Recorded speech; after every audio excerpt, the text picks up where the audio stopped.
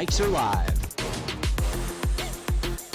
Hello, what's good, and welcome to the USO NFL Salute to Service Showdown Madden Tournament. We are live from Raymond James Studio, home of the Tampa Bay Buccaneers. My name's F. I'll be hanging out here. I've got the one great user alongside us, and we are celebrating the USO here today. This is the 4th annual USO NFL Salute to Service Madden Tournament, exclusively for United States military, active duty, reserve, and Nat Guard service members from all branches all around the world. Like I said, I'm your boy F. Joined here by a great user. User, another year. How you been, bro? I've been good, bro. How you been? I've been well. Excited to see a new season kind of start up, and excited to jump on in here into our Salute to Service. We've got some familiar faces that we're seeing return and the whole 9 yards, but we're in the middle of a game right now. We're jumping right straight in. Supposed to start at, you know how it goes, but right now we're taking a look at Frank versus Ced, and as I said, we're in the second quarter here, users, so let's jump right on in and take a look at what's going on here. Looks to be New Orleans has the lead, and 10 above 0 above Baltimore. Yeah, I'm trying to figure out exactly who is who right now. You know what I'm saying? Who's up? Yeah. You feel me? Well, I was looking at, we had some information about our finalists here, and looks like Cedric Young. Well, they ain't going to tell us what they're. I'm going to assume. But we could just read body language. Right. Frank on the left. Yeah. So I think we've got Cedric playing New Orleans right here. There it is. And that's going to be a nice completion for our first down as well. So things working out for New Orleans so far, but Baltimore starting to get involved here. Scoring position Cedric is playing at New the Orleans. moment. And so just confirmed it is going to be Cedric on New Orleans. Failure on the run play. And just like that, we've got second down. I'm excited to see what type of offense these guys are going to be out here running, man. You always know that, you know, it's a different type of tier when it comes to these Super Bowl tickets. These guys are going to be locked in. If people don't know what's on the line, normally every year one of these guys win and gets a trip to the Super Bowl. This year it's going to be in New Orleans. So, you know, that's just an amazing opportunity. Oh! Rough sack there. That's going to be a lot of lost yardage for sure. And I mean, yeah, real talk, what we're doing here with the USO and the NFL Salute to Service Showdown, essentially, like, the winner is going to be able to go to the Super Bowl. That's a big deal. I mean, straight up and down, our 8 finalists, we had some competition to get to this point. Our 8 finalists are live at the Bucs game right now. So when this tournament's over, when they win, they actually get to go out and see the players and everything behind the scenes at the Bucs game today. They're live on site right now at Raymond Jones Stadium. So a lot of cool stuff for the players involved. Like we said, the USO, you know, this isn't DOD stuff. This is just soldiers and families helping soldiers and families, and a very, very cool celebration here. So Frank and Young said trying to figure out how they get to the Super Bowl, but honestly, the Ravens trying to figure out how to get to the end zone, and it looks like Lamar incomplete. That's a big stop for Cedric. Big stop for Cedric right there. And you know, when you're in this position, you got to keep full control, use the clock in your favor. I like how he's handing that ball off to Alvin Kamara.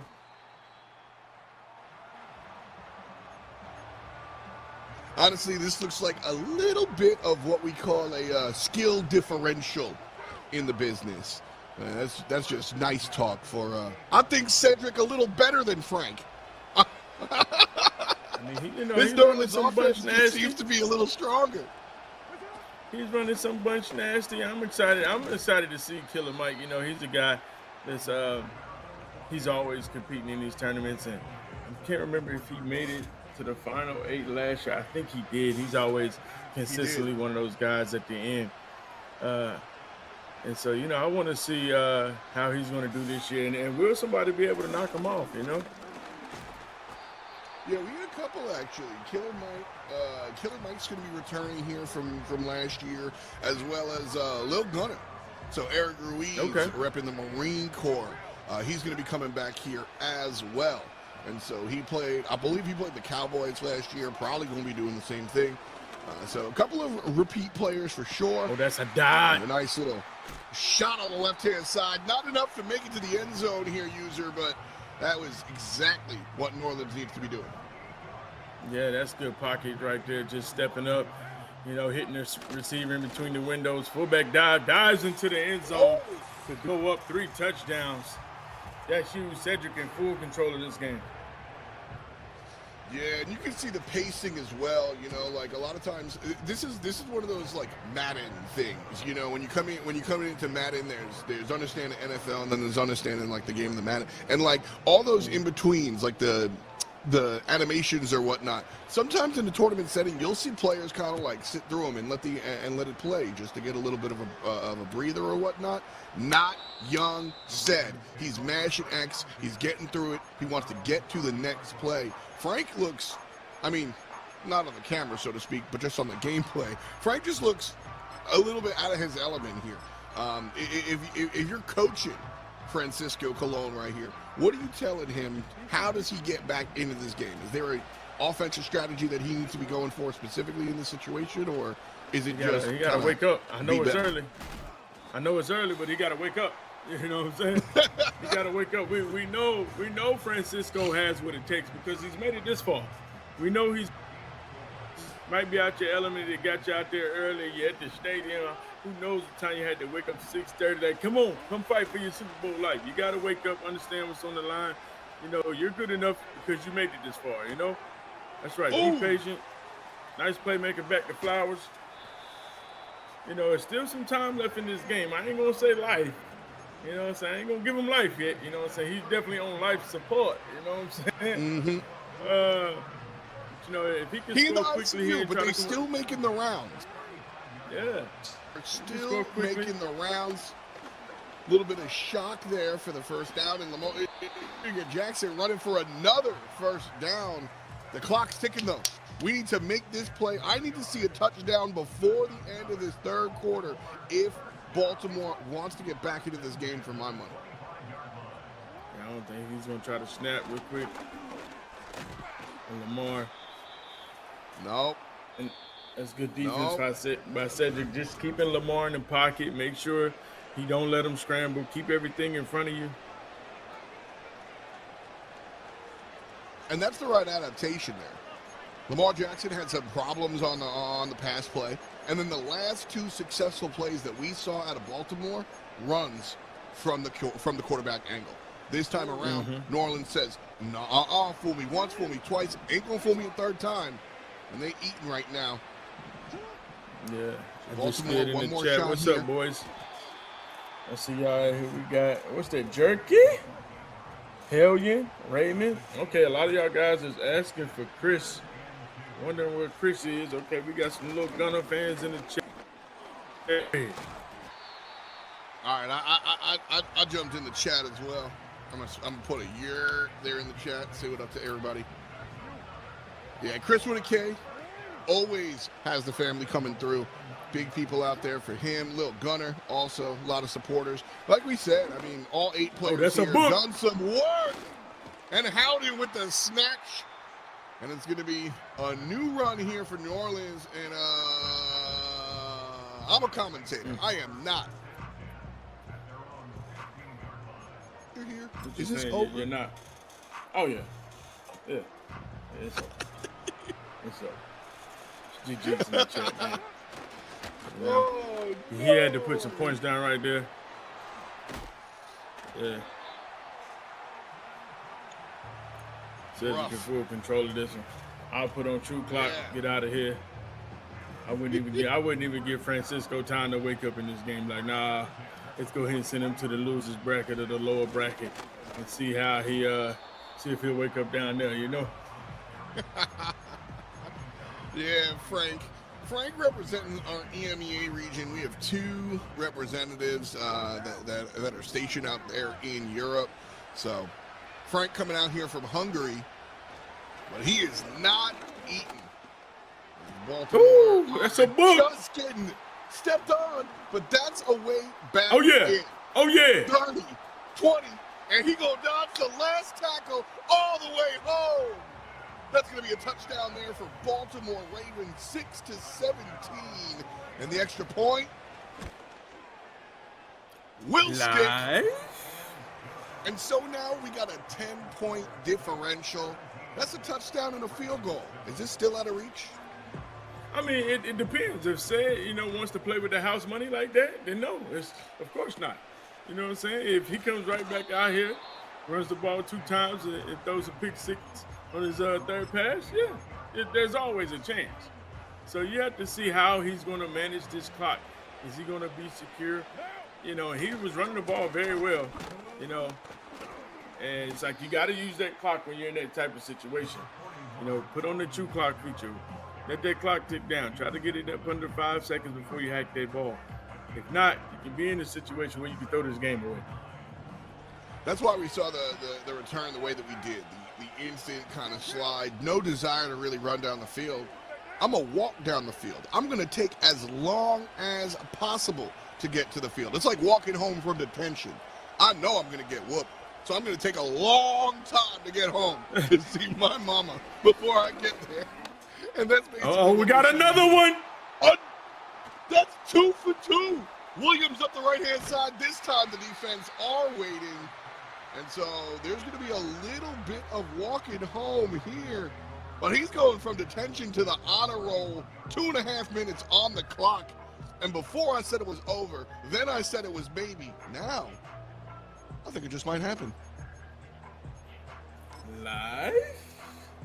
I mean, Cedric said in full control of this game, just opening the door, leaving Frank a chance. We're going to see. But this is where Frank has struggled offensively. Defensively is the only way he scored today. Offensively, can he somehow put it together, make a read, hit the open guy? We will see. Cover 3, the seams will be open. I like this play call. If he runs verticals. Okay, up just the middle. Take off with Lamar. Yep.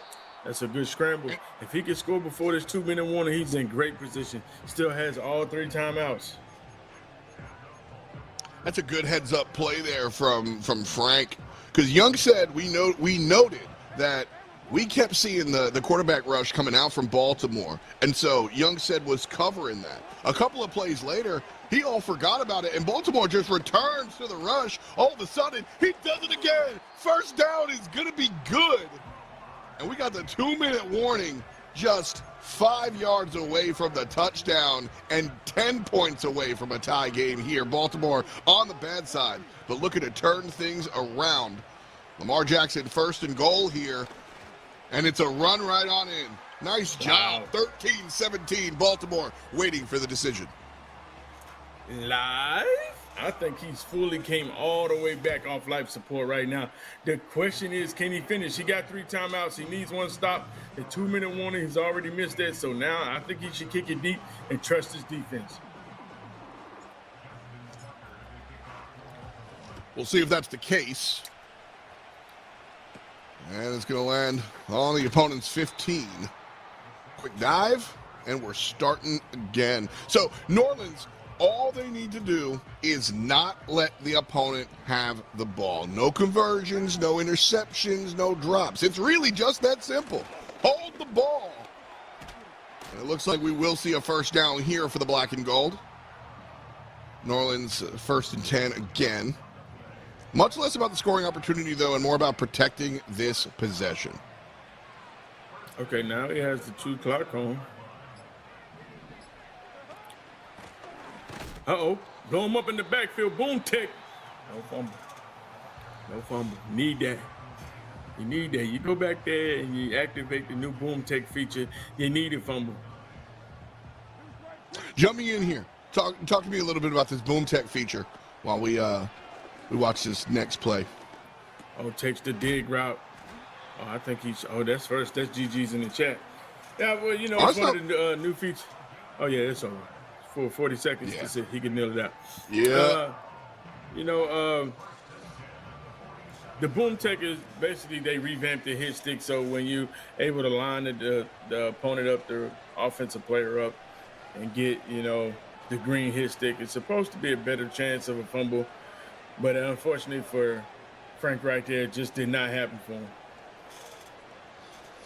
Better chance. not guaranteed. Yeah, ain't nothing in life guaranteed now. We know that. Just death and taxes, bro. Yeah, I know that. We're going to see another knee down here, and that is not all she wrote. Technically, she's still writing for 15 seconds or so, but that is the end of game one. Cedric Young, a.k.a. Young Said, repping the Navy. We're going to take our first game here. The New Orleans Saints winds up on top, and just like that, congratulations to Young Said. Moving on into the bracket. Great stuff from them. And like we said, honestly, just a little sleepy from Frank. I think he started to wake up a little bit later, but too little, too late. Yeah, I mean, it's early. It's early. We're going to run a package of what's going on down there, and you can talk over it. It's definitely it's early. You know what? We got some video to show you guys, and it's time to get late. As we said, this is the USO NFL Salute to Service Showdown Madden Tournament, and we are live from Raymond James Stadium, home of the Tampa Bay Buccaneers. This is the 4th annual USO NFL Salute to Service Madden Tournament, which is exclusively for U.S. military, active duty reserve, and Nat Guard service members from all branches all around the world. This tournament started in August, so players have been banging it out for a little while now. Each of these players won their respective regional qualifiers. So we had one in Europe, one in the Indo-Pacific, one in the Americas as well. And all of the best representatives from those regions are here trying to find their way into the finals. Those that made it here are live at Raymond James Stadium with us, and they're going to be on the field later on when the Bucs start playing. That'll be dope. And then the winners here, user mentioned it earlier, they go to the Super Bowl. So this is something that we do every single year. This is our 4th year doing it. And again, shout out to our friends over at the USO. This is for soldiers by soldiers, essentially, just about gaming, camaraderie, and being boys. Let the boys hang. Yeah. And that's what we're doing here on Sunday. Absolutely, man. I love doing this event every year, seeing these guys, in our service come out here. And you know me, how close the Madden community is in my heart, man. So it's great to be able to see these guys come out here and what they can put on, how good they are. Because I'm always surprised of the level that they're at. I'm like, how do you have time? You guys are out here, protecting our country, staying in shape. How are you this good at the game? Don't answer that. Don't answer that, soldiers. Don't answer that. But no, for real, it is really cool kind of seeing User is a huge guy in the traditional Madden scene. If you guys are just joining us from the USO area, and like the distance between professional end players and just like high end guys that are good is getting smaller across a bunch of games as players just get better at understanding the games, at how to get better at the games, and more information is out there. So, yeah, correct. I mean, if you want to be a pro, you got to put in the 40-plus hours a week. But if you want to be pretty good and make it to the Super Bowl, not all that. And we're seeing some big numbers coming out from these guys, like we said, some returning players as well. Last year, we got a chance to see Ryan K-Base, and I think it was Killer Mike that made it there to the finals. And then, as we said, the grand champion does get 2 tickets and the all-expense-paid trip to second Super place, Bowl too. 59. So the finals, you make it to the finals. Oh, baby, let's go. I like that better because, like, listen. I know. This is the military. This is sports. I'm not saying I don't want no participation trophies, but it does feel good to see both finalists make it it's funny. I'm a big guy that's all 100% against participation trophies. Right? But something about this one, I would have no problem. Like, yes, this is fine. This is perfect. This is perfect. Yeah. If we're going to get participation, this is the type of participation I need. Put me in the building. You made it. You made it all the way to the finals, and so you're able to do it. Like we said, here are 8 finalists representing the different regions. Francisco Colon, a.k.a. Frank. Cedric Young, that's Young Said, the winner we just saw. Michael Clark returning here. That's going to be Killer Mike. Gravedigger OC, a.k.a. Dylan Walker.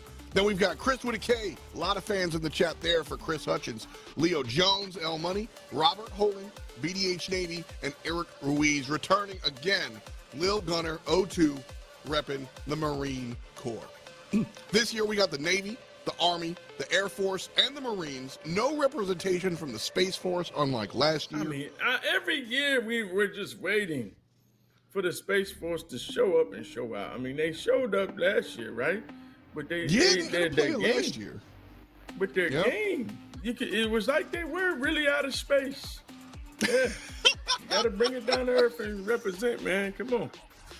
Right? That's what we're looking for. You know, one of my favorite things is kind of like watching my military friends argue about which branch. All I'm saying is we got a lot of Navy representation. Young said just one. He's from the Navy. Chris with a K. Mike, a lot of fans. I think Killer Mike He's is from the Navy. BDH Navy, also from the Navy. And Gravedigger, OC, also Killer from Mike's not from the Navy? Who? No, Killer Mike's from the Air Force, actually. He's out there in Buckley, out in Colorado. Okay. So last year, Killer Mike, he's the one that won Super Bowl tickets, beating out Ryan K-Base. And now, like we said, winner and second place. Both finalists. There we go. That makes me feel better about saying it. You make it to the finals, you make it to the NFL finals, because that's what the Super Bowl is. So you know what? I'm here for it. And I like what's going down there. So one in the pocket already. Young said up top. Coming up next, our next matchup, we'll figure that out in just a matter of moments. But like we said, fun stuff here, looking at what's going on with our different players and all our different regions coming here together. We got a chance to watch some of what the players were saying earlier as Killer Gravedigger. What an upset. Okay. Gravedigger. We're going to let the players introduce themselves. Wild. Gravedigger, surprising with the upset here, taking down Killer Mike. I've done a little bit of intro in for these players, letting you know where they're from and what they're representing. But why don't we let the players go ahead and speak for themselves? Here are your 8 finalists for the USO Salute to Service Showdown. Sorry, Saul. Well, in a bit. Sorry, that's on Here me. we go, man. We'll get that fixed in a matter of moments. One of the cool things I think also talking about these like bubble E5, players, these Chris Houchins, here we go. United States Navy, Pearl Harbor, Hawaii. Second class petty officer of the United States Navy, Dylan Walker, Memphis, Tennessee, Coronado, California. PFC, Frankie Cologne, United States Army, Campcroft, Hungary. Tech Sergeant Michael Clark, United States Air Force, Buckley Space Force Base. HM2, Robert Holland, U.S. Navy, Naples, Italy. I'm L2 Sergeant Young from United States Navy, from Norfolk, Virginia, on the best damn ship in the Navy, USS Dwight D. Eisenhower. Oh, that's Sergeant tough. Eric Ruiz, United States Marine Corps, Yuma, Arizona. Staff Sergeant Leo Jones, Air Force, Nellis Air Force Base. Young said they're coming out with the most swagger out of everybody. Not trying to dunk on anybody else, but coming on through and being the best damn ship in the Navy. Yeah, okay. I'll buy it. I don't know. I'll buy it. Absolutely. And matching the swagger on the field as well. First win for Young said as he comes on through, makes it to the semifinals. And then as we saw, Killer Mike knocked out. Surprising. Killer Mike going to be on the bottom side. And Little Gunner next. So we've got L Money and Lil Gunner coming up next here. User on the bottom side of the bracket. You know, Killer Mike, I remember last time he was in the same situation and he made it come back. So, you know, let's not count him out until he's out, you know. And Frank still has to wake up. Still has to wake up. So we're going to check in this little Gunner at L Money game. And, you know, Lil Gunner, he's a tough player too. That's true.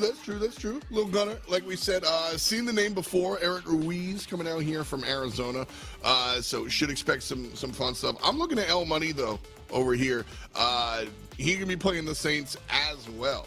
So if Lil Gunner comes in here, he was playing as well, but getting a chance to sort of watch what just went down with the Ravens game versus the Saints there.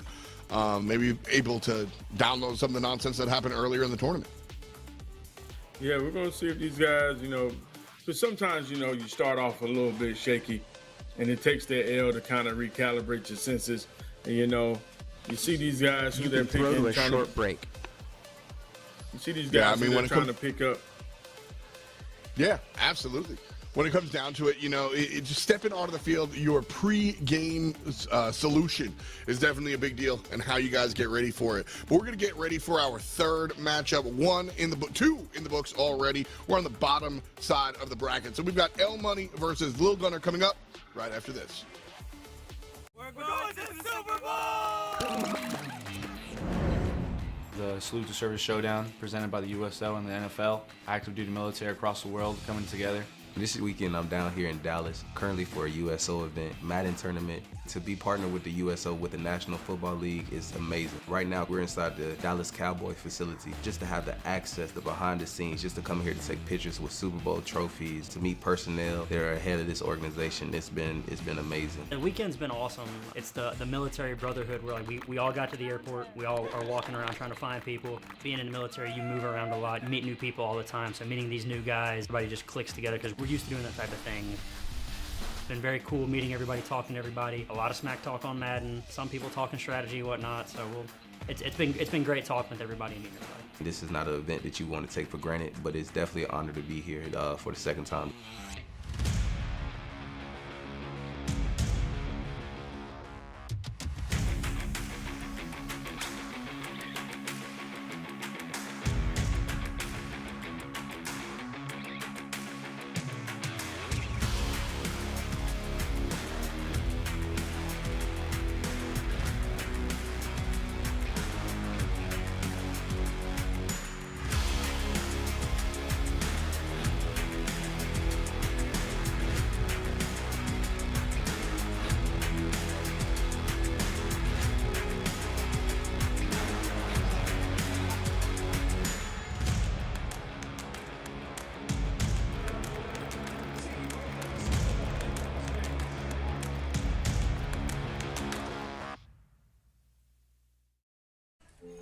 We're with Liam after his fourth military move. When being new is starting to get old. We're with Tara during the holidays when she misses home the most. Thanks to generous supporters, we're with all service members and their families who need connection, comfort, and a home away from home. Are you with them? Learn more at USO.org today. We're with Bridget, whose husband won't be home for months, and whose daughter is due any day. We're with Mike, who's leaving home to protect his family and yours.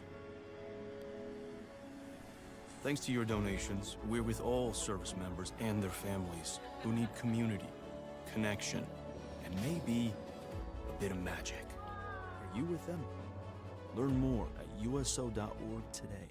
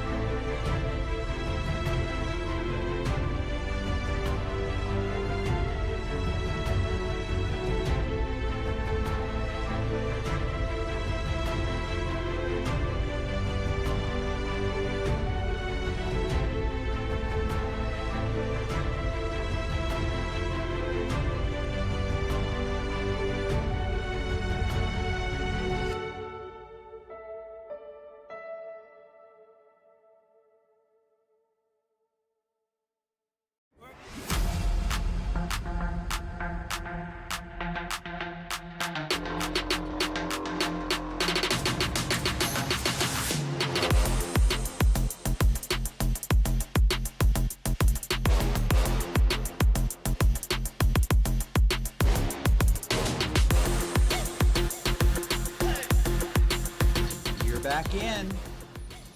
Welcome back to our USO NFL Salute to Service Showdown, our 4th annual NFL Salute to Service Showdown for sure. We are live from Raymond James Stadium as we have 8 top finalists from across the globe of active duty service members battling it out to see who's going to go to the Super Bowl, because our 2 finalists make it. F-Dot and the One Great User here, repping the scene and breaking it down. So as we get into it, man, we've seen, like we said, some returning members, and we've already seen some action from Young Said explosively winning our first match on camera.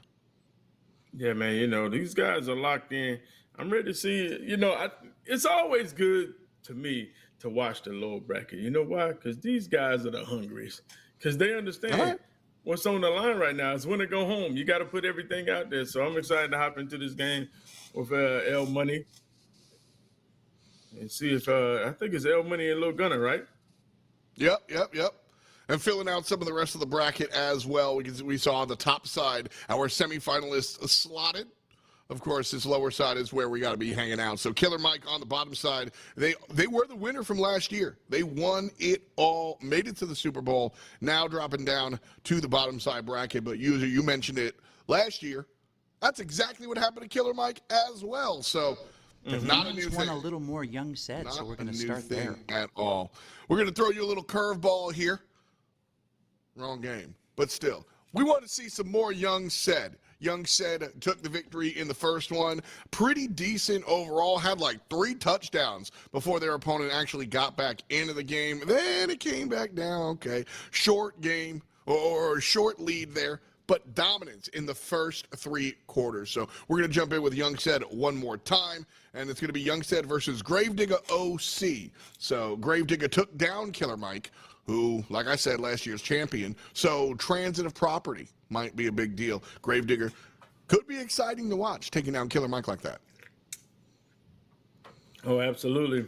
You know, and that's why I want to see if Young Said, because obviously the way Young Said finished that last game, you know, when you're playing a top-tier man player, you can't leave that door open like they're having those 2 turnovers, 1 to the house, you know, and just letting his opponent go down and fight all the way back. You know, he has to be able to manage that clock and get out of those games, you know, more, you know, just in a secure fashion.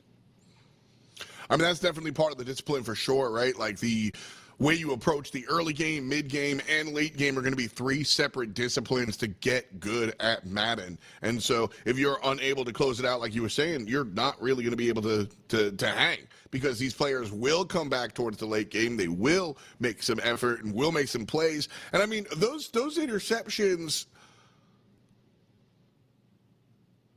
how much of those interceptions are just on you? Like, that's just kind of your bad. All of them. Here we go. Gravedigger. Yeah, from Colorado, California. All right. Yeah, we're going to see how, you know, how his game is, because obviously we know they said he's going to try, you know, to keep that ball on the ground. He did have a nice run game. His defense was solid for the first 3 quarters, like we said about the 4th quarter. But how is he going to manage that clock? He finally used that 2 clock feature, you know, towards the end of that last game when he got up under the 2-minute warning. But when you're up 3 possessions, man, you know, you need to use that 2 clock feature. I don't care if it's in the first quarter. I'm up 3 possessions. It's time to go. It's time to get up out of here. Let's get this win and get out of here. You know, the more you play around, the higher the percentage is for you to throw that game away. Absolutely. I mean, you're just giving opportunities to the opponent. It's up to the opponent to take them, absolutely.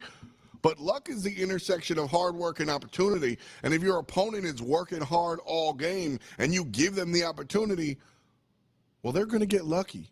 And so got to be careful as everything kind of gets to the end there. Gravedigger representing the Navy, as he's going to go up against Young Said, who also from the Navy. So might be some same branch nonsense going on here, which I'm excited for. I think also, Gravedigger's from Colorado. A lot of Texas boys on our program here today, and that's exactly where Young Said's coming out of. So Big TX making the plays. And then, like I said, Young Said did a great job, but Gravedigger taking down Killer Mike, we didn't get a chance to see that matchup, but I'm just putting a lot of stock into Killer Mike, because last year he seemed, these early rounds were not that difficult for him.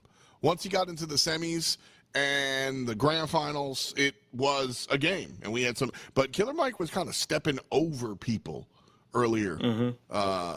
It was last year. And you know, the thing about it, you know, let's not get it twisted. These guys, they understand what's up for grabs. And they're like, you know, I'm tired of seeing Killer Mike go to the Super Bowl. You know, Killer Mike feel like he just guaranteed to go to the Super Bowl every year. He ain't even worried about it. I see Chris with the K, Chris with the K in the chat. I see his supporters in the chat. And, you know, Chris is probably one of them guys like, you know, I've had enough of Killer Mike. I'm ready to go to the bowl this year myself. So, you know, I know these guys are going to have a lot of fight as we get ready to hop into the game. You know, with Young said, I know these guys are going to have a lot of fight. They're not just want to lay down and say, hey, man, Killer Mike, yeah, he's good, but he ain't that good. He can be beat. Yeah. Killer Mike falling down to the first round, down to the low end, down to the lower bracket. And so we got Gravedigger and we've got Young Said. Cameras look a little messed up. That's going to be Gravedigger on the right-hand side, but not Young Said. So we'll figure this all out in a matter of moments as players jumping in here with their draft. There we go. There's Cedric. Winner of the first round, both of these guys. So Gravedigger on the left-hand side, Cedric on the right. As we jump in here, we see them kind of working out their roster.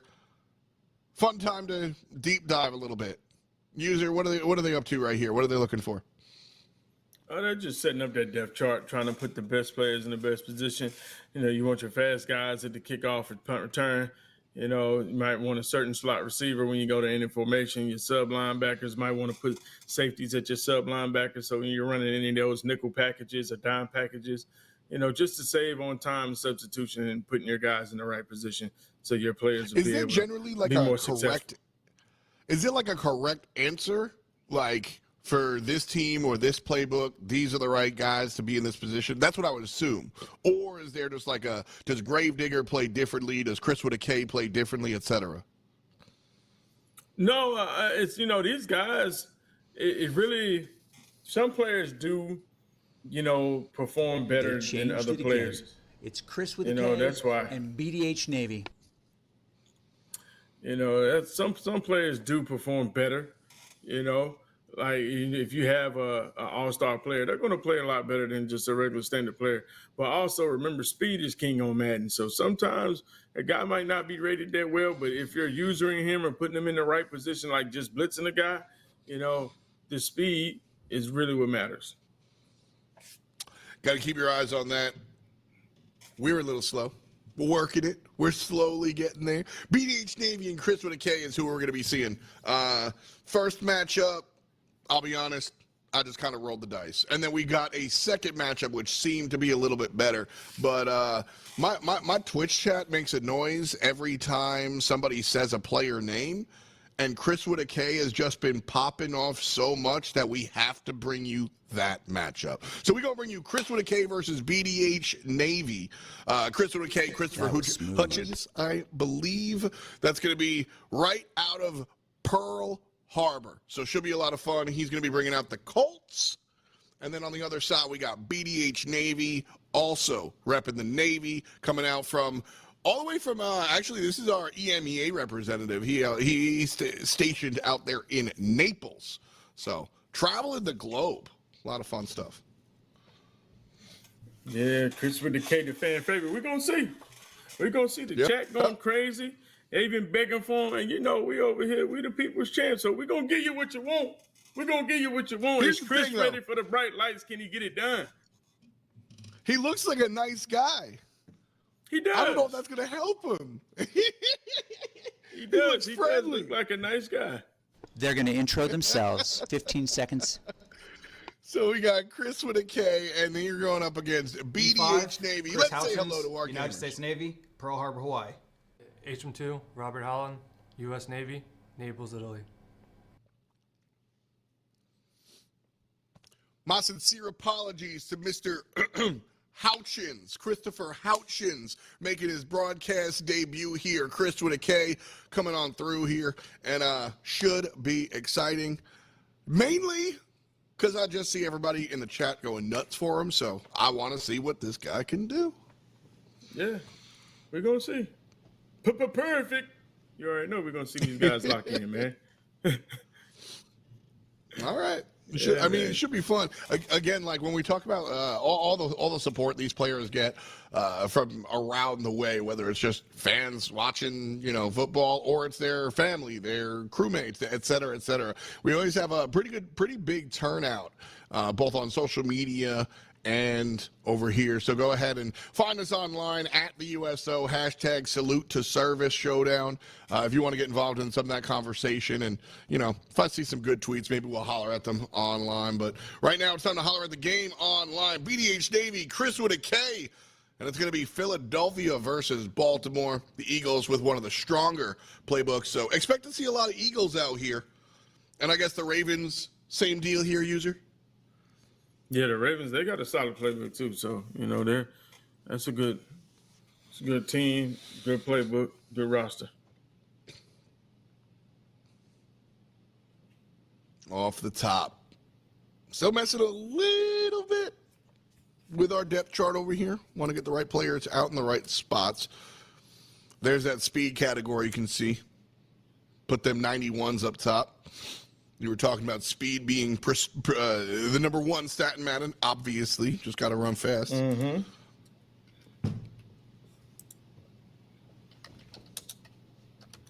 Should be doing this beforehand, but it's all good. We got the time. Chris Houchins out here looking like, come on, bro.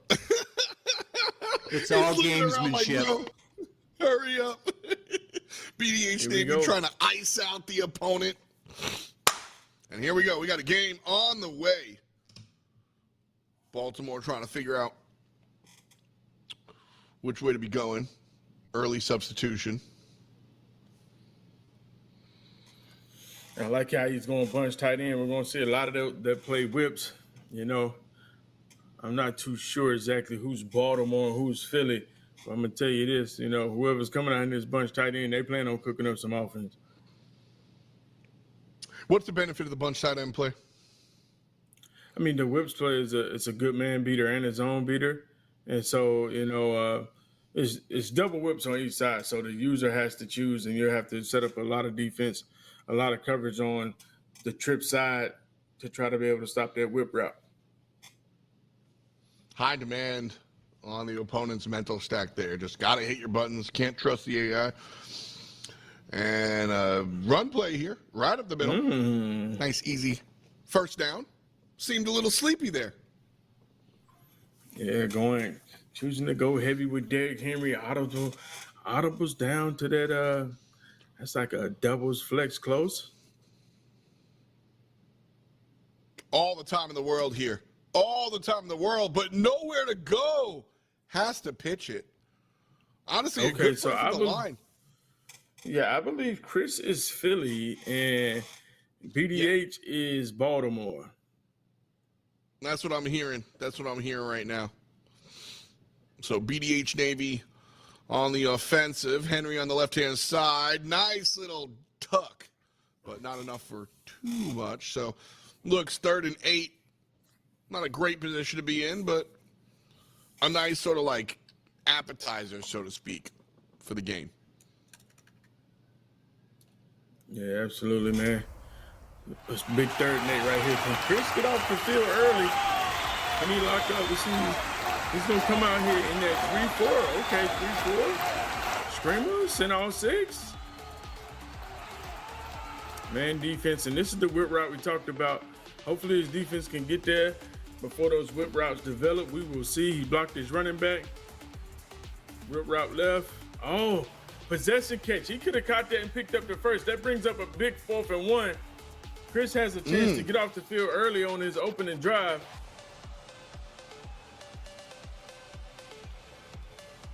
And there's no choice. You go for this or do you kick it? Oh, we're going for it. This is Madden. That's what I'm saying. Like, there's no choice. This early in the game, 4th and 1, at the 50, I think you take this 100 times out of 100. I don't think we run the ball right here, but he does. Oh, and he picks it up with Derrick Henry. Okay. Good blocking down the field.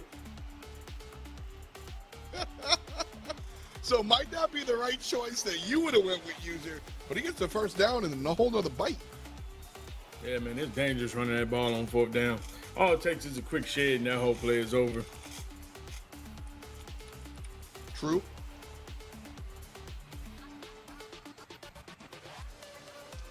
I like the fact that Chris is coming out here, you know, running 3-4, sending everybody. I like a guy that's going to put a lot of pressure. But also, when you blitzing like that, it's going to be very difficult for you to stop the run.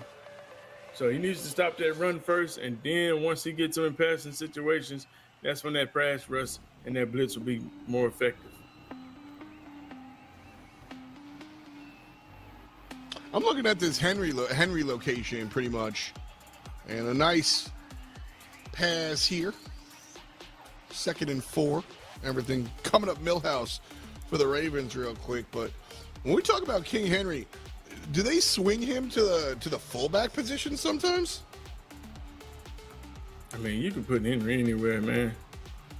Like he's really that good. But I saw him behind Jackson, like looking for like a high school dive type deal. Like we don't play no fullbacks, but Henry's full on in there. And that's going to be a first down. 1st and goal for the Baltimore Ravens early in this one. Chris is going to have to tighten up in that 6-1. Shifts his line, trying to be able to stop a run. The blitz isn't coming. I want to see how he's going to stop these double whips.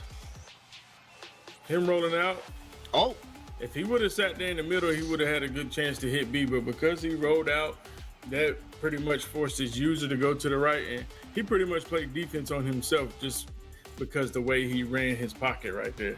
He sits in the middle and makes the user have to choose from left and right. He's able to make a play. Looks like he just got stuck in the mud, a little bit of quicksand, decision paralysis. I think he could make the contested shot to the right-hand side, or he could keep running up left-hand side. He does neither. Gets stopped. And here, going to get stopped as well. 3rd and goal. So nothing guaranteed here. I like the fact that Chris audible went from 3-4 to 6-1 even. 6-1 even is to me, I think it's a better run defense, especially down in the red zone. 6-1 even is one of the best defenses you can have. So especially if you're planning for BDH to hand the ball off just like he did, he's gonna come back in that 6-1 even. You gotta watch the bubble screen on the left side with that likely guy right there. I don't know who his user's on, but there it is. He could be, the bubble screen could be coming. If I'm Chris, I have field goal here. If I'm Chris, I have somebody in there flat. Okay, ooh, so we in Seattle, book quarterback zone. Okay, wow, okay. BDH is in. What's the relevance of that? Talk to me. Yeah, BDH is actually in Seattle's offensive playbook. I saw when he audibled to that trips tight end. Seattle is the only offensive book that has the quarterback zone out of trips tight end, and it looks like that's what he's going to try to run right now with Lamar Jackson to the right side. We're going to motion over, try to get some extra blocks. This could be a touchdown, walk in. Yes. Oh, big tackle. Oh.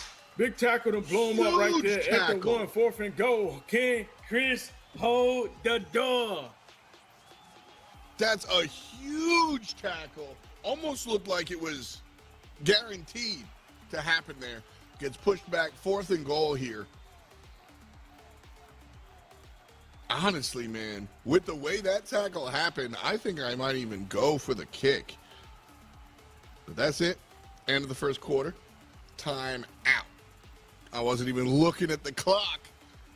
And the players weren't either. So scoreless after 1 quarter as we jump into our 2nd one.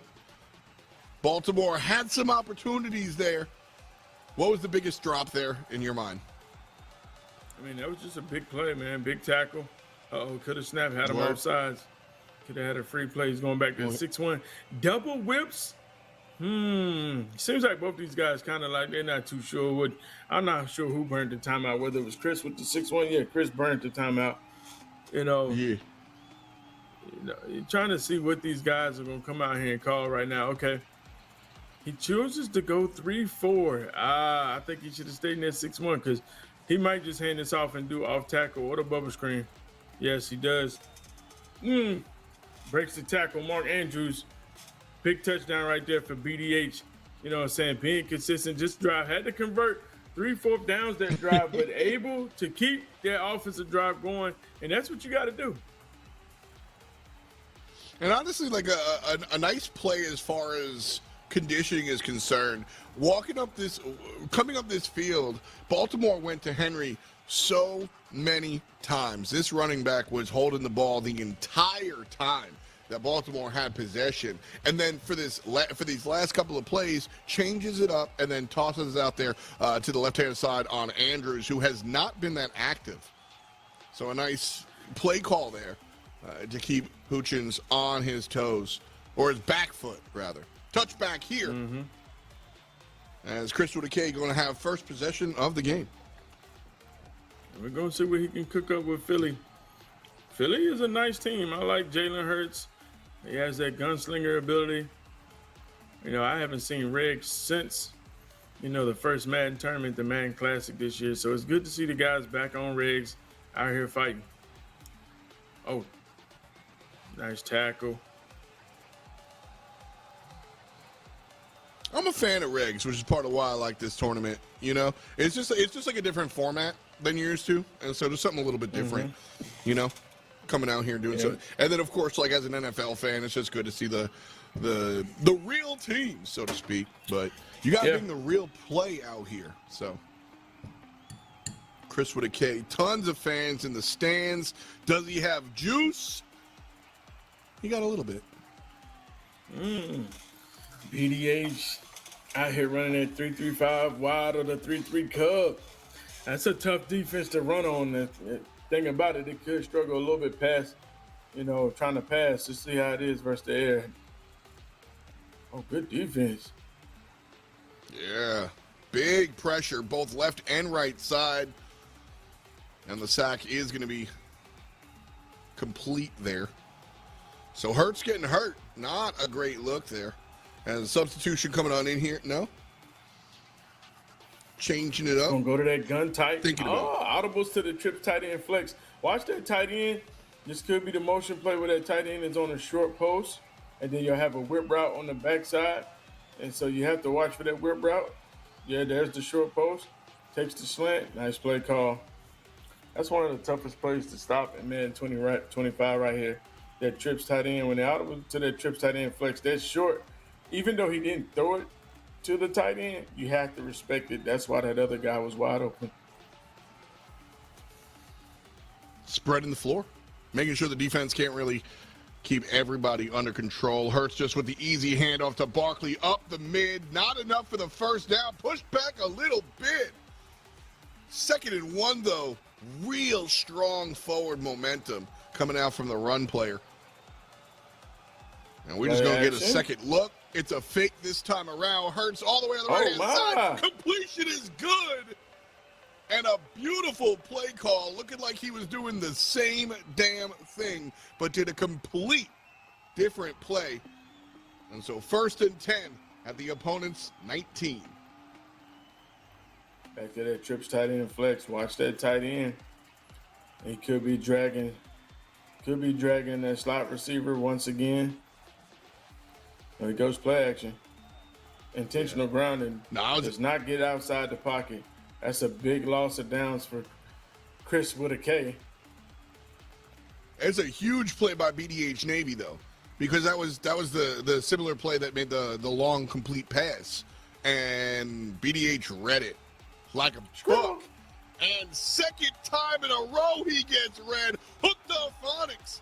BDH Navy coming on through. The sack is good.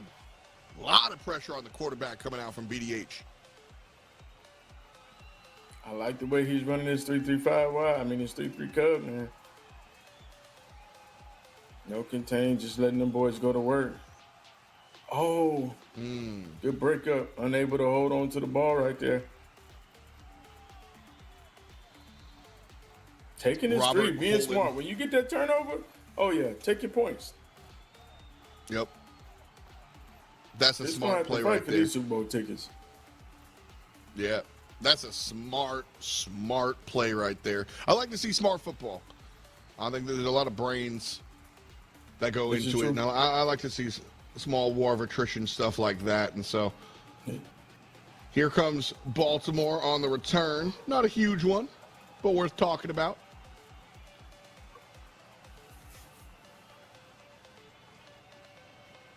Great defense coming out from BDH Navy. That's the biggest thing that I'm noticing, honestly. Mm-hmm. Is how strong this defense has been so far. And all hail King Henry as he runs up the middle, finds an angle on the left-hand side, and the entirety of the stadium is going nuts. BDH is feeling himself. Chris K does not look too happy. Big New set of tackle, downs. big Henry catch, doesn't get as much yardage as last time around, but we'll have another look. 2nd and 12.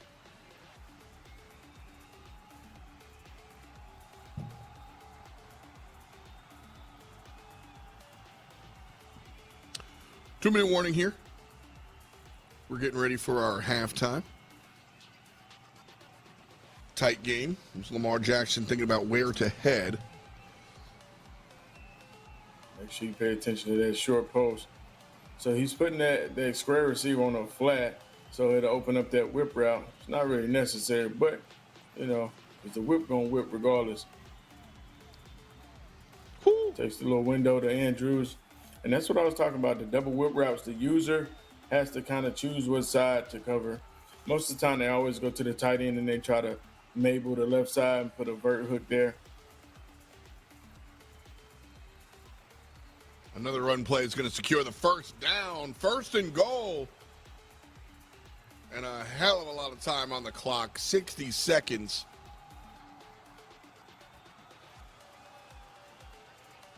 Audible play here.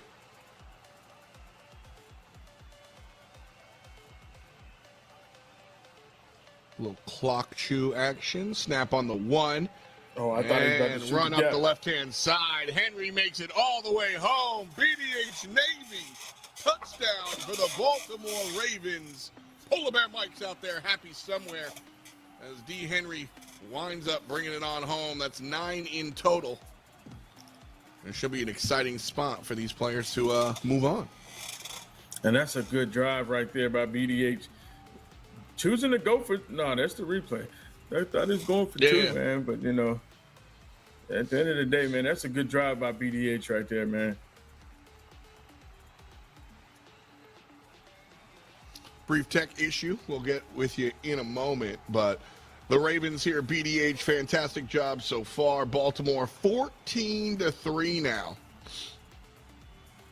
As the Ravens, that's BDH Navy. A much better look than Chris Whitaker. Less than half the game remaining, so, you know, have to get moving now. Philadelphia needs to make some plays. Are you panicked here, though? Are you looking for large yardage, big pass plays, or can you just play the game as is? You got 2 timeouts. Utilize the sideline. All you need is 3. You know, 7 would be great. Okay. But if you get 3, you're still good. You bring it to a 1-possession game. You get ball at half. You know, don't stress it. Worst case scenario, you got to get a 2. Just make sure you get 3. Don't force the ball. Like I've said plenty of times, you can't win a game before half, but you can for sure lose it. And so, you know, in this situation right here, you don't want to see Chris put himself out this game trying to do something, you know, playing out his element. Now, he chooses to hand the ball off right there just At to get the halftime, clock we're going to move going. you to a different game. I'm just, you know, oh, my goodness, that was a close, could have been an interception. You know, him getting that clock moving just on that first down, hand that ball off, you don't need to do that. You try to hit the sideline, hit a play to go up the field. Yeah. Philly lining up here. Looking for some action. Last time around, the drive was obviously not very successful, as we can tell from the 3 points on the scoreboard for this squad.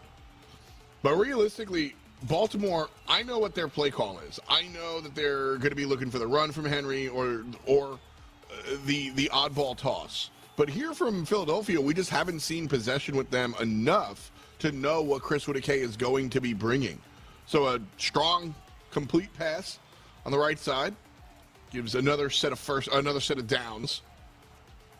And Hurts, right side was the option last time. Now it's left side. First down, you got to get out of bounds. Shoot past the defender. But a nice run And so right back you in gotta get out of Philadelphia. bounds right there. Like that costs you too much just trying to. He didn't even pick up an extra yard. Go out of bounds, save your timeouts. You know, that's big, especially because you never know when you're gonna need that timeout with these 15 seconds left. Way back the goes corner route. Hurts. Does he have him? He does. Does he get out of bounds as well? I think he does. Wow, huge He play did. right there That's from huge. Chris with a K. So you said before 3 is totally fine, but you got a new set of downs here. So the Eagles are going to go for it. Going to that trip flex tight end. Wonder if he leaves the motion on, or does he do the same thing with the slant whip route combination?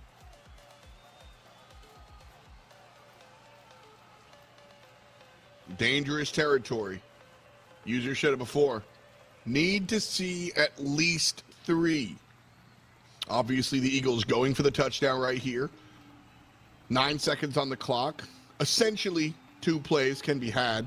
But a flag on the play, delay a game, did not hit. Oh, no. Yeah, didn't like what he saw. Not a great. Autos was back to the trip side end flex. If I'm him, I'll leave that motion. Leave that motion and try to beam it to the sideline on that wheel. But I think he keeps taking him off that route, the motion route.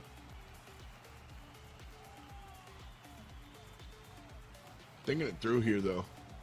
The snap comes through. Yeah, sure. Right up the middle. It's Timeout. caught. Timeout quick. And 5 seconds on the clock. 1st and goal. Just a sprinkle. And yeah, going right for the field goal. Guaranteed 3. Playing with Second, brain. you can throw to the next game, and they'll introduce 6 themselves. to 14, Baltimore and Philly. We will leave it here at the half. Baltimore's BDH Navy with the lead. We're going to jump into a different matchup here. 2 contestants, active military. This is the USO Salute to Service 7th class Showdown. Petty Officer Here of the are your United players. States Navy, Dylan Walker, Memphis, Tennessee, Coronado, California. I'm L2 Cedric Young from United States Navy, from Norfolk, Virginia, on the best damn ship in the Navy, USS Dwight D. Eisenhower.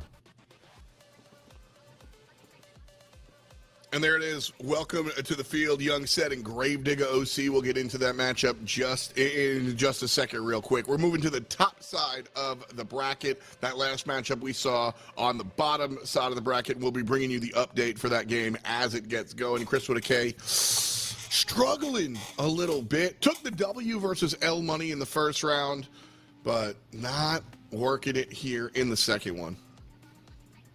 Yeah, man, you know, but he's fighting. He's fighting. I feel like if he would have got out of bounds, still would have had an extra timeout, then he would have had a chance to actually do whatever. If you get Young sacked, said tackle, left. you'll be good. Gravedigger right.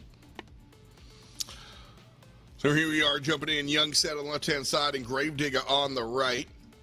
We got New Orleans versus the New York Jets. 28 above 13. A dot. And just like that, it's 28-19. The New Jersey Jets, excuse me, I'm from New York. I got feelings on the Meadowlands. The New York Jets watching their lead dwindle, 28-20. I believe that, as Young said, with the Saints and Gravedigger with the Jets. Yep. So we see a lot of Philadelphia Eagles. We see a lot of Baltimore Ravens, a lot of New Orleans Saints. We don't see much of the New York Jets. What type of play style are we expected to see from the green and white? Use AFK for a second. Right now, Rodgers is going to show us exactly what kind of play style it is. And that's that Jets legacy. Falling down here, a loss of yardage. I mean, you know, Aaron Rodgers, man, he's a daughter. He's a surgeon.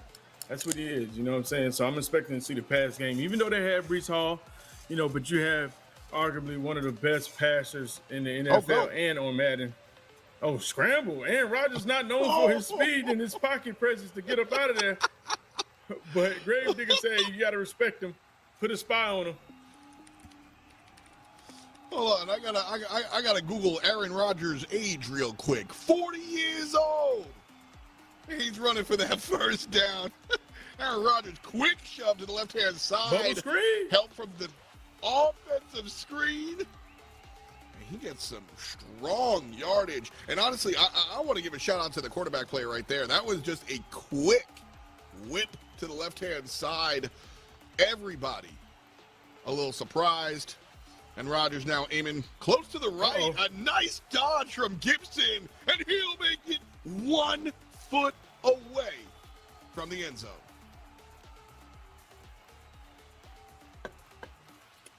I mean, Gravedigger's just down here just moving his ball offensively. You see Sid scratching his chin, trying to figure out, like, how do I slow this offense down?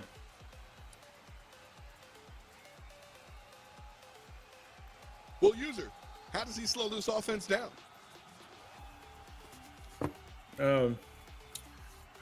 Might have to get out that, what is he running right here? Nickel?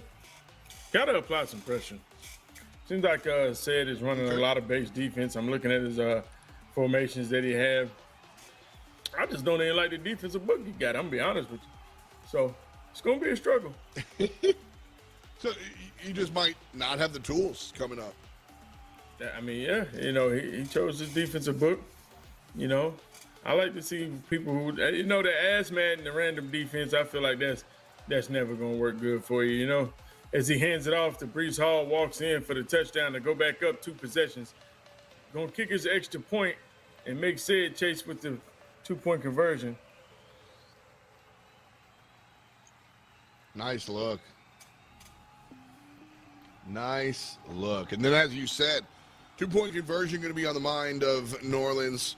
This is a 2-possession game, but only if you get a little extra juice on that one. So another touchback. Too much dip on the chip.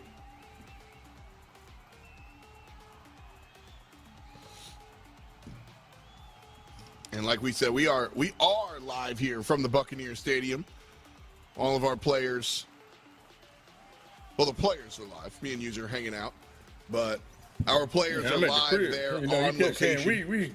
You kept saying we. I was gonna have to tell the chat. Now listen, now I'm not out there in Tampa Bay. I would like to be. Now I'm vibing. I'm at the crib. I'm hanging out in Atlanta. You know what I'm saying? They going to the Super Bowl, not me. You know what I'm saying? I need some tickets. You know what I'm saying? I still keep trying to figure out how can I get a pair of tickets. That's what we got to do. You know, the Super Bowl might be a long shot. I'll be honest, but we gotta next year. We should be down there at the stadium they do it at. I think that's the play. Yeah. I think we make that conversation happen.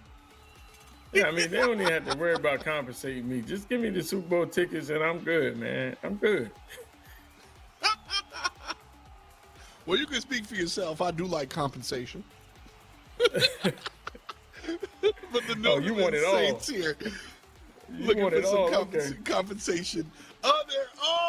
That's a book. But it's Davis cashing that check. Hands on the money. A little awkward, but a better juke at the end. And he brings it all the way home. Interception. And that's succession. Touchdown, New York Jets. And that's the dagger. 41 above 20. I ain't think New Orleans are coming back to this one at all. Yeah, that's tough right there. Said, and we talked about it. We talked about it his first game. You know, had a chance to put the guy away, throwing those interceptions late in the game. And we talked about how much would those tendencies come back to haunt him and cost him. Does the same thing in the very next game. And Gravedigger's going to make sure he's going to pay for that. Paying for it, he is. Young said, so much work to be done. As I said, I mean, calling the dagger 10 seconds into the quarter, probably not a great look, but the Jets, they're playing well and they're getting better, man. Great defensive stop here from the Jets. And because of that, we're 2nd and 10. Yeah, running that 6-1 even. Putting a lot of pressure on them.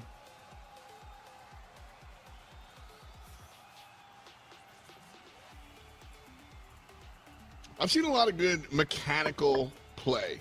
So stepping away from the football and stepping into the Madden. Real good user work, real good just like mechanical prowess coming out from Gravedigger. Young said seems to be a little bit slower on that end, not able to match what we're seeing out of Gravedigger's side. Well, one thing you could tell is that Gravedigger, he's the type of guy that puts together a game plan. He has his defense. He knows what he want to run. I see him out here running a lot of the metal, the 6-1 now. He's audible to the dollar. This could be cover Willie, or this could be edge blitz, you know.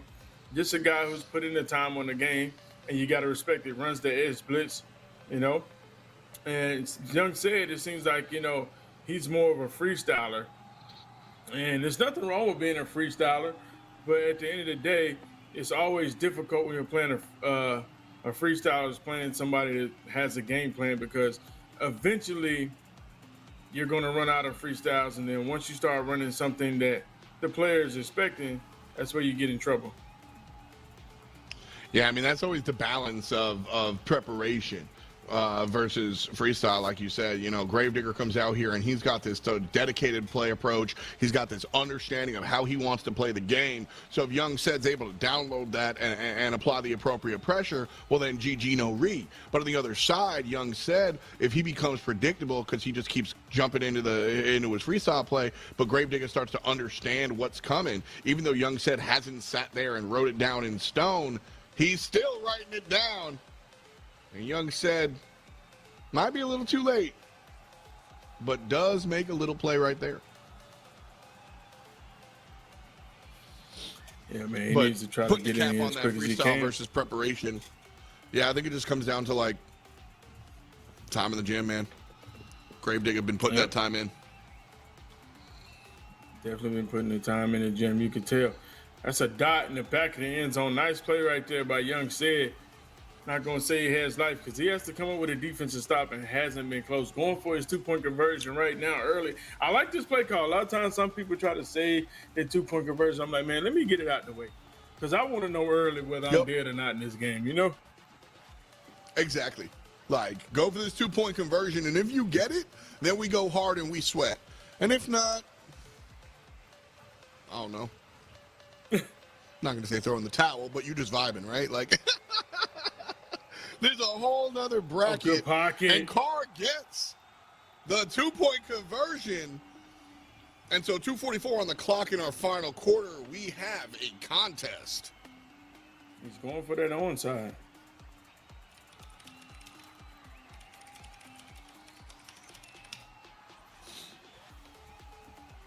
Onside kick. And a nice hit. 50-yard line, 45. Trying to get an update on the Chris with a K game. We will be bringing you some of that action. Behind Young Said, you can see Killer Mike out here, so his game's over. Eager to see if he's still in the contest or not. Adams, eager to see a first down.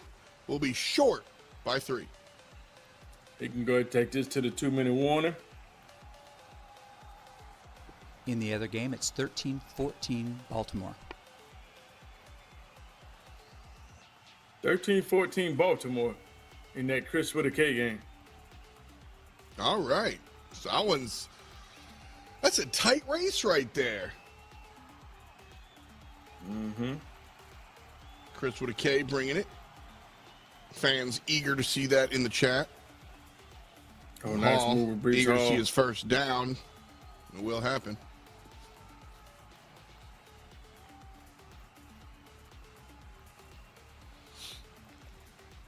First and 10.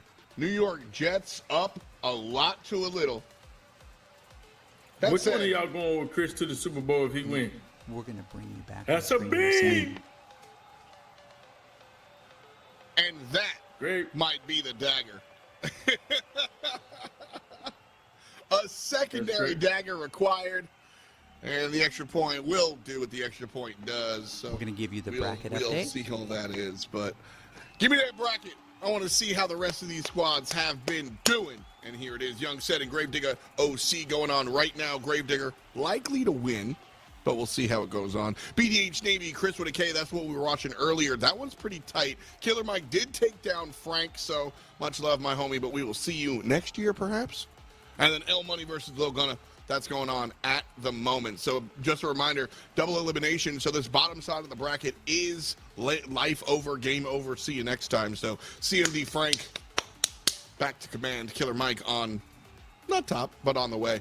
And just as a reminder, our 2 finalists do get a trip and the tickets to the Super Bowl.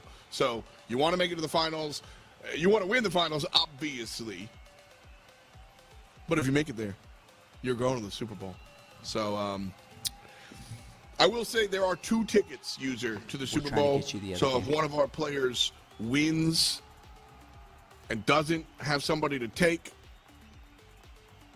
I'm available, I'm just saying. I don't think they taking you or me. I'm looking in the chat, they said Chris is taking his wife, and they was like, listen, if he ain't taking his wife, he's sure taking one of us before they take y'all. I'm gonna tell you that.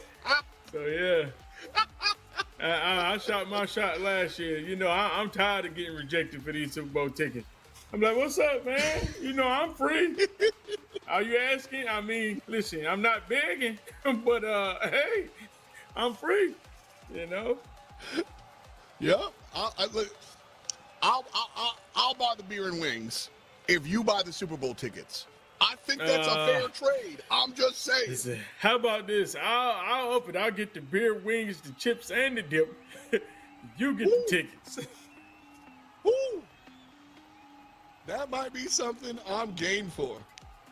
But here's the other game that y'all have been asking for. Chris with a K, 21-13, so a single possession game at the moment. What could be a single possession game at the moment. Similar situation to the other one where Philadelphia needs to get that 2-point conversion.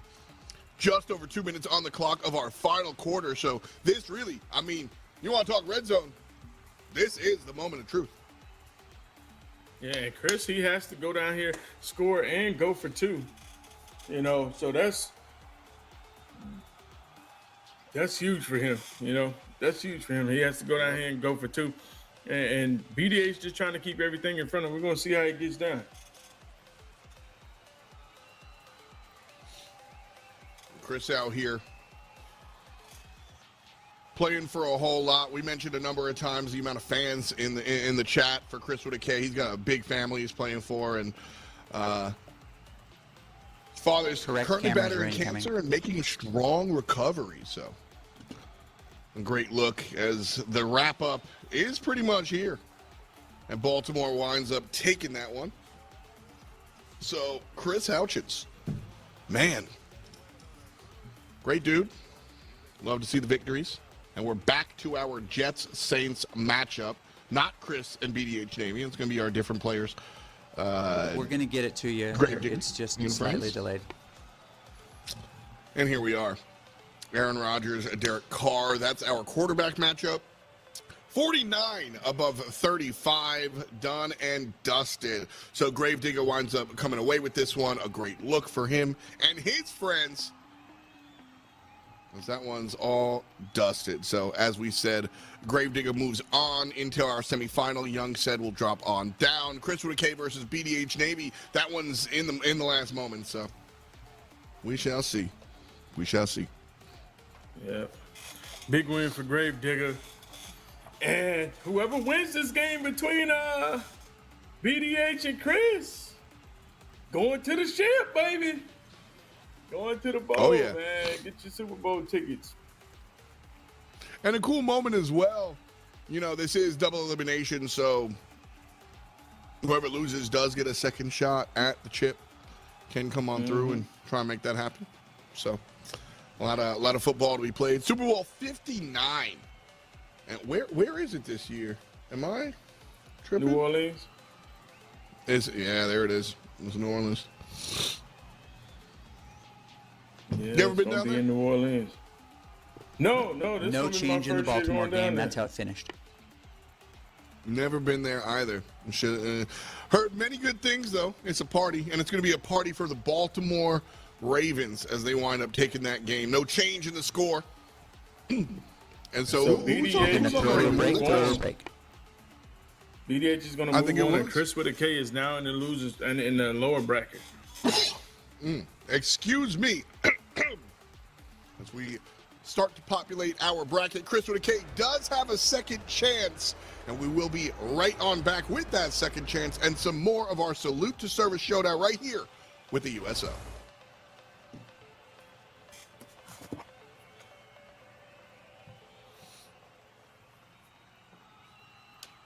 Oh, here we go. Well, I think we're staying here. Chris with the K. He's going for 2. Sorry, he did get the 2-point conversion. He did get the 2-point conversion. Chris with a K still fighting. Wait a second. 59 seconds left. Yo, excuse me. We'll bring it back on the other side. There's a timeout. We're a minute behind. We don't have the finish of this game. Okay, real quick. We're having some tech issues. We're not missing any of the game, though. There's a little bit of a delay and a little bit of this, that, and the third. So there's about a minute left to go in the game, and we will return to the action right after this. We're going to the Super Bowl! The Salute to Service Showdown presented by the USO and the NFL. Active duty military across the world coming together. This weekend I'm down here in Dallas, currently for a USO event, Madden tournament. To be partnered with the USO with the National Football League is amazing. Right now we're inside the Dallas Cowboy facility, just to have the access, the behind the scenes, just to come here to take pictures with Super Bowl trophies, to meet personnel that are ahead of this organization. It's been amazing. The weekend's been awesome. It's the military brotherhood where we all got to the airport. We all are walking around trying to find people. Being in the military, you move around a lot, you meet new people all the time. So meeting these new guys, everybody just clicks together because we're used to doing that type of thing. It's been very cool meeting everybody, talking to everybody. A lot of smack talk on Madden. Some people talking strategy, whatnot. So it's been great talking with everybody and meeting everybody. This is not an event that you want to take for granted, but it's definitely an honor to be here for the second time.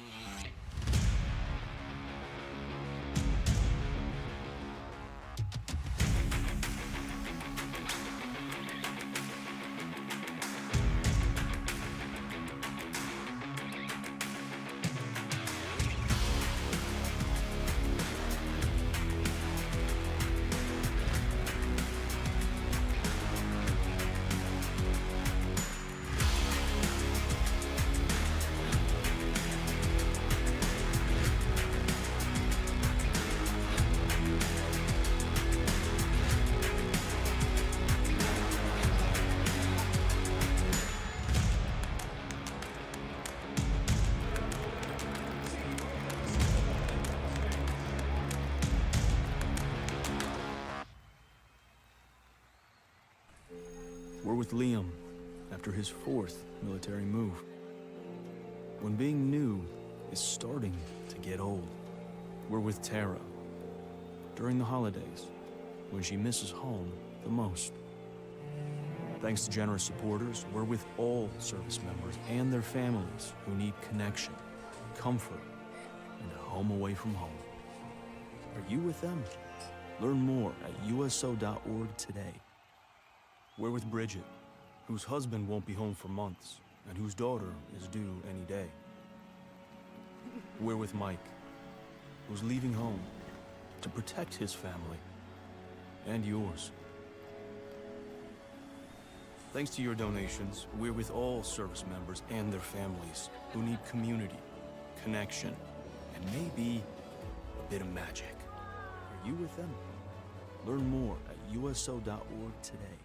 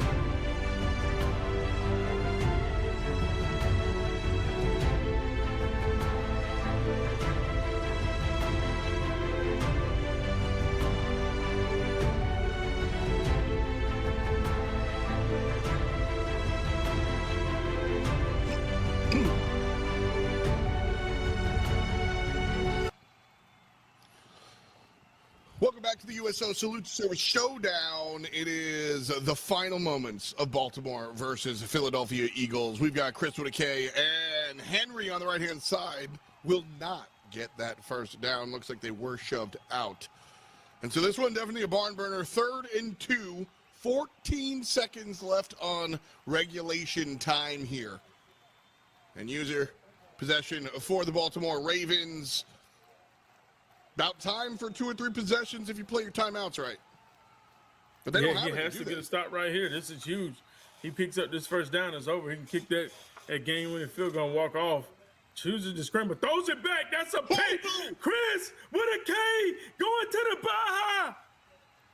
Wow. He's making it from the 30. And he's just got a couple more steps to go. The pick into the pocket, into the bank. 27 above 21 with fractions of seconds on the clock. Ain't no way to make it back from here. Chris with a K makes it happen and gets one step closer to the big kill. Oh my God, breaking one of the cardinal sins in football. My man Doc hit it right on the head, throwing it late across the middle. You cannot do that. Could that have cost some Super Bowl tickets? We will see. 1 second left in this game, man. That's crazy. BDH in full control of this whole game. We're thinking Chris with a K is dead. Hey, man, you're going down to the loser's bracket, lower bracket, and we're going to see how you continue out this day. But Chris with a K, somehow, and the crazy thing is, like, just hand the ball off. He has one timeout. Yeah. Even if you don't get the first, you're talking about 9 seconds, kick your 3, and by the time it's impossible for him to have a chance to win that ball game, Chris with a K gives him depth, says, hey, man, I appreciate you selling. I appreciate you throwing it. Listen, my wife is ready to go to the Super Bowl. He's one game away from the Super Bowl.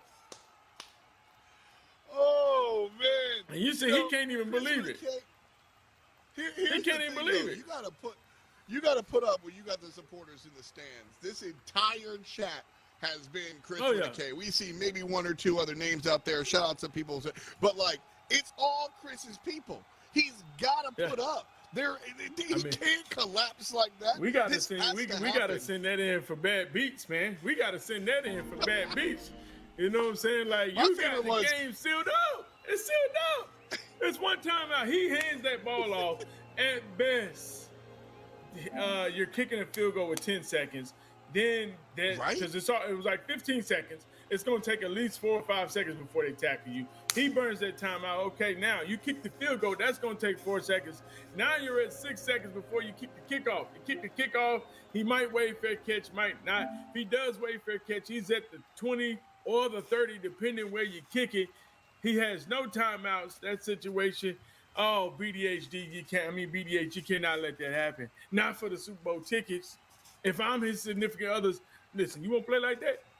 You're going to have to go buy them Super Bowl tickets. You owe me. You owe me. You owe me at this point.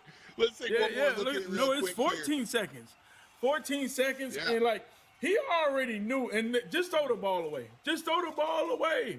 Yeah. It's okay. When we didn't get that timeout, he throws the pick 6.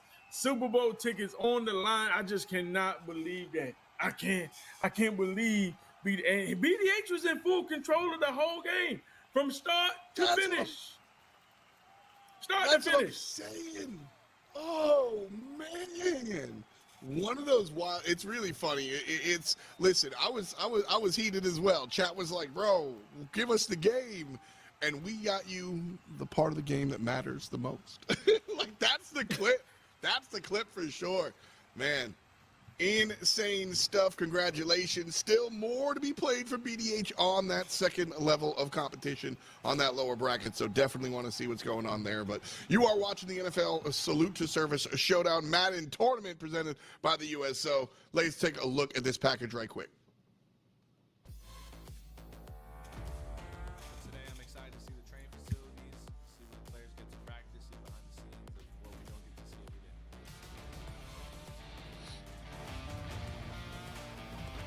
Frankie Cologne, United States Army. Staff Sergeant Leo Jones, Air Force. Dylan Walker, the United States Navy. I'm L2 Sergeant Young on the best damn ship in the Navy, USS Dwight D. Eisenhower.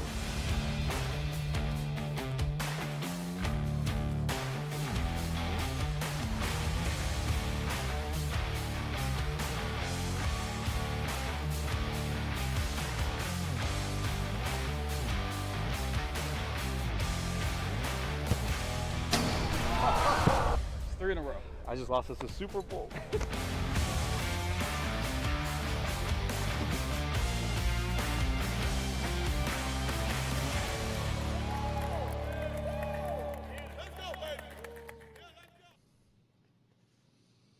Shout out to our friends over at the USO for making all this possible. Gravedigger OC and Chris with a K trying to make their way to the Super Bowl. That's the matchup in front of them. Winner goes to the Super Bowl. Still has to play in the grand final, but both of our finalists make it there. What's good, friends? I'm F. Dot. This is my man, the one great user, and we have one great tournament going on here today as we just jumped into the last moments of a tie game. And with 14 seconds on the clock, Chris with a K lit up the stadium and got himself into the position he's in right here. I mean, that's huge, man. Now, see what you did there with the tournament.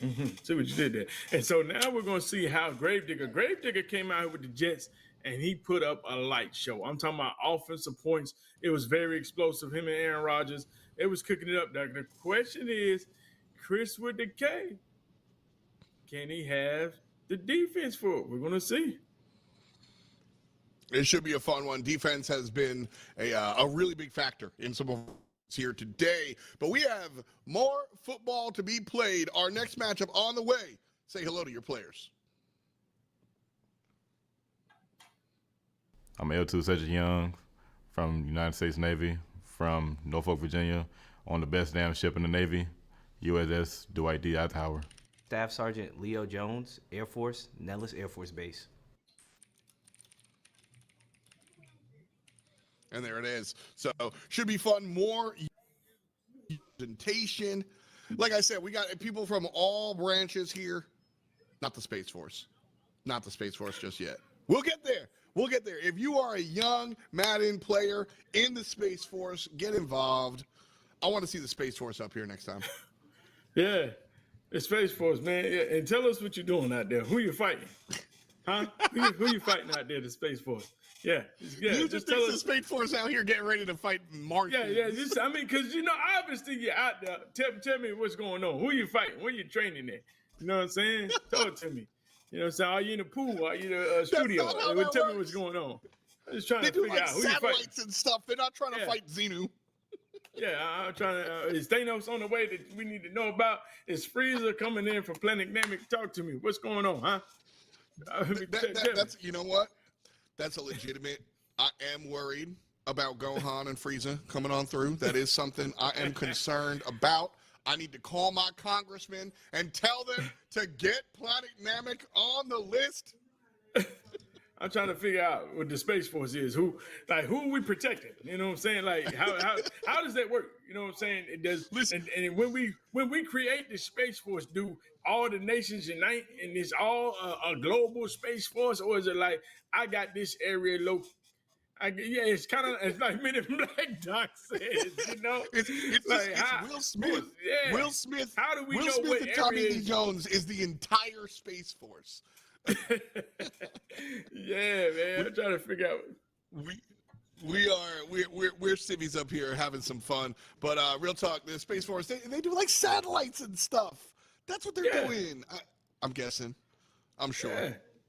I'm trying to figure out like how do you protect we got a this, Bengals game on the way. This is why they don't bring us to the Super Bowl. Because we sit here going, what does the Space Force do? This is true. Listen, I got questions. I'm just saying, I got questions. I'm sorry. I got questions. I understand. Well, the questions have been answered. We got Young Said playing the Bengals this time around, turning things up. So a little bit of a change here with the Ravens on the other side. Again, we see a lot of some of the same teams. Bengals, what do they bring? Mm-hmm. Oh, this is a rivalry game. You got Joe Burrow, and then I see the legend Yaki in the chat. What's going on, man? Yaki, good to see you, my brother. Yeah, so this is gonna be a rivalry game, and we're gonna see, Ravens. I'm trying to think.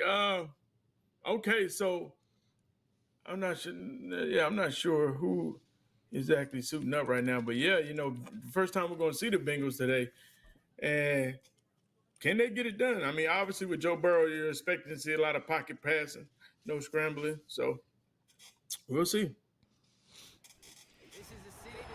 A lot of stuff on the line here. Raymond James Stadium is where our players are playing from, both in-game and in... I always hate the phrase in real life because, like, even though we play in a game, it's real life. Anyway, Yeah, in person. Bengals. I mean, listen, they know I'm at the crib. Now, you on the other hand, you look like you at the stadium. You look I'm in like Atlanta. you I'm got at the crib. tickets.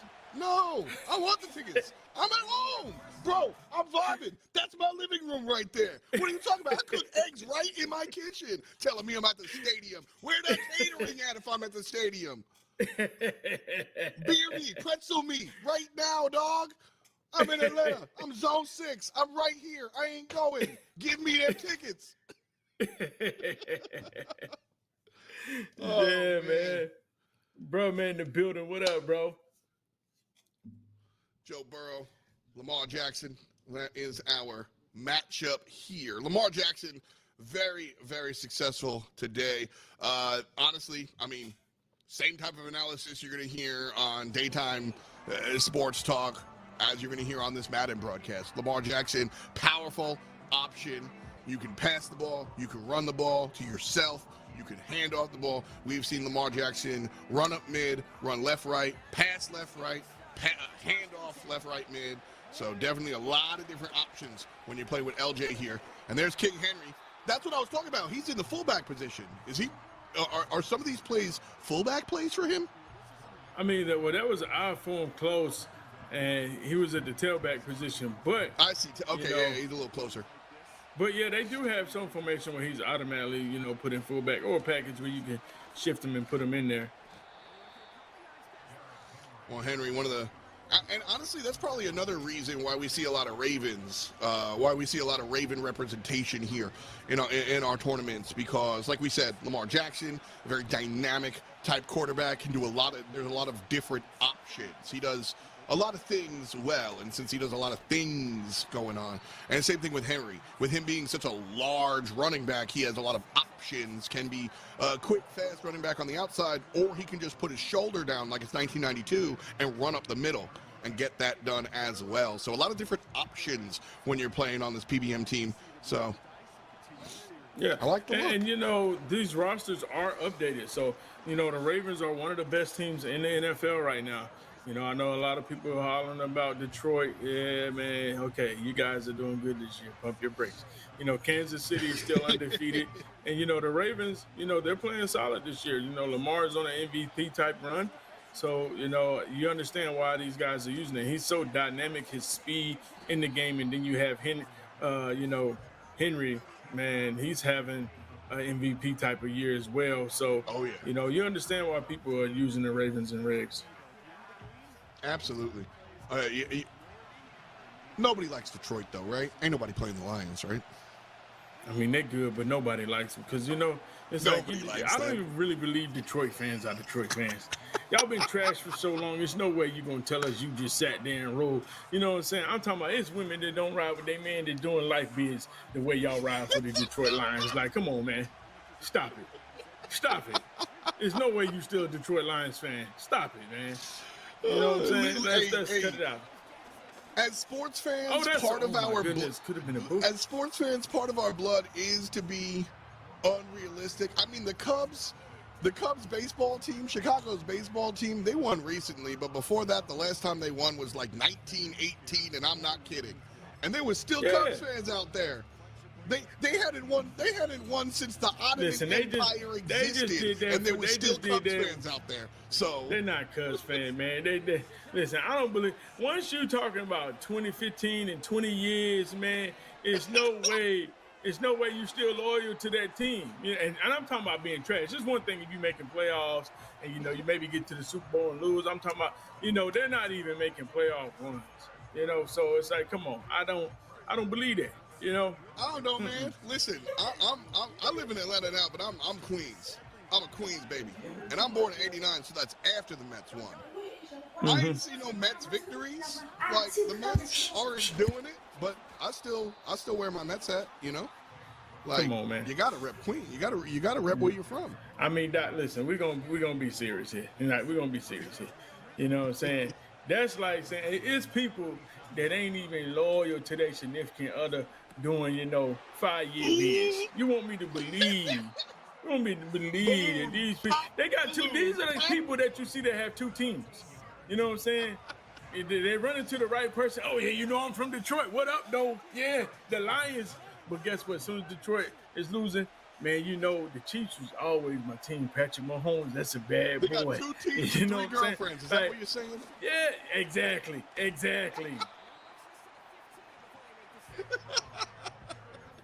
Well, Cincinnati right here certainly put it on for their significant other. Making it all the way down the field so far. First, second and 5. And we are deadly close. We're on the 15. So we are deadly close to that end zone. Joe Burrow, honestly, burrowed in there. Oh, that's good but defense. Here come the Dachshunds right on in that Badger hole.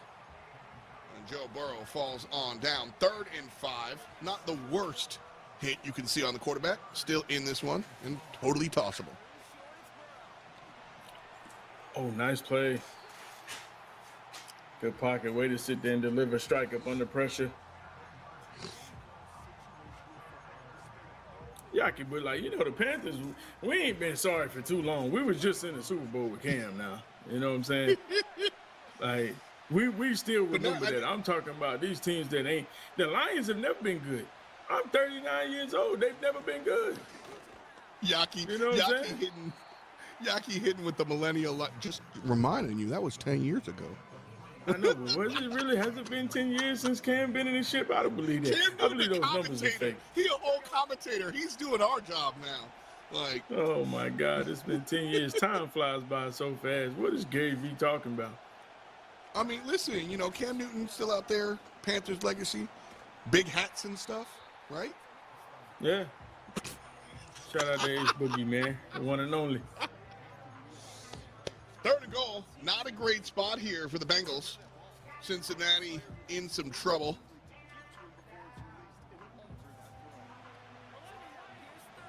More shot here. I mean, I say in some trouble. I'm just a liar. This is not a troublesome position at all. Burrow looks to the right hand side and turns trouble into money. First touchdown here for the Cincinnati Bengals. Clean play.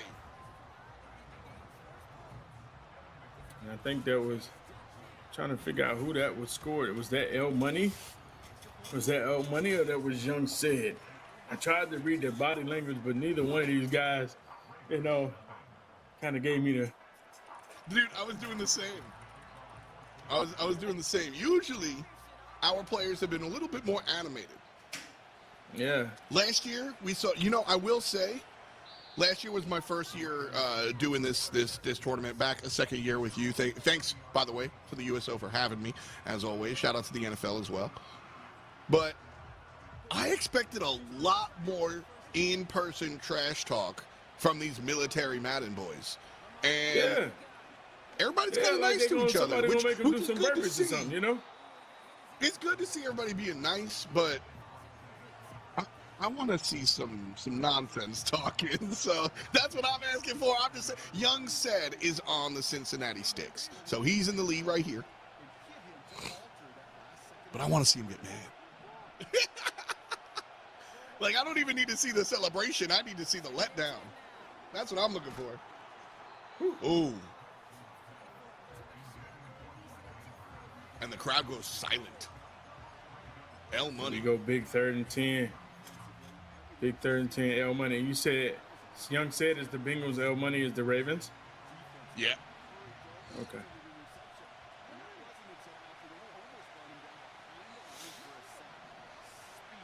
El Money now looking for his bite back.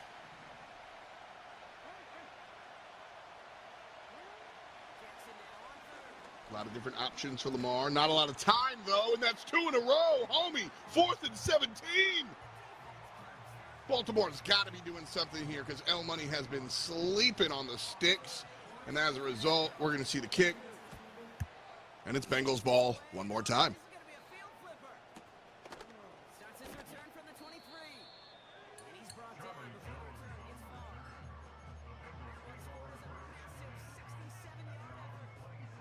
Year 2, there was a lot of chirping.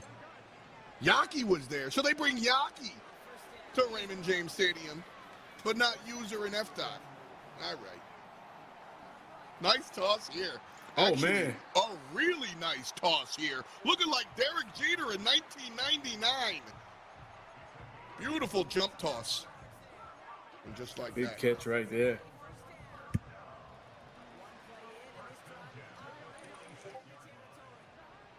That was a wake-up moment.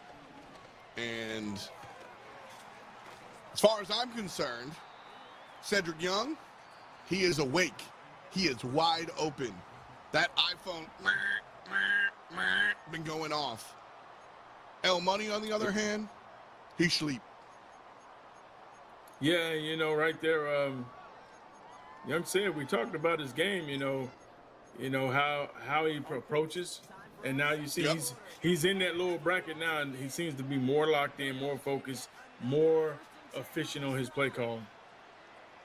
Well, I mean, this is a phenomenon I think that you can see in your games at home or your legit, you know, pro Madden League experiences. Where like what I'm saying is every type of player has this experience where you're the first game of the day blues, bro.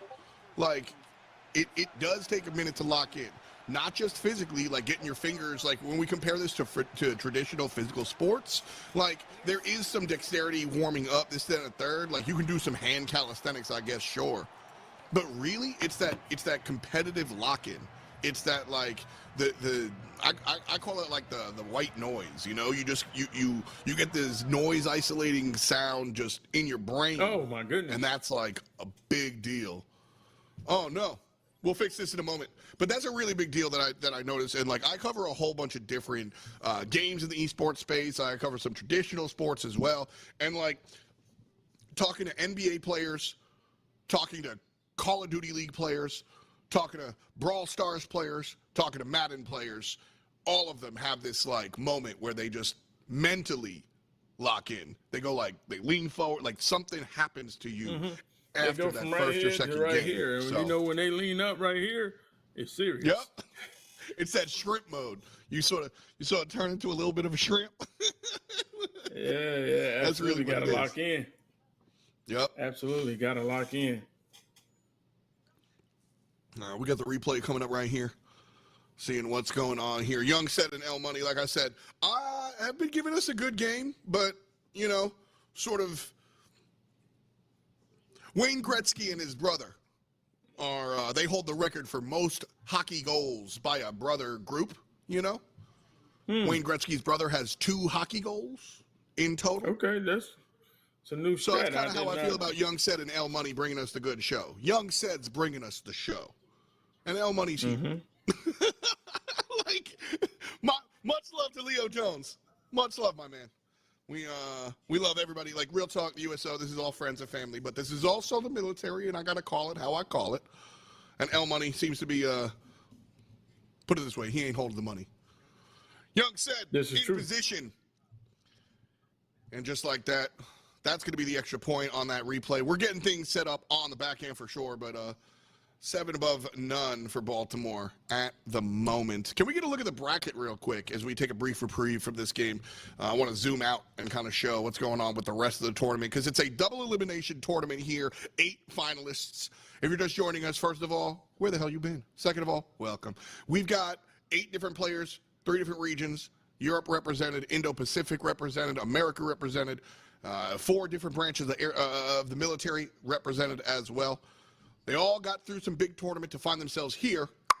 Double elim. So the only people out right now are Frank and Lil Gunner. Much love to y'all, which is interesting, by the way.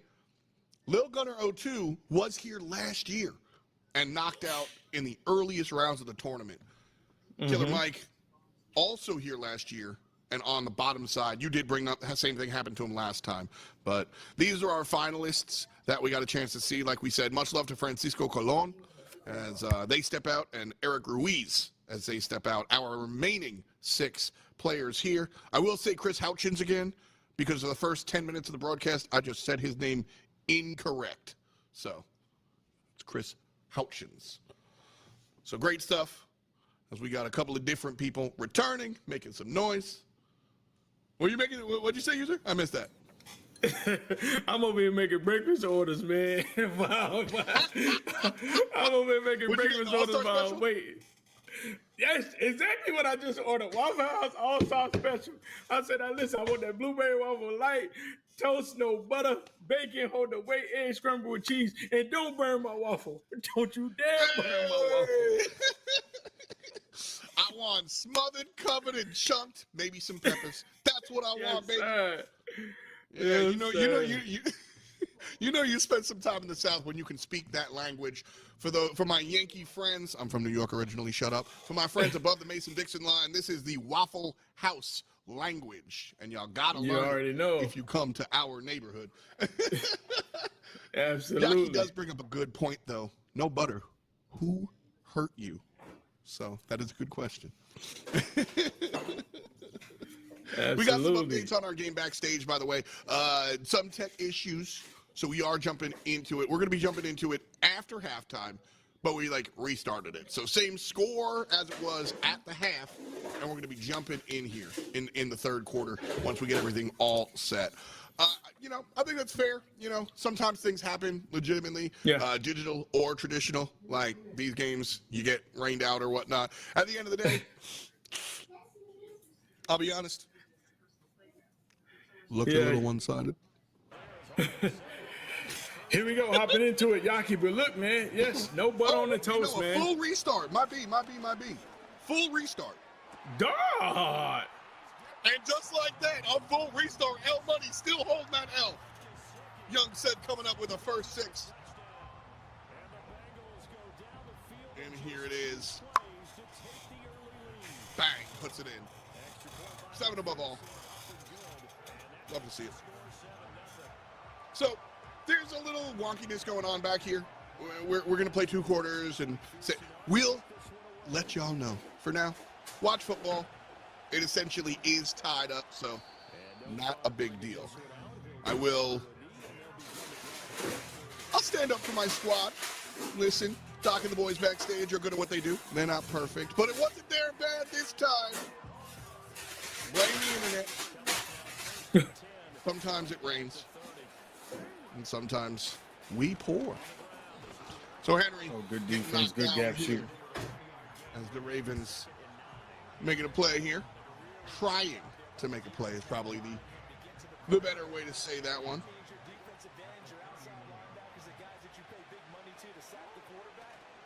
And here's another.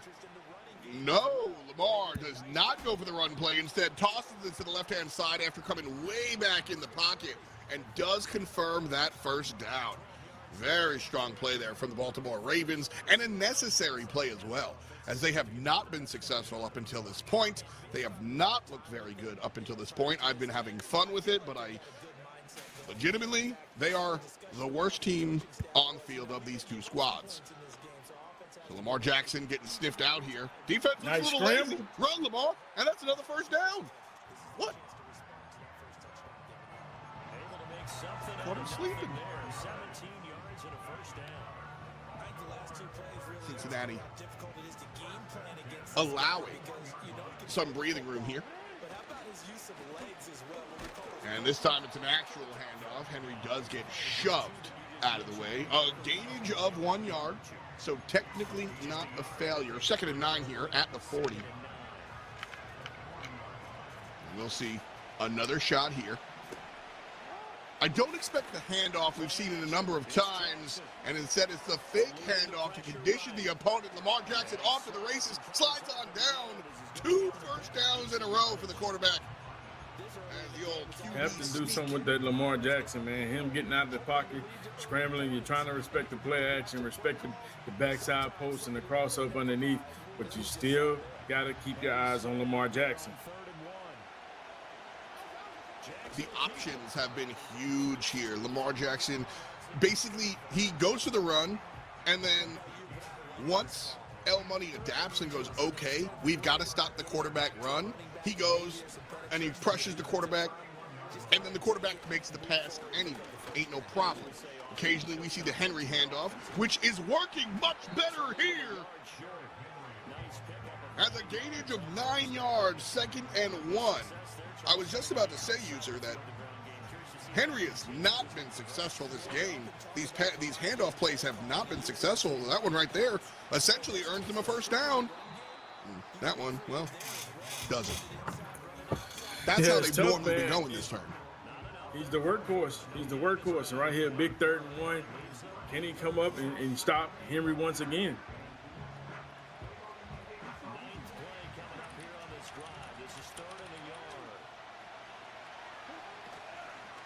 Cap shoot, blows him up in the backfield, bringing up a 4th and 4. Loss of 3 yards right there. That is huge. Is he going to settle for 3? I don't think he should. I don't think he should. I think the Ravens have had such a hard time this contest. I think you got to go for this. He's going to kick 3. The safe play is where we're going to go. He might have missed it. Not a perfect kick. He did. He missed it. All right. It's off. That's worst case scenario. That is worst case scenario. I think. Do you think that was the right call? Field goal over first down? I mean, especially not if you're gonna miss it. Well, obviously, my man. I mean, if we gonna miss the chipper, no, it's not the right call at all. Not the right call at all. Well, what's better for dinner, wings or steak? Except you don't get the steak. Obviously, when you hit it, it's going to be better. But the Bengals are off again. Oh, no. This Bengals matchup, El Money is not having fun. Young said, though, in the driver's seat. Hit the clutch and I'm gone. First down, and then some. Brown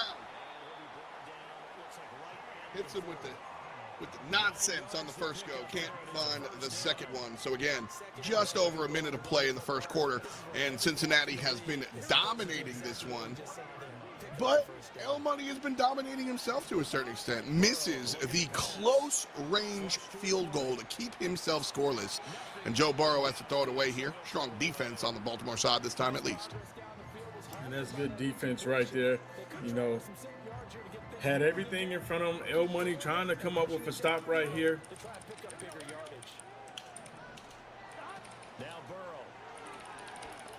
Man coverage.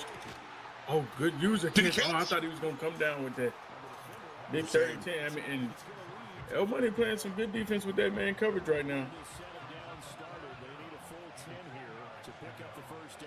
They need an entire 10 yards to get that first down. Joe Burrow with all the time. Throws it in the middle, and it's picked like a strawberry. Hamilton running up the left-hand side. One defender does have a read on him. A slowdown, a juke, a dodge.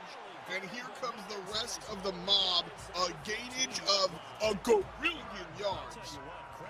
Live. And Baltimore has another shot on their opponent's 13. Big interception right there. You know, and we pointed it out. Like, you know, we've been watching said play, and he's averaging at least 2 interceptions a game. So he's going to give you that opportunity. Still a great return and very good field position. Such an important moment here for El Money. The run play gets a little bit of yardage here. 2 in the pocket, 8 to go.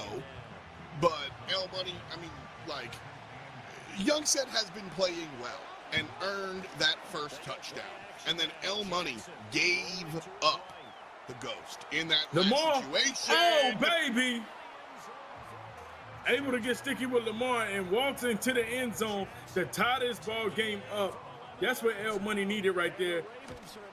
And Young said, back against the wall. You know, we've seen him blow a lead before. That's how he got down here in the lower bracket. You know, seemed like he's in full control, and then just you look up, and there's an interception. I mean, that's exactly, that is what needed to happen. And if I'm El Money or coaching El Money, I feel real bad about this game. Youngset is the better player for my money in that moment, right? And then we make it down to the end of the field. Yeah, and then I missed the field goal, and things are bad news bears. But then the pick, the run, and the instant touchdown, that's what I call a low latency response. Something bad happens, bam, you come right back and answer. it's 7-7. That might as well say 0-0. All of that dominance that Young said had, we talk about momentum and mental in sports a lot. All of that mental lead that Young said garnered in the first quarter, gone as we enter our second quarter completely tied up. Nobody's remembering the missed field goal no more. They will if he loses by 3. But nobody's remembering that missed field goal anymore. They are remembering the comeback and that we are tied with 3 quarters to go. So an excellent response here from El Money in the early moments, and just fantastic performance from Leo Jones here to dig himself out of that hole.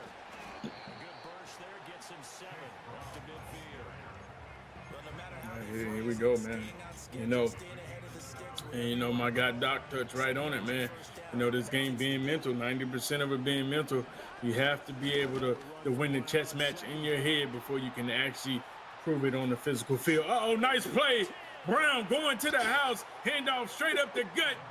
And just like that, Said is back in full control. That's how you respond, because a lot of times, Doc, we've seen people where they just fall and collapse, right? They make that mistake and somehow, some way they can't shake it off, and then things just start to unravel. That's what you need if you're Young Said. They're able to respond, get 7, and say, hey, let's shake it off. And listen, the low latency response isn't just for the negative.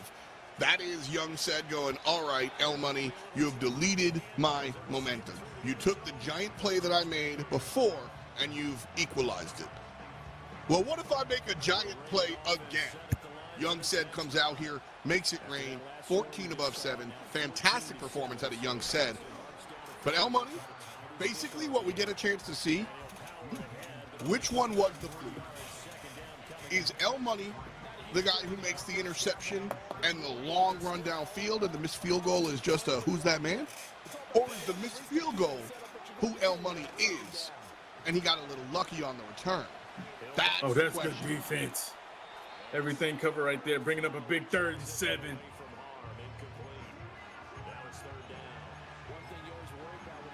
Money here looking to turn things around. Like I said, right now we're playing fact or fraud. We've seen 2 options from El Money. One factual, one fraudulent. Are we looking at the fact man or the fraudster? We'll find out by the end of the contest. Right now, We got a streak touchdown wide open. He does not miss the read. Okay, El Money. Okay, El Money. I see the head bob. Young Said scratching his chin like, that's a busted coverage. Right there, ran that cover 3. El Money called the right play call, streak up the seam, easy touchdown, and now these guys are putting on the show. That straight up looked like Young Said just wasn't. He just threw rock against paper. Yeah, the defense just wasn't in position. Yeah, he ran cover 3, good play call. He streak up the seam, had the drag on the backside that held the outside 3rd, and that's just an easy touchdown. If you keep your eyes up and watch those safeties, watch one high-low safety develop, that's going to be easy touchdown every time for El Money. Well, another reset here. Tied at 14 this time around. And by the way, some of that silliness I was talking about, our game cut out at half. They were tied at 7. Technically, we're tied at 21. Everything all tied up. Joe Burrow trying to tie this one off. Wow. And a long pass from the Burrow man makes it happen. 1st and 10 at the opponent's 34. And what great recognition between a receiver and his quarterback, because he's going to recognize the trouble, and then he has 2 options. Okay. Cut off the route and come back. So another shot here. Or hit straight down the field. Joe Burrow. Oh, no. Oh, no. Has to toss it away. In chat, so this is technically the 3rd quarter. The 3rd quarter after halftime will be played as the 4th quarter. A little confusing. Essentially, we had some tech difficulties during the 2nd quarter or the 3rd quarter earlier on, so we'll get there. But as is, tied up, in trouble. I'm wondering how they're going to play this, right? Because, ordinarily this quarter would be 2nd quarter, so you got to kind of play this like a halftime and then 1 4th quarter, right? Yeah. You understand what I'm saying? That's what's going to happen. Yep. because like you can't you can't actually regardless this halftime somebody's gonna be getting the ball. It's gonna stop momentum and whatever. So yeah. If I'm Young said, I try to make sure I get some points right here. And you just got to play it like two different games. Exactly. Well said. Yeah, you just got to segment. I mean, I use the phrase quarterback mentality all the time. You just got to forget what happened last play and keep moving forward. I think that's the game plan here. Just like it can be frustrating when you get rained out or when you get a tech difficulty in esports, right? It can be a little frustrating, like coming from baseball, having a rain delay. You're just like, yo, we were up by 3 and now we just gotta hang out for an hour. Like that can really nuke you. But that is part of being a competitive player. As the nice touchdown right there, making a competitive game. Run up the middle through traffic. That was a contested run, but a successful one nonetheless. And Cincinnati, with the field goal, will put up blackjack. And so with 1.5 quarters to go, the Bengals find themselves significantly in the driver's seat. After the touchdown, McPherson on to kick this one away. And they will not get a chance to return this one. It's through the back of the end zone for a touchdown. From the 20, no, the 30, excuse me. El Money has stepped up as the game has continued on. I think that Young said established himself early as the bag getter, so to speak. And it was up to El Money to really rise to the occasion. In the early moments of this game, he did exactly not that. But as the game has gone on, I think he's really started to read Young said a little bit better. We've seen a little bit more on the defensive end from the Ravens, not so much on the offensive end, as the pressure there from the Bengal proves a little too much for Mr. Jackson. Yeah, man, and I'm wondering how Sid is trying to approach this, who gets the ball, going in at this halftime, and can he come up with a stop again? He defensively, his last couple possessions, he's been struggling. Yeah. Do you think that's been more of El Money stepping up and understanding what Young said's bringing, or is it Young said slouching a little bit? I mean, I think El Money stepping up on offense, but also Young said he's slouched and put him back in this ball game.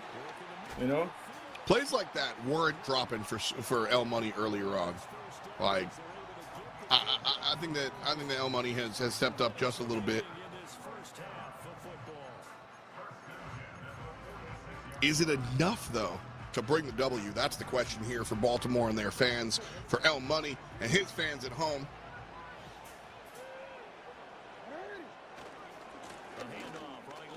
Another run try for the handoff onto Derek. Will not wind up being successful. So 2nd and 10, we got another go. I doubt we'll see the same handoff play. Defense bunched up there on the left side. So Jackson drops back. The blitz is good. Sack. And that's what we talked about, being able to contain him. Being able to contain that Lamar Jackson and keep him inside that pocket. Young said doing a good job right there, because that's what he would do. He'll do that play action, roll out, scramble, and pick up the first, even though Young said will have everything covered. Vertical, he's going to be looking for the seams right here. If you run cover 3, it's a good chance he gets beat. X wide open. Does he pick it up? Oh, my goodness. A little bit late on the throw. Almost an interception. That's a big conversion right there by El Money. Huge conversion right there from El Money. You absolutely love to see that play. Like you said, a little bit late on the throw, but homie was wide open. Double coverage on the man on the left-hand side opened that receiver up. Because of that, honestly, the rare toss from the Ravens, I feel like they have been opting to the run play more often than not. And when they do go to the pass play, El Money winds up successful. I think that's largely due to the fact that it's rare that he's going to the pass play, but I digress. Jackson again going to that ground again to the ground. 3rd and 7. That might be how many sacks on the Baltimore quarterback? I mean, that's just good defense right there. Say keeping everything in front of him. Get snapped off of his defender. Problematic. Lamar Jackson needs to make this connection, but it looks like our connection having a little bit of an issue. So we'll fix all this in a matter of moments. Cincinnati's been looking real clean, though. So like we obviously said, we're having some issues there, so we'll get back on into it. But here's the look of our graphic so far. Young said this is the bottom side of the bracket. Young said falling down to Gravedigger earlier on in the day. So here we are. Looks like we're back on in. And Baltimore is not. So 3rd and goal here. Big 3rd and goal. Big 3rd and goal right here. Baltimore does not have any timeout, so if he runs the ball or gets sacked and this ball is in play, you're going to have to hurry up and go pick your play. You got to hurry up and get to your special teams. There it is, selected. How much time is going to be ran off? That kick meter is going to be, okay, no time ran off. Wow.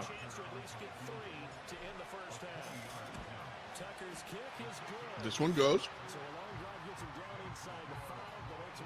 Nice. Still a 2-possession game. And just a reminder, there is only 1 quarter left in this game. We're gonna go to halftime in 3rd quarter, I understand. But 3rd quarter is our final quarter due to some issues that we had earlier on in the day. So tough.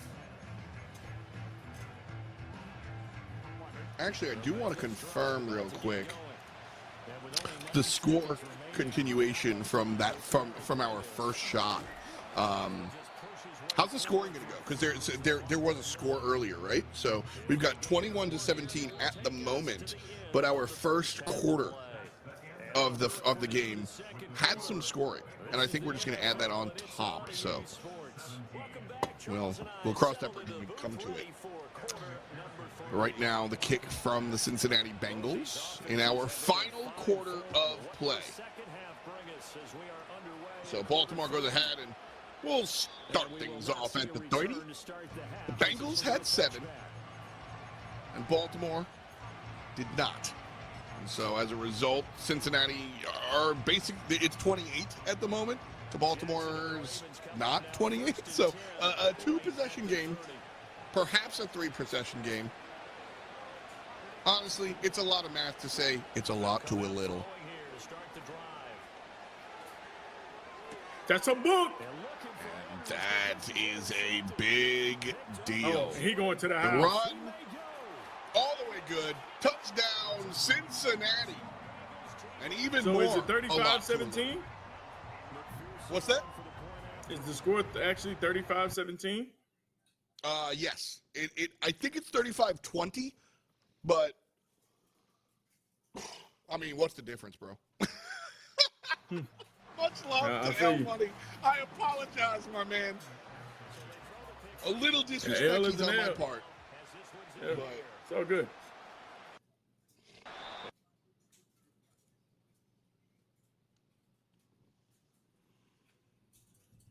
That is one of the big things that I'm going to be looking here for is the change from L Money. I mean, really, you got to finish it out, sportsmanship and everything. But realistically, 3 separate touchdowns here in a couple of minutes. An unlikely situation. And trying to throw that crossbody, man, we've seen how that crossbody throw can cost people championships, literally Super Bowl tickets. Same thing with having a BDH. Throws it over the seam right at the user, picks up the first down. It's a big deal. Again, 3 touchdowns is what this squad needs to find, and they do find a first down here. 4th quarter, 4 minutes to go. So if I'm L Money, I'm speeding through these playbooks. I'm getting to that line of scrimmage as soon as possible and tossing as soon as possible. Verticals up the seam. Touchdown. Young said he's playing with his food right here. Like, Young said has been much more of a successful offensive player than a defensive player. Absolutely. But the defense from Cincinnati was strong still. The offense was better, but the defense was better than this. And this last sequence that we just saw, this drive, looks like a different player is playing the Bengals right now. Yeah, you know, and that's the thing about it. These guys, you never know what type of man play they're going to get for them in a situation. Throws another pick right there on his 2-point conversion. Had a guy wide open sitting in the middle of the end zone. Does he take this 2-point back? Oh, no, he cannot get up out of there. Big tackle, able to save 2 points at 35-23, down by 12 technically, and this is the fourth quarter, 4 minutes left.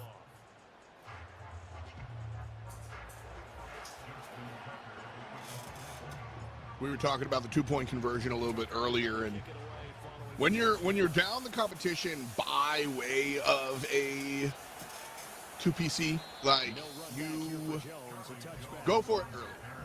Because I think it's less deflating to go for it and miss it than to have the crazy run, get those 2 touchdowns, get your third, and then fail the 2-point conversion at 3 seconds left of the game. That's just much worse for me. So just go for it early, and if you get it, then you can put up. Yeah, so right I like here, the attempt to go for it, user, but it didn't work out. Yeah, absolutely. I agree with you. You know, Young said he never uses the 2 clock feature until he feels like, you know, okay, I gotta, you know, like right here, you know, here we go. He's gonna chuck something up. Could be an interception, but he picks up the first. Oh my goodness. Make that tackle. Doesn't stay in bounds. Stops the clock, helping L Money out. You know, you have to put on that 2 clock feature, man. Take a look back at the replay. Right here, he likes to have the route bounce, and he's thrown that play multiple times this game, you know, just having so much time in the pocket, waiting for the receiver to bounce and come back to the ball, throws it to him, picks up another first down, but goes out of bounds and does not keep that clock running. Chewing. Honestly, it's always the best strategy, right? Like, just wait it out, time out, Jigglypuff. But especially for Young Said right now, because he's having some problems. This has been the worst quarter of the game. And I'm not even being disrespectful. I'm saying that because he was flying so high earlier on. Now he's come down to earth, making some mortal mistakes. He's barely using 10 seconds.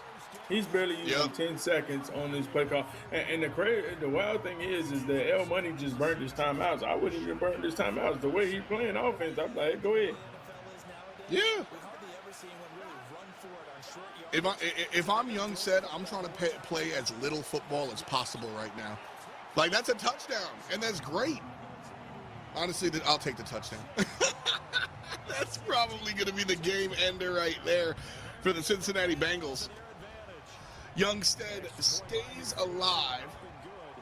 L Money still technically on life support, but that ventilator going to go soon as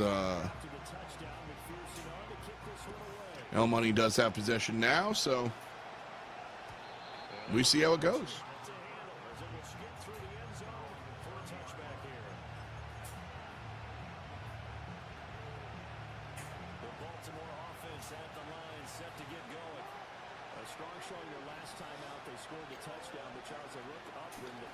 Jackson, another look. Oh, big pressure from the Bengals defense there. Turns that into try again. Yes. L Money's camera goes the way of his Twitter picture. Turns black. And L Money, just trying to get big chunk plays right now. And the question is, Big said, can you keep him in the pocket? Keep the guy in the field of play.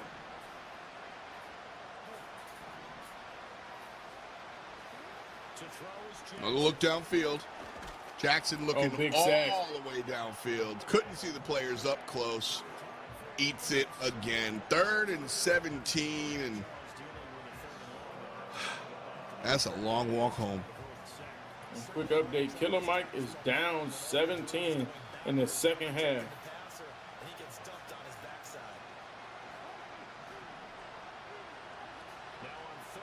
Again, looking downfield. Another big sack. I think that's going to take it to the out of 2-minute warning. Oh, that's right. That It's no 2-minute warning. Yeah, that looked like El Money just trying to walk home. I think he's done. I think that he is over it. Trying to find these long Hail Mary plays, taking a lot of time in the pocket. He has the this vertical time around, seam. it does work out. And the ball caught just after the 40. And we got some life in these veins. But, my man, 92 seconds on the clock. The definition of too little, too late. Yeah, and I know people, just a quick reminder, this is the fourth quarter, and the score is actually 42-26, just to give you a quick update. And so, you know, he has to move fast. Uh-oh, big fumble if he picks this up. Oh, man, Ravens able to get the ball back. Young said just has to chuckle that one off.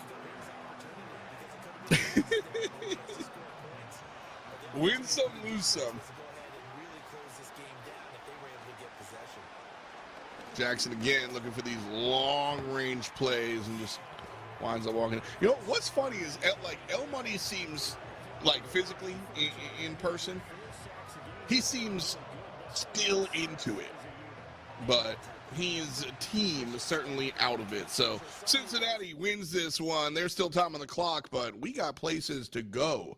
And so we're going to go visit Killer Mike on the other side. Still on the bottom side of the bracket. Baltimore versus Jacksonville. And Lamar Jackson, Noville. A run that's good. I believe this is Killer Mike on Jacksonville and BDH Navy on Baltimore, but we will confirm in a matter of moments. Killer Mike, winner from last year, also made a lower bracket run. Baltimore here gets a touchdown. I think you're right, because the last time we saw BDH, he was running the bunch tight end, audible into the trips tight end. So, and this is, I think you are right.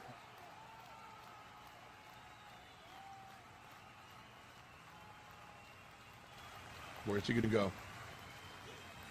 Right side of the field looks like it's where Killer Mike wants to be headed. Or excuse me, BDH Navy wants to be headed. The Baltimore player, that is. Instead, it's a handoff right up the middle. Looked like left might have been the option, but middle is what presented itself. And so it's going to be one way. But just shy. So BDH Navy is on Jacksonville.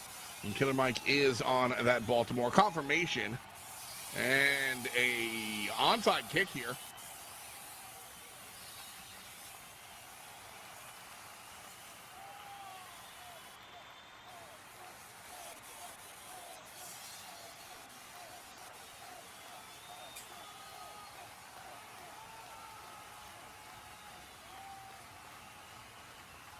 Jacksonville isn't a team that we've seen much of this tournament. What can we look for out of them? Who are our dynamic players there, user? I mean, you got Travis Etienne. You know, you got a good quarterback in Trevor Lawrence. And, you know, you got Ridley down there at receiver. So, you know, Jacksonville just not being as successful as they were this year as far as their defense. But, you know, people like to use Jacksonville because on the game, they technically have a good defense. And Trevor Lawrence doesn't have a bad release, and he's pretty shifty back there. So, you know, at the beginning of the year, a lot of people use Jacksonville. I don't know how good they are compared to the update, you know, but I understood, like, people was using Jacksonville because of their defense, and Trevor Lawrence has a good release. Humble in the building. What up? I tried to buy a Carmelo Anthony jersey on eBay, and I got sent a Duval hat. So I root for him now. I was like, bro, this isn't even the same sport. And my man was like, you got to send it back. And I was like, that's not happening. So I just have the Duval hat. Duval!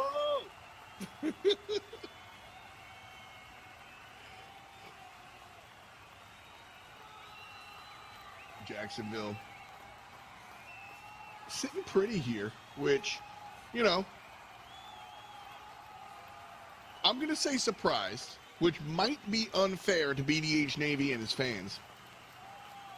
But Killer Mike's the defending last year's champion.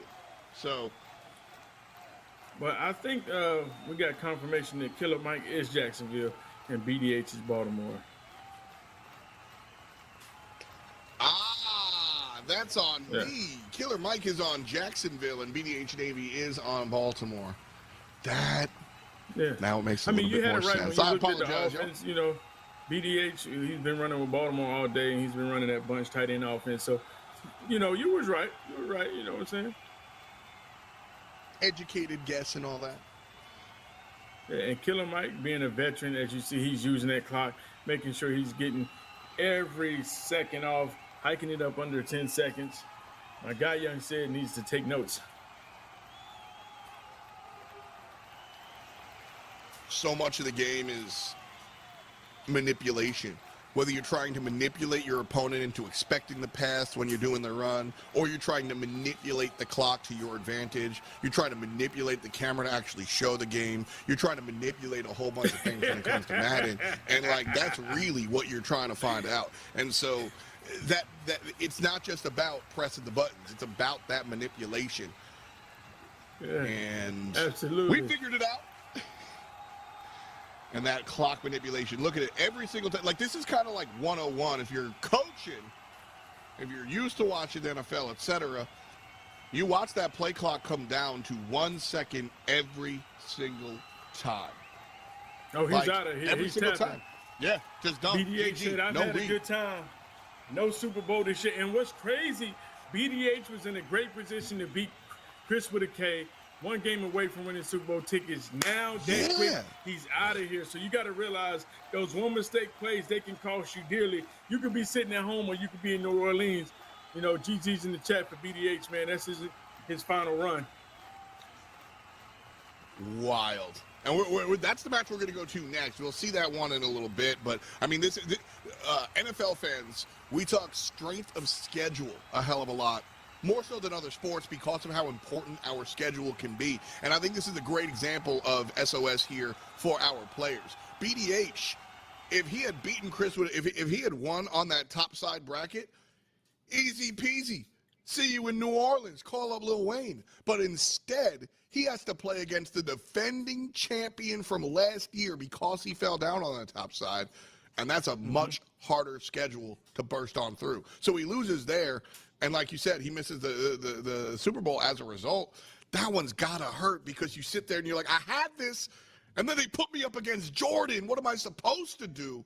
That one's got to feel bad. But Killer Mike, like I said, there's no feeling bad about falling down to Michael Clark. He's always dunking. So a nice look there from Killer Mike. Any thoughts on the tournament so far, man? I mean, listen, man, you know, these guys are putting on a great performance. Killer Mike's still there. When you see the defending champion, man, you understand there's a lot of action to be left. You know, I can't wait till we come back and see it. That's right. Well, in order for us to come back and see it, we got to go someplace. So we're going to do just that. You're watching the NFL Salute to Showdown special presented by the USO.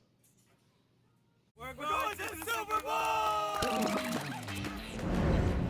The Salute to Service Showdown presented by the USO and the NFL. Active duty military across the world coming together. This weekend I'm down here in Dallas, currently for a USO event, Madden tournament. To be partnered with the USO with the National Football League is amazing. Right now we're inside the Dallas Cowboy facility just to have the access, the behind the scenes, just to come here to take pictures with Super Bowl trophies, to meet personnel that are ahead of this organization. It's been amazing. The weekend's been awesome. It's the military brotherhood where like we all got to the airport. We all are walking around trying to find people. Being in the military, you move around a lot, meet new people all the time. So meeting these new guys, everybody just clicks together because we're used to doing that type of thing. It's been very cool meeting everybody, talking to everybody. A lot of smack talk on Madden. Some people talking strategy, whatnot. So it's been great talking with everybody and meeting everybody. This is not an event that you want to take for granted, but it's definitely an honor to be here for the second time.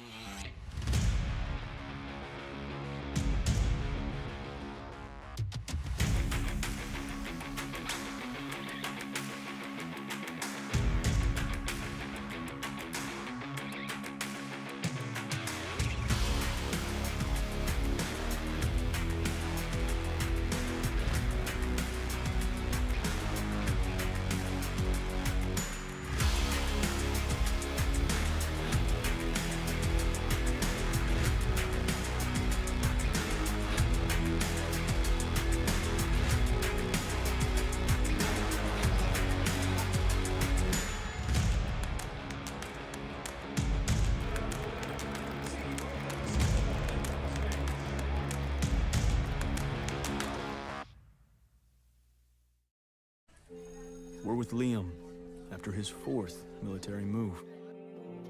When being new is starting to get old. We're with Tara during the holidays when she misses home the most. Thanks to generous supporters, we're with all service members and their families who need connection, comfort, and a home away from home. Are you with them? Learn more at USO.org today. We're with Bridget, whose husband won't be home for months and whose daughter is due any day. We're with Mike, who's leaving home to protect his family and yours.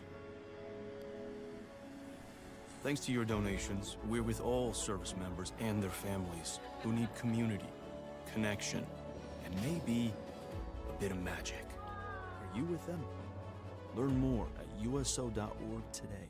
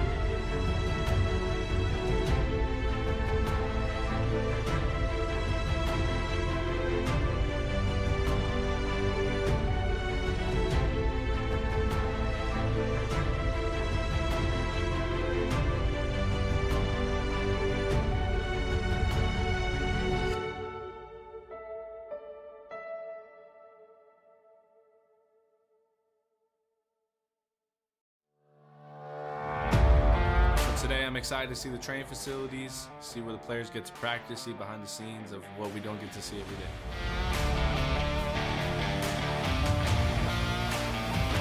Frankie Colon, United States Army. Staff Sergeant Leo Jones, Air Force. Dylan Walker of the United States Navy. I'm L2 Sergeant Young on the best damn ship in the Navy, USS Dwight D. Eisenhower.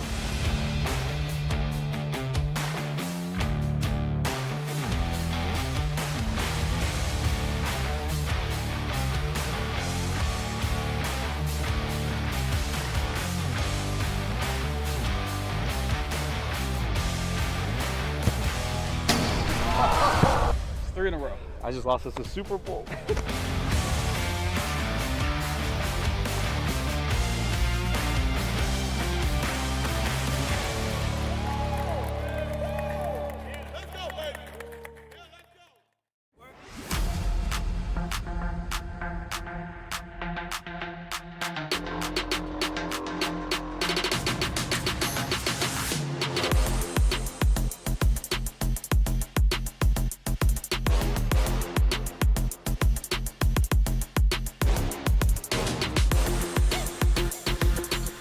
Mics are live.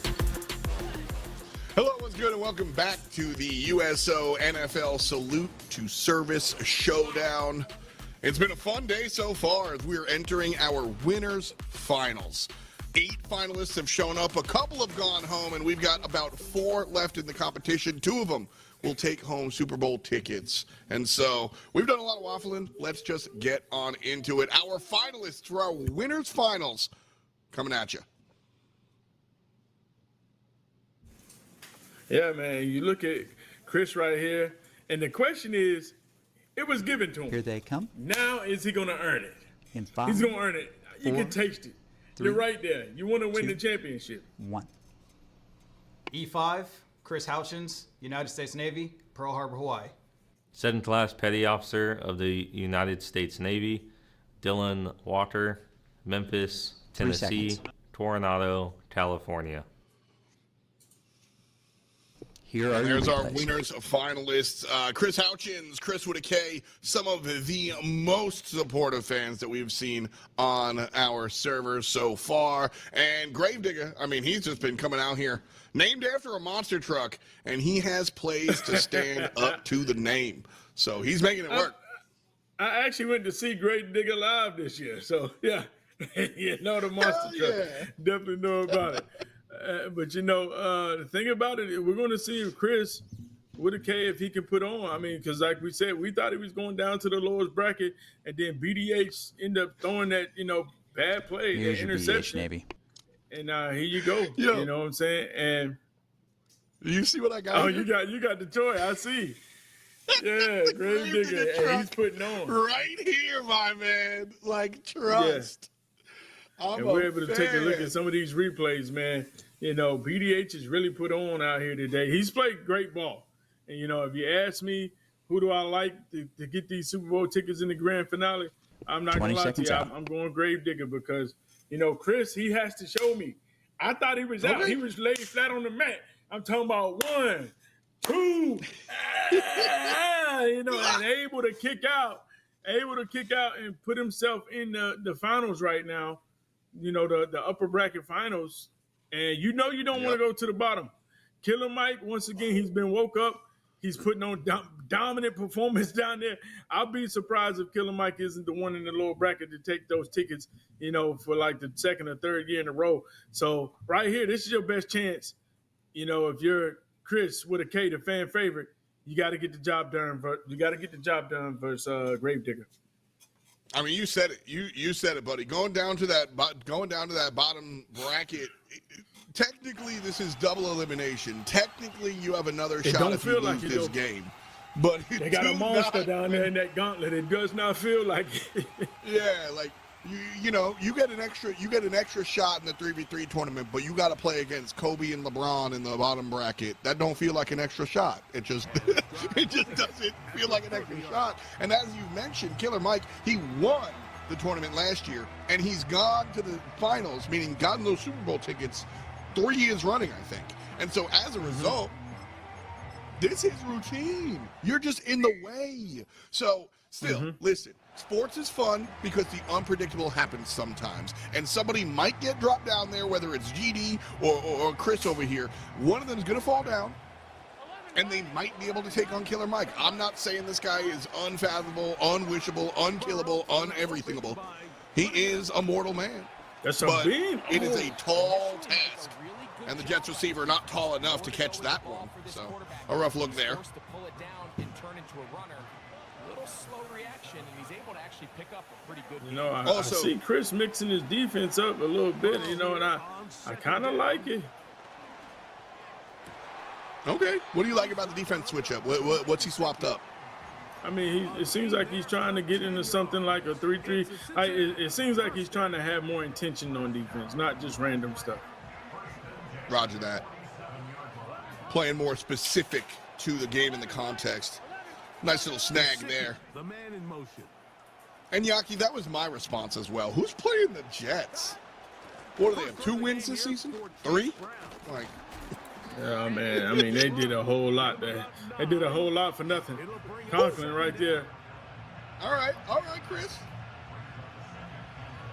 Making it happen just a little bit. All jokes aside, though, this Jets, when it comes to Madden and the performance that we've seen here today, this Jets team has been totally fine. I was surprised to see it in a sea of Eagles and Saints and who else do we see? Baltimore. Oh, man, nice dot. Gravedigger clapping it up. Easy touchdown. Way to walk down the field. Being patient on the whip routes. Chris, I don't know if he's paid attention, but that's been a play that Gravedigger has ran all day today. How is he going to adjust and make those stops? Because that's a tough play, you know. The whip route goes outside, your eyes leave it, start moving to the other side of the field, then it comes back inside behind you, and that's an easy touchdown pickup for Gravedigger. Easy is the key word there. Gravedigger does not look, the word is nonplussed. He doesn't look excited. He doesn't look dejected. He looks like he's clocking in and clocking out. That's what he looks like. Dylan Walker over here. representing Coronado, California. Honestly, looks like one of the better players here today. But Chris Whitaker, he got the fan backing, and he's here one step away. So certainly capable of it as well. Starting off on the back foot, though, looking up at Gravedigger's 7 points from 0. Here we go, man. Can Chris with a K respond? And you know, I've always felt like Chris, he has some solid run stick, able to see the vision. The run game is the best part of his game. It's just when he has to go to the air, you know, he's not too efficient in making the right read. But good run stick right there, nice move.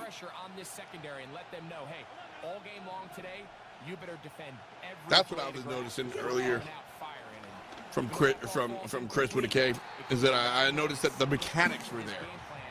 The hit stick, the new adaptation of it. He tries to throw that. That's a book. You know, and that's Not the thing great, about Bob. that switch stick. Chris is looking, he's like, hey, man, that dude was wide open. That's correct. But you got to understand when the guy's too far down past the field, you're not going to be able to pass that out in front of the defender. Yes, it looks like it's open, but that's not a good play. First turnover of the game for Chris. Gravedigger in full control once again. Right away, Rodgers always looking for the pass. Even gets a little bit of a run going on. Throws the ball on that run. And Conklin gets defended against well. That was a strong defensive set by Chris. Rodgers here, running on the right side again, has a little bit of room, forced on the run, and thrown away.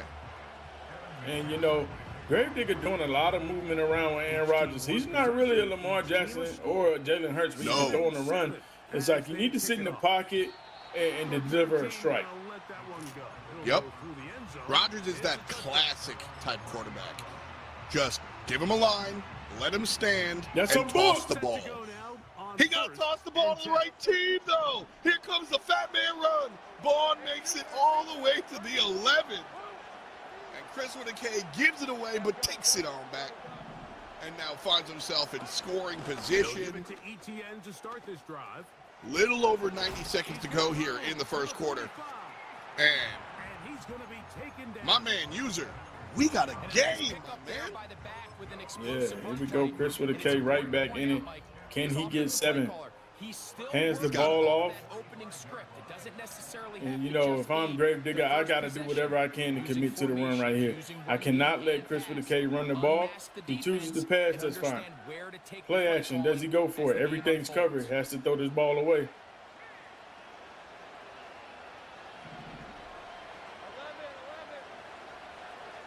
Third and 7. Totally doable. And relatively low stakes. Mentally, if this conversion doesn't happen, huge mental flex tight end. But gameplay-wise, still a ton of time, still a ton of football to be played. You mentioned switching things around a little bit here. Okay.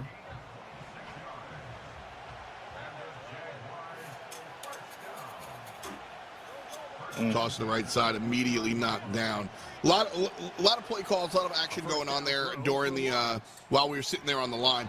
Can you break down a little bit of what was happening there on the player side? A lot of wasted routes, to be honest. You know what I'm saying? To throw to the flat. You know, I feel like he has a quick snap play in that trips flex tight end, especially being in that Phillies book where that tight end is on the short post and you got a whip route and a motion play. But I haven't seen Chris run that play all day in that book. But he goes to that formation a lot, and it's just a money play that he hasn't tapped into yet. But going to the flat, easy stop for Gravedigger, holding the 3. Keep him on that X. And when you do, man, he becomes a sitting duck for this pass rush. 2 yards above that 30-yard line. So a nice call. 7-3 though. The Eagles trailing. The Jets with the ball again. 2 interceptions already in just a little over 4 minutes of play. So that's a beam right up the seam. No interception there though. Clean catch, and he gonna make it all the way home. Book your flights. He's going up top. 13 and waiting for 14. End up converting a 4th down, especially at this distance. But you can't tell me there weren't some nerves on that sideline as they said. Gravedigger with a strike right back, able to hold him a 3-man, and then go down and score quickly on his first play, putting a lot of pressure on Chris with a K. Is Chris with a K going to the Super Bowl? You know, it would be sick if Chris doesn't get to that spot in the Super Bowl, especially because he's such a fan favorite. And this is the final, so he's going to have to go down to the lower bracket final. And most likely he might have to play Killer Mike down there. And that's a game you have to fight for your life. Not counting them out right here, just saying it's a lot of probables. You know what I'm saying? And that's a tough situation to be right there on the door. And the odds, you know, I'm not a gambling man, but you know when you play poker and they're doing the cards and the river and all the cards are coming out and they're showing you percentages go down for each card that's coming out. That's what it kind of feels like right now for Chris with a K, because he has to take care of Gravedigger, and if he doesn't, right here being in a situation down 2 possession, you lose this game, got to go down there and play somebody like Killer Mike. The odds of you getting it on the turn is not good. Also, for what it's worth, Gravedigger out here, like, I mean, he's playing like Killer Mike, you know, as far as the level of play is concerned. This is a strong opponent. So I don't always believe in the transitive property. Like, you beat the last team, so you're going to be, but that might happen here as Chris with a K getting, honestly, Chris was looking good today, but Gravedigger is just on a different level. And certainly bringing it here in our winners finals. Gravedigger running at 6-1 right now. Oh my goodness. Oh man. He's trying to play good defense, man. Chris with a K cooking up a whip route. Just a hair too late for Gravedigger. That was cute though. That's the type of gameplay that I think I want to see out of Chris. I think Mr. Houchin's got to find these small, quick conversions that get him downfield. Gravedigger has been finding a ton of success with the long pass and play, but every time Chris tries to get into that game, he gets in trouble. So these quick whip throws, that's working out for him. I don't know if that, like, obviously don't stick to the same play, but quick, small yardage is what I think this Philadelphia team needs to do. Barkley to the house, and that's what I was talking to you about. Chris with a K, his offensive run game is really been top-notch all tournament. It's when he has to throw the ball. Gravedigger, you know, preparing for the pass, and Chris with a K sneaking in the run with Saquon Barkley, able to punch it in there. Now can he get a stop? And that's the thing about it. Like, we know he can run the ball, but when you have to put that ball in the air, and eventually he's going to have to do it, will he be able to be efficient with it and not turn the ball over? True. I mean, that is the largest question of the afternoon. And that's what I was saying, you know. Look for those small yardage opportunities. Those, on average, those run plays going to get you just a couple of yards, you know, 3 to 6 here on a good day, right? But sometimes the Red Sea splits, and you're going to find that hole, and you're going to bring that all the way home, like we saw right there. So Chris, I think, has to set himself up for success by looking for small opportunities and then potentially converting them into large ones. Because Dylan Walker right here, Gravedigger, he's the one taking big bites. And that's just not the game that Chris is playing or can play or is playing or putting up right now. So you got to take the game as it comes to you. Oh, man. Rodgers get rushed. Could have been a book. And incomplete as a result. Coverage. But, you know, the good thing about it, Gravedigger will give you a chance. He's already thrown one interception right there. You see the tendencies. And you know, fortunate for these guys that 2 people going to the Super Bowl. You know what I'm saying? Because it could be dangerous for both guys making mistakes like this. But, you know, Gravedigger Chris with a K is going to have a chance because he's going to give him an opportunity. Okay, all right. So definitely just looking for the chink in the armor then. You're just looking for that hole, looking for that one drop, looking for the lime on the floor. Oh, my goodness. Put it in the coconut. How And, you going to fight, man? That should have been 2 yards, and somehow we're at a 3rd and 9. They'll run with Bigsby. And he will fight his way to the end zone. Hank Bigsby. Score update. There's the handoff. There it is. Nice job there. First down completed. Extra point by Little is good. 14-7, Killer Mike in losers finals. Just to check in on the bottom side of the bracket. Young said versus Killer Mike. Winner goes to the finals and the Super Bowl as a result. Killer Mike up 14-7 at the moment. The kickoff team is About halfway done. And we're back to it as the kicks away. And here Rodgers looking for another Goes to pass. the The flat. small play is good here for the Jets. Gravedigger just seems so much more consistent. That's what I'm seeing. Consistency. That's true. I mean, he will turn the ball over, but like you said, he has a higher rate of consistency Remember, Killer Mike out of the came guys through we've seen today. The losers bracket last year too. Right here. Strong defense from Philadelphia. 70 yards. Touchdown, Cincinnati. The response here from Philadelphia, I think, is very important. I think the Jets have to be stopped. You've got to find the stop in the first half. Whether or not you find the answer touchdown, that's fine. If you go into the halftime 10-14, I'm not that upset if I'm coaching the Eagles. But if we go into halftime 21-10, I'm feeling some type of way. Even if we go into the half 21-17, I'm not feeling Oh, great. wow, good user So, catch. Good catch there. Trouble issue. We'll fix that in a matter of moments. Real quick. Like we said, Gravedigger and Chris with a K. Gravedigger is leading, doing pretty well. Chris with a K coming on back here. User keeps mentioning the fact that Gravedigger is playing well, but has left open some opportunities here that Chris has grabbed hold of. So. Yeah, here we go, man. Gravedigger been trying to use that clock. I like the way he's been playing. Try to use that clock to your advantage, even though he's real close. Chris with a K only with 1 timeout. If he can somehow pick up a first, burn his timeout and get 7 to go in with, and make sure Chris doesn't get any more points before half, that's huge. Could not get away from this defense in the end. It turns into a loss of yardage. First and 10. Defense thinks that they can just kind of plow this one up there in the middle and keep the chains moving, but And honestly, really, Rodgers has just been consistently looking for the long ball. Found a couple of short passes, but here again, looks for the long ball, and that's as open as a 7-Eleven on a Friday night. Where you at, defense? Clean touchdown. And the extra point going to come this way as well. Blackjack for the New York Jets. Sitting 21 above Philadelphia's 10. After a timeout. Here we go, man. Chris with a K, you got 2 minutes left. 1 timeout. Can you put together a drive? We talk about it all the time. You can't win a game before half, but you can for sure lose it. The thing about it, Chris with a K, what are you going to do?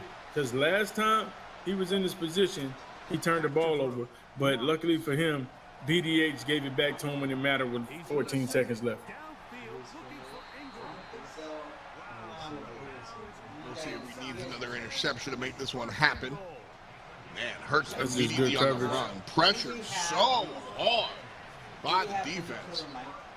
Great adaptation from Chris.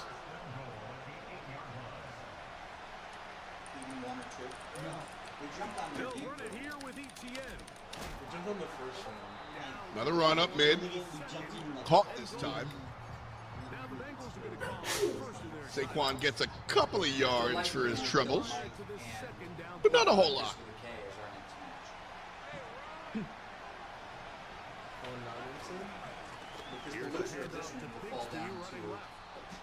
Chewing out the clock here, just ain't no reason to throw the ball. Hang out, Big, hang in, here we grab go. a drink, 3rd and 8. throw it at 1. I don't think you have So what's the vibe with the culture? If you're that's playing a at home big. and you chew the clock, are you being annoying? I mean, no, that's a part of the game. That's a part of football, clock management. That's a big interception right there, Chris, with a K. We talk about it, man. You throw those interceptions right before half, you don't get any points, and now you got a situation where Gravedigger can, what'd you say, double dip the chip. You know what I'm saying? And you can't afford those turnovers in that situation. That could be the play that costs them the Super Bowl tickets, man. Everybody just trying to get that trip to the big time. Yeah, that's going to be having the Jets have this opportunity. It's a biggest problem yet, and Conklin ain't nobody stopping him. 83 to the touchdown zone, and the New York now Jets it's getting out of hand. Put up another. Here's 1st and 10. Yeah. And now it's getting out of hand. And Chris with a K, you're fighting now. Because now you're pressed. 41 seconds. I got to get 7. I got to get 3. I got to respond because it's getting dark. And guess what? It could get even darker. He turned his ball over again. It could get even darker. It could be lights out. Gotta be tough. Gotta be tough. Chris Houchins has had so much support on the winner stream. of this game gets Families tickets. in the chat. Absolutely. This is where you got to put up. Winner of this game is going to the Super Bowl. Gravedigger has proven to be a large model. Like I'm not even making a monster truck joke. This guy's just a big dude. But Chris is capable here. He's a longtime Madden player, longtime successful Madden player as well. 10 above 28. We've seen football games won with this scoreline before. And The so winner of this Saquon one does get Super Bowl kind of tickets. lateral, but we'll be able to make it. And remember what's on the line, man. The winner of this game gets Super Bowl tickets. They're going to be in the grand finale final. So regardless, they're going to get Super Bowl tickets to go to the Super Bowl. And that's big because you don't want to be Chris right now. You know what I'm saying? Right now, you're at the door. You know what I'm saying? You're sitting at the door. You're waiting in the line. Can I get in the club? Y'all going to let me in? Yeah, I see it's a lot of beautiful ladies in there. Everybody getting in free. And the bouncer just got his hand on your chest like, chill out, player, chill out. You got too Gonna let many you dudes. You there, yeah. And then all of a sudden, you're standing out there for an hour and you can't get in. And they say, hey, man, it's your shoes and your jeans, man. You don't fit the dress code. You're like, what do you mean? I've been sitting here for an hour and now you just going to say something about my shoes? Like, yeah. And then the guy And walks see- in wearing Jordans in front of you, and you're like, bro, what? Correct. And you try to point him out like, look at him. I don't care nothing about him. I'm dealing with you. I'm dealing with you right now. Like, okay, I see what's going on. User's been in that exact situation because that's exactly the way that conversation goes. You already know. You already know. Like, dead set, that is what the bouncer says. I don't know nothing about him. I'm talking to you right now. That is bouncer talk. And you know the crazy thing is I've been in that situation so much, I would literally have spare outfits in the car. Like, you know what? You're not playing with me. Y'all have ruined so many nights. I'll run to the car. I'll change the whole fit on you. I'm the one walking in with the Jordans in front of you. That's all I'm saying. Oh, man. VIP, I feel you. Oh, man. Well, we got another shot here. Chris with a K with the possession. And so this is where he's got to be looking. He gets it to go. And the Bengals cut the lead to 3, 24-21. There we go. At least he has the ball. He didn't turn the ball over anymore. Chris with a K just choosing to run the ball out after half, not put up any more points, cause any more damage. He has the ball right now. And the question is, can he respond? Only down 3 possessions, but it's a long stride to get back. 3 seconds, all that 3rd and 10. This is huge because he struggled trying to pass the ball, and now you need to go to the air on this conversion. He's just going to quick snap and play action. Hopefully, he can get out of the pocket where Hurts. He might try to sneak in and run. Not too sure right here, but Gravedigger in that 6'1" is going to keep everything in front of him. Promise you the contains is there. So Hurts isn't going to be able to scramble. Play action. Nobody goes for it. Can we get a swat? Oh, goes for the pick, but doesn't get it. Big 4th and Been 10. having trouble in the air, like you were saying.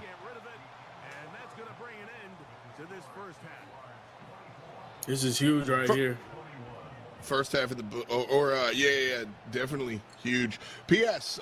On the other side of the lower bracket, first half done 24-21. Bengals, Killer Mike's Bengals in the lead, but that was a much larger lead earlier on, so definitely something that we'll keep our ear on, our eyes on. Hurts. Oh, that's good defense. I thought that was an interception. I thought that was that's good defense. Big fourth down stop right there for Gravedigger. He's in full control. All he has to do is put on the 2 clock feature, man, and say, hey, man, call up the wife, call up the missus, man. We're going to New Orleans.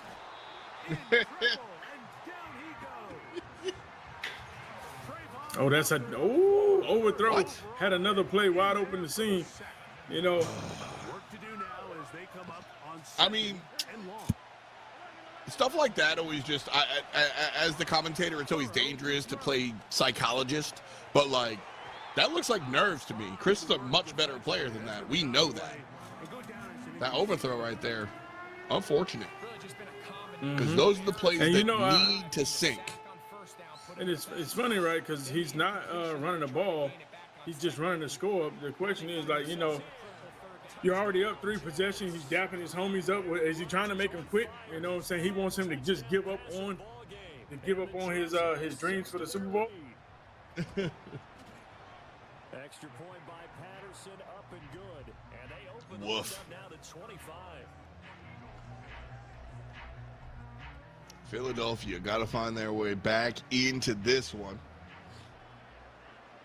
And Patterson back out. And I think it might, man, that last interception, very problematic. It's just to simply get the ball out of the quarterback's hand as fast as possible. And sometimes it's by design, sometimes it's based on need. A really nice job there by the quarterback, getting into the hands of his receiver and then see what he can Reset here. T. Higgins, the intended receiver on that one. And that will lead to a second. And Saquon Barkley has been a large target for this, honestly, for the Eagles team and the Jets team, as the Barkley handoff is faked. The quarterback tosses it away, so 2nd and 10. We'll give it another shot. Chris with a K, with an elephant on his chest, trying to find some peanuts. A field goal and a touchdown. And here we go. In the bank for Philadelphia. And, you know, trying Chris to make with a some K, moves like we and said, only able to find 3 yards here. And like we said, Chris with a K, his run game is very strong, but now his run game is working against him because he's running the ball first 2 plays, and he's just chewing that clock, taking away everything that he needs, the precious time. Doesn't shake the guy, bringing up another big 4th down, already down 25 points right here. This just looks rough because of that first down failure. You know, 3rd and 4, not that big a deal. This is it was just that first down failure. So go for this one. This is the right call. A conversion here would be awful. But what can you do? You're already down, man. Finds the receiver quickly on the other side of that first down. That's a good read. You know, able to sit in that pocket under pressure, deliver a strike on the whip route.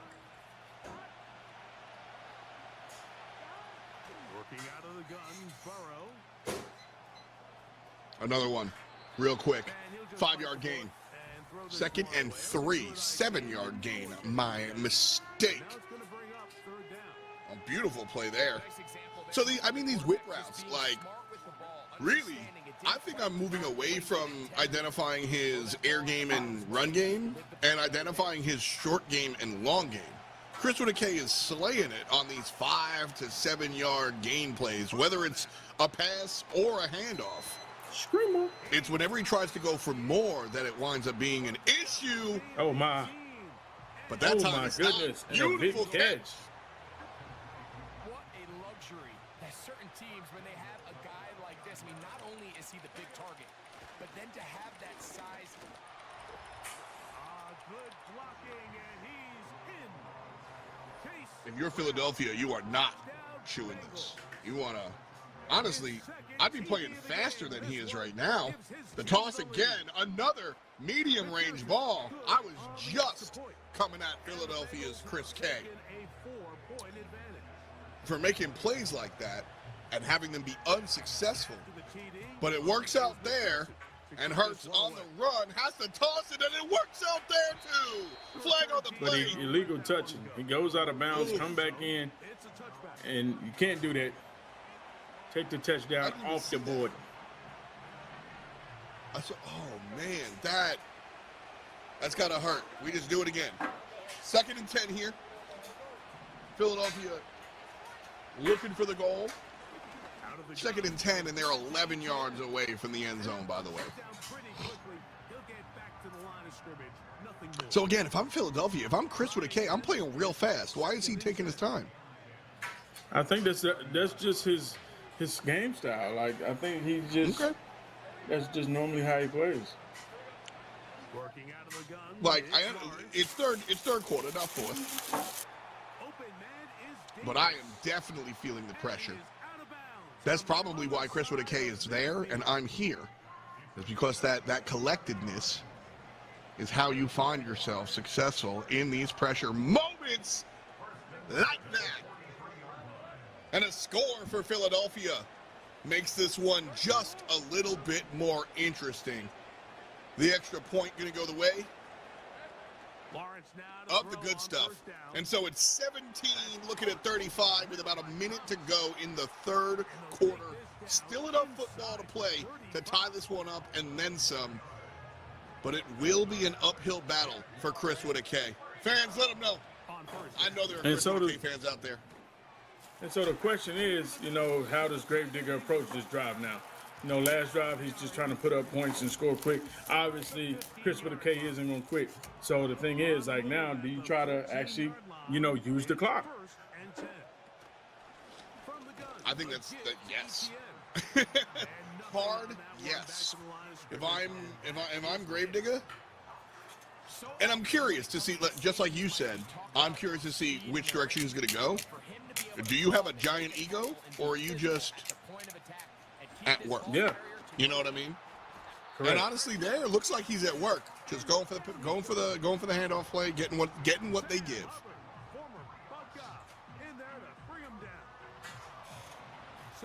That's my advice.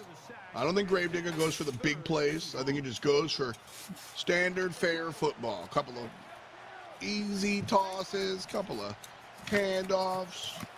Don't open yourself up to moments of missed opportunity, because Chris can grab them and run with them, just like Barkley. Absolutely. Picks up the first. I think he's going to let this go to the fourth quarter. Put your forwards up in the chat. Instead, he gets brought down short of the sticks, and now they got a 4th down decision to make. Yeah.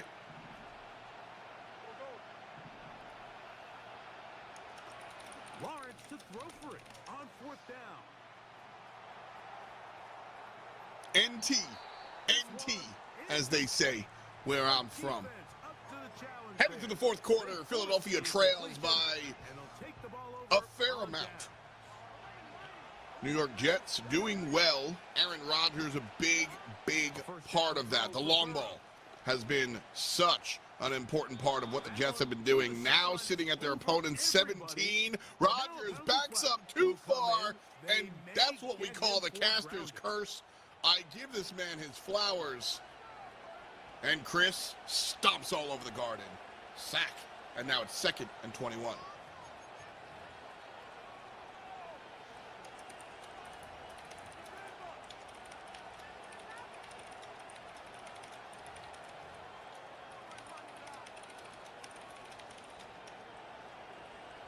Aaron Rodgers again. Oh, man, are you opening up a door for an opportunity?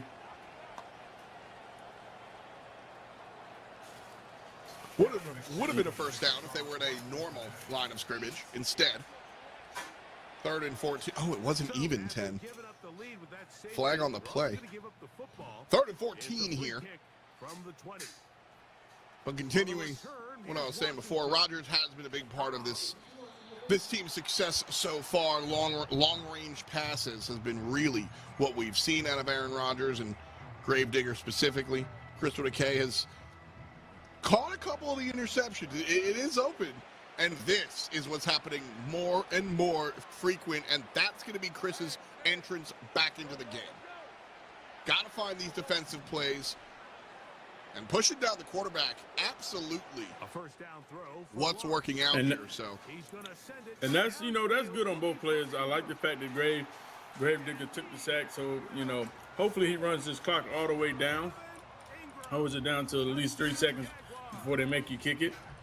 Let that clock go. You're up, 3 possessions right now. Still kick the extra point that put you up 4. Jaguars will up the lead to 5. The kickoff team is out on the field, and we're back to it as the kicks away. And no chance to return this one through the end zone for a touchback. that's the sound of the clock being chewed up. 38 points in total for the New York Jets. Could have been a lot worse. That is, not best case scenario here, especially after that beautiful defensive set from Chris.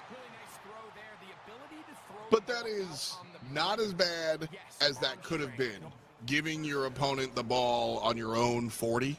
So, a sigh of relief for Chris fans, but 3:20 on the clock. A lot of touchdowns needed to make this one happen. This is going to require not just prowess from Chris McKay, but also a little bit of mistakeage from GDOC. Yeah, and he's still running up on the center. I don't think anybody's biting for that play action right now, but the cross is wide open. Holds on to it. I think there was a little bit of that here at play. You have to be willing to step up, even in the face All right. of pressure, and get enough Step behind by that step. ball to put that one a little bit more on the money. Fresh set of downs. Burrow here This on is not second down. who wants to chew. New York Jets are the ones chewing. Hurts got to be going. Reading the field. Pressured again. And that's what Chris has been doing to the opponent time and time again. Gravedigger has come through and gotten a couple of sacks, but Chris gets hit with a taste of his own medicine. That's what every defensive coordinator struggles with. I like the fact that now he's going to shotgun. Like, come on, man. Got to get this pace going. You got to get downfield. Gain of about 9. Just a yard short of that first down. Reading the field one more time. Again. Oh, this could be an Heavy pressure interception. from the New York Jets. And again, heavy pressure from the New York Jets. An interception on Adams. And a great play there from Gravedigger OC. He takes his hat off, runs his hands through his hair. Homie, you are going to the Super Bowl. That is the earliest call I have ever made. But that interception there, man, 2:46 on the clock. New York Jets possession again. Dylan Walker has shown us that he's down to chow. Oh, man. Right now, Gravedigger, you got to run this clock, man. You're still passing. Hand the ball off. That's what I'm saying. Trying to find some place to go, but nothing developing. He felt some type of way after that interception. He was like, all right, B, I got it. I heard the commentator call me. It's over, but it's not over. So I think he absolutely needs to stay, chew up some of this clock, make some of these decisions, but take his time, Absolutely. Take as much time as you can right here. I mean, he can literally let this go to the 2-minute warning. He'll spot Higgins, who makes the grab. And they'll get about 8 out of that one, but still a little work to do now on third down. So they have these rules for the receivers, Mike. They call them green grass rules. And the idea is, if you're running Look across at the field, Gravedigger, and you're hands looking off at of the quarterback, controller. You're going to stay on the Just- run. If you're not looking at the quarterback, that That's tells so you, obnoxious, I'm gonna sit man. in this Like, soft zone. I'm going to what they call punch and hit and stop. And that tells the quarterback to put the ball on. 2-minute warning. Nonverbal communication. Jets with the ball, 3rd and 11. Recognizing when you're open So a good scenario for Chris Wittake to be in, for what it's worth. The pressure intensifies for 4th down. And that is the type of play that Chris needs to be finding. 4th and 11. And they are going to kick it here. This is the right call, objectively. No reason to go for the 11-yard conversion. Spin move to nowhere. They're going to start this on the ground with Bigsby. The defense all over this one. They get him behind the line of scrimmage. A loss of a couple. So, 2 minutes Barkley to up the play. left side. Quick stop. 1-yard gain. We'll come back and No finish this huddle. one off. And so After this, now Chris Wittake is feeling the pressure, trying to run this no huddle offense. and 12.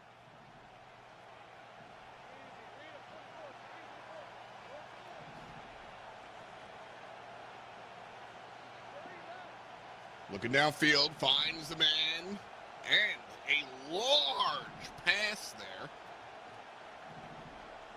Not what the team needs. They'll drop to throw.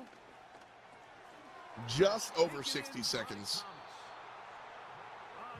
And Philadelphia needs, I think, a little bit too much. And you know, it's a tough situation for Chris because now, you know, you're right there on the door. And now you're going to be going down to the lower bracket.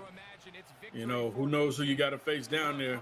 But best believe they're ready. And he tries to get back to the line of scrimmage, but will not happen here. I think he's going to lose a yard. Absolutely. You know, he has to fight. Chris is going to have to fight, man. So we're going to see. You know, They're trying to bleed the clock, shorten the game. They completely sold out to stop the run, able to take them down for a loss. Nice push there. First down. Winds up happening here. And it's 3rd down. Killer Mike down there on the bottom side, most likely going to be the target for Chris. Uh-oh, that's another As book. Gravedigger looks like he's going to be moving on to our finals, our grand finals, and earn himself a ticket to that Super Bowl. And then we await the next one. And that's there it is. That's He's it. using the chat. Congratulations to Gravedigger. To throw is Lawrence. Dylan Walker goes ahead Congratulations and to makes it. Gravedigger, man. Yep, very cool. He's going to be going all the way to the Super Bowl. Chris does have a second chance. He's not all out of it completely, so we do get a chance to see him give it another shot. A double elimination tournament. He is on the bottom side, so he just has to go up against, let me check my notes here. I was going to make a meme, but I don't even have, oh yeah, I have a book. Here it is. Yeah, he's going to have to take the winner notes of real Young quick. Said. The winner of last year's tournament. Got it. Cool. That sounds like fun. I'm sure he wants to get ready, so we're going to let him do just that. The NFL Salute to Service Showdown happening right here. Don't go anywhere. We got 2 more matches coming at you. We'll be right back. We're with Liam after his 4th military move. When being new is starting to get old. We're with Tara during the holidays when she misses home the most. Thanks to generous supporters, we're with all service members and their families who need connection, comfort, and a home away from home. Are you with them? Learn more at USO.org today. We're with Bridget, whose husband won't be home for months and whose daughter is due any day. We're with Mike, who's leaving home to protect his family and yours. Thanks to your donations, we're with all service members and their families who need community, connection, and maybe a bit of magic. Are you with them? Learn more at USO.org today.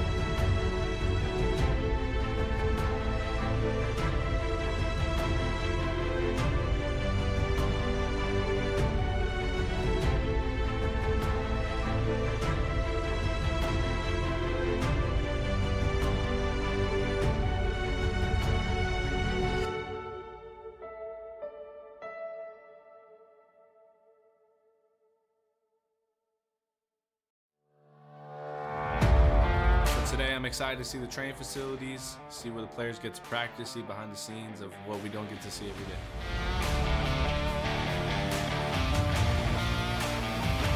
Frankie Cologne, United States Army. Staff Sergeant Leo Jones, Air Force. Dylan Walker of the United States Navy. I'm L2 Sergeant Young on the best damn ship in the Navy, USS Dwight D. Eisenhower.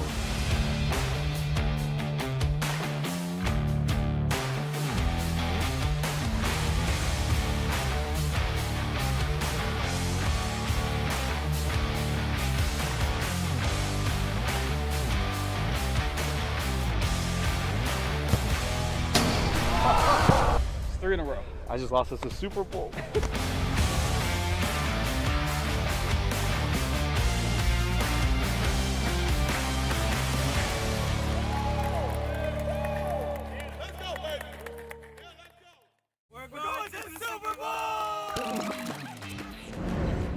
The Salute to Service Showdown presented by the USO and the NFL. Active duty military across the world coming together. This weekend I'm down here in Dallas, currently for a USO event, Madden tournament. To be partnered with the USO with the National Football League is amazing. Right now we're inside the Dallas Cowboy facility just to have the access, the behind the scenes, just to come here to take pictures with Super Bowl trophies, to meet personnel that are ahead of this organization. It's been amazing. The weekend's been awesome. It's the military brotherhood where we all got to the airport, we all are walking around trying to find people. Being in the military, you move around a lot, meet new people all the time, so meeting these new guys, everybody just clicks together because we're used to doing that type of thing.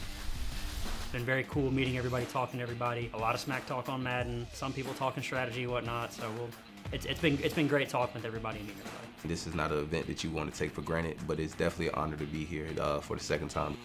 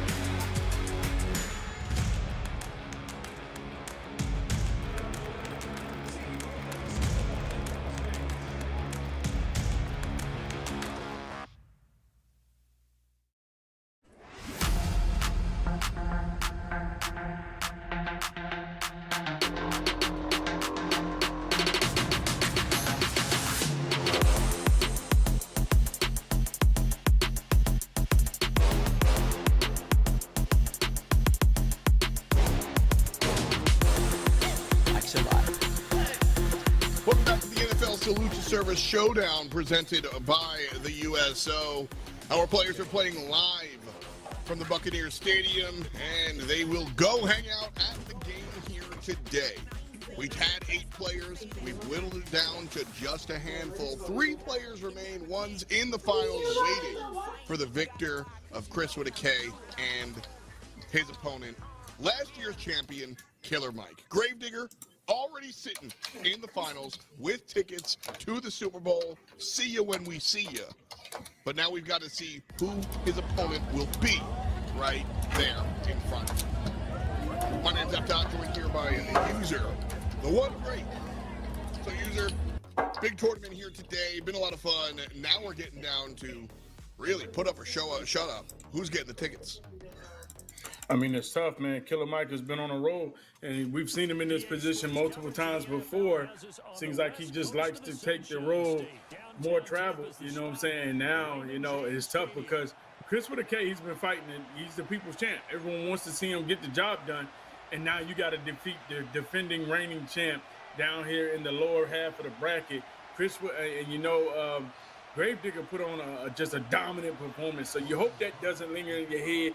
Come out here, turn the ball over quick because it can get ugly real quick. We see Killer Mike with the Jacksonville Jaguars.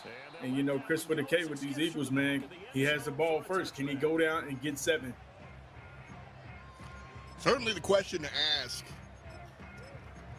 Chris, you mentioned the people's champ. all the fans in the chat rooting for Chris. We got family. We got the aunties. We got mamas in the chat. Chris definitely has the family buff going for him here. Killer Mike, he's got the prestige buff going on for him here. He was here last year, and he won it last year. So this is the guy to beat. And Chris with a K certainly has his work cut out for him. So again, this right here is for entrance into the finals. Both of our finals get our grand prize of an all-expense-paid trip to the Super Bowl alongside 2 Super Bowl tickets. But who's going to get that is the question here. Chris versus Killer Mike. That's what we're getting into. Winner plays Gravedigger for all the marbles. But the Beast says Chris going to get flooded. I don't know, man. Chris with a K, like, Gravedigger is fantastic. And Chris was a step behind. But a step behind, not a lot. So, Jacksonville versus Philly, and Philly's the first one out. Killer Mike, if he can stop Chris with a K run, it could get ugly early. Because we know that's what Chris is going to do. He's going to come out here and hand that ball off. Yaki says he like Chris by 50. Over the champ? Uh-oh, 2nd and 13. No huddle, goes right back to it. Play action, put your contain on. Let's see what happens. No huddle this early. All right. Certainly telling me like where your brain is at. Just want to hit the gas. Yeah, absolutely right here. You know, back-to-back run plays, no huddle. Brings up a 3rd and 10, and now Chris is where he doesn't want to be, having to pass. Still needing 10 yards. Now it's 3rd down. 3rd and 10. A troublesome set of downs here for Chris. Hurts back up. Looks to the left side receiver. Abdullah. Oh, puts it above him and goes to Brown. And that's really how Chris moves the ball in the air. It's a lot of broke down plays, a lot of route bounces. It's not, you know, that's a book. Oh, my goodness. Yeah, give it to him. You know, if it's not really broken down plays, like just a read, Chris, you know, his reads haven't been too efficient. And Killer Mike with the first turnover on the opening drive, you don't want to do that down there inside the red zone. And this is a situation where Chris don't want to be in. You were talking before about like set strategies versus freestyling. Is this sort of where Chris sees that, you know, that set strategy winds up being more successful in moments like that? Because when we see his success, it's usually like wide open spaces and things. Yeah, you know, Chris, he just has some areas in his game that he has to work on, you know, but you can, it's easier said than done when you're sitting back watching, you know. Oh, yeah. Uh-oh, handoff, this could be. Nope. You know. Nope. Cut short. Yeah, and, you know, it looked like Killer Mike had a big gaping hole to be able to take that to the house, but, you know, Chris fortunately managed to tackle him.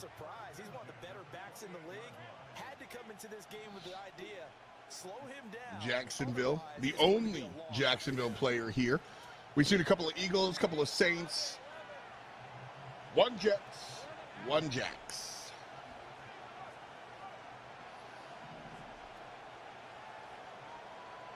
Left side of the field has been where Lawrence has gone repeatedly, but this time around is to the right. Davis is the intended receiver, and we'll run it out of bounds. So 1st and 10 with 2:42, very early in the game.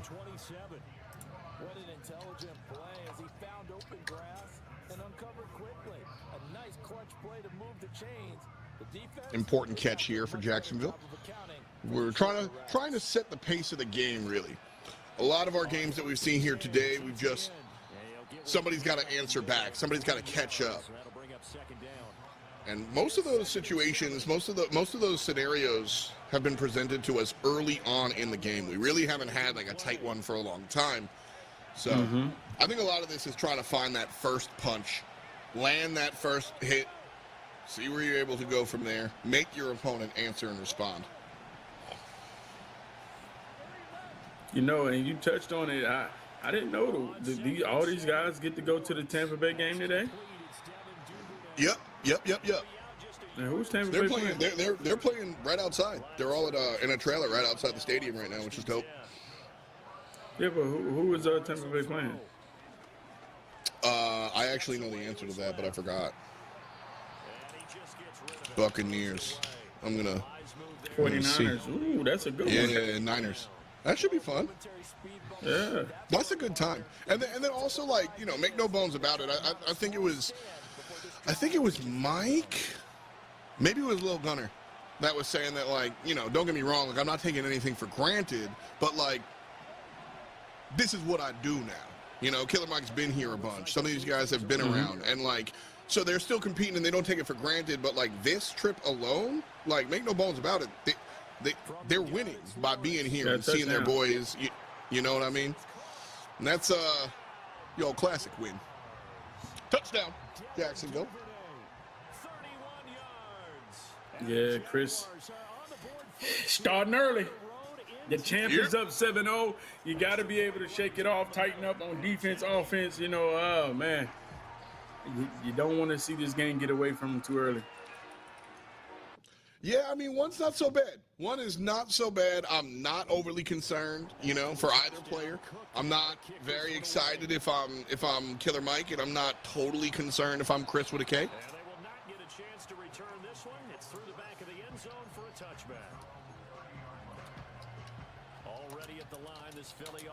But Chris definitely, as far as historical matchup is concerned, looking up. As far as scoreboard is concerned, looking up. Oh, as my. far as his pass is concerned, He completed. Wow. Looking down at his feet. That is not the type of play Chris has been successful with. That is not the type of play he should lean on in general, but it is exactly the play. Honestly, it's not even the play that he needed right then and there. Not a desperate situation. But he'll take it, and he'll turn it. Incomplete there. You know, these windows, these coverages, you know, it's real tight. It's a 50-50 balls. They can go either way. Bert, you already know, man. Humble. It's crazy. Screamer. Oh, wow. Big defensive pressure. And that's a giant loss of yardage. What looked to be a fantastic situation for Chris turns out to be 3rd and 17. Oh, you hate to see that one. From Ottawa to that trips tight end. 6'1". Now on 3rd and long, they'll look to throw. A quick Gives him the shove. flat. That's been his success. That's been his bag so far. Handoffs and the quick toss. That's where Chris has found the majority of his wins. Right here, going to settle for 3, man. You know, you got to play to win these games. I feel that. To win the game. Yeah, I feel that. Consolation prizes. Most quarterbacks would tell you, let's end it with a kick, right? A PAT, that's number 1. Field goal, you'll I'm going to see a little bit of a run. Okay. Thought he might sneak on through. Duvernay down at the 28. So the climb. We shall attend. Set to begin their next drive. This drive here beginning probably with a pair of motivated groups. Remember, the offense scored a touchdown on their last time out. Looking to repeat that. Just a reminder, if you're just joining us for our finals, the USO does this every year. This is our 4th year running. Killer Mike won the whole contest last time around. So our Jacksonville Jaguars players certainly expected to do well. Worth noting, this is the lower bracket. Also worth noting, Killer Mike won last year on a lower bracket run. Lawrence on the run. Has to toss it away. So 2nd and 10 here for Chris with a K.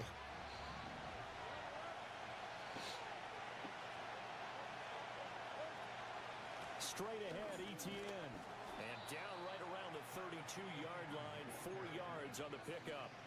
ETN here. Killer Mike getting a little bit.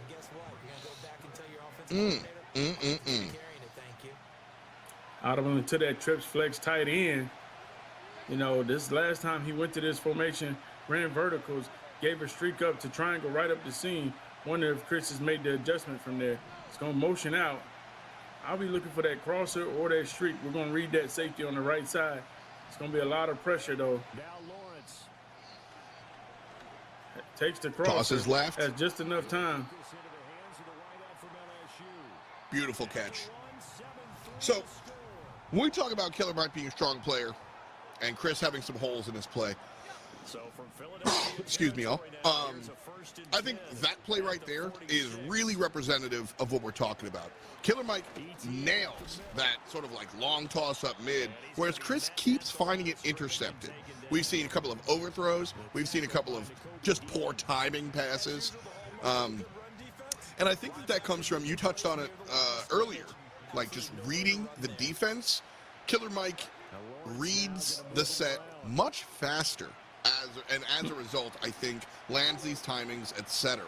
So I think that's really what I'm noticing from Chris versus Killer Mike, is that KM is coming out here able to read and able to run away with it. You read the defense well, and that's what life is going to give you. A touchdown like that, brought to you by Killer Mike's reading.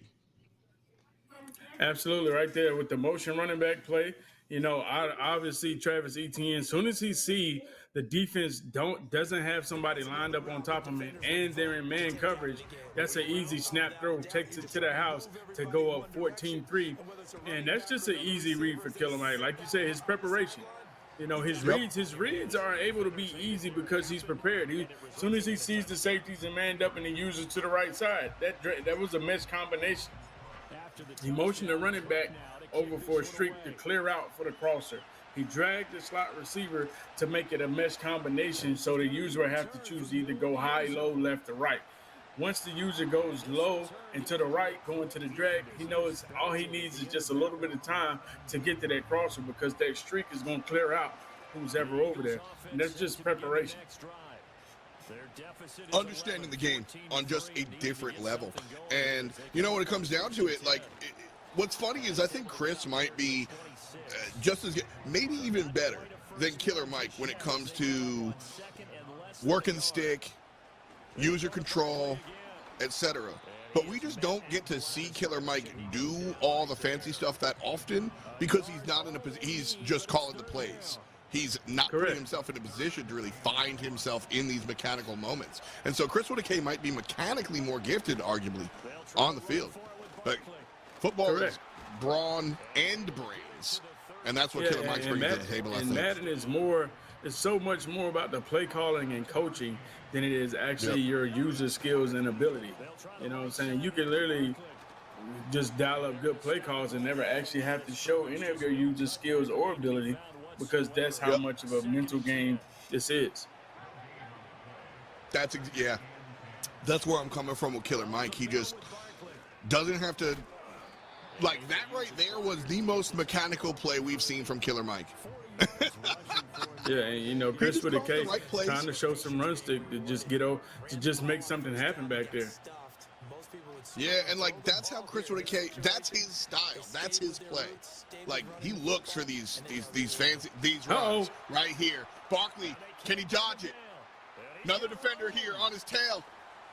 Saquon can't make it all the way in, but that's the type of gameplay that Chris has identified will bring him to the Super Bowl if he's able to make these plays happen consistently. The long ball, not going to happen. Look for these smaller steps, and that's how you climb the stairs, young man. Saquon Barkley, one more time. This time, second and goal. Got to be one short. Right there, can you hold the door? And that's what we talked about. Can Mike hold the door playing defense against Chris run? And, you know, the first time, once you got Chris to pass, you got that turnover. But you can tell, Chris, he wants to run the ball. So if you can't stop his run, oh, what an end around. Does he walk in? Oh, doesn't. That's a huge tackle for Mike right there. He might be able to hold the door. And Chris, in this situation, is this 4-down territory? You're asking yourself, can you settle to kick another 3 in this situation, already being down by 2 possessions? No, you got to go. This is a high-pressure moment.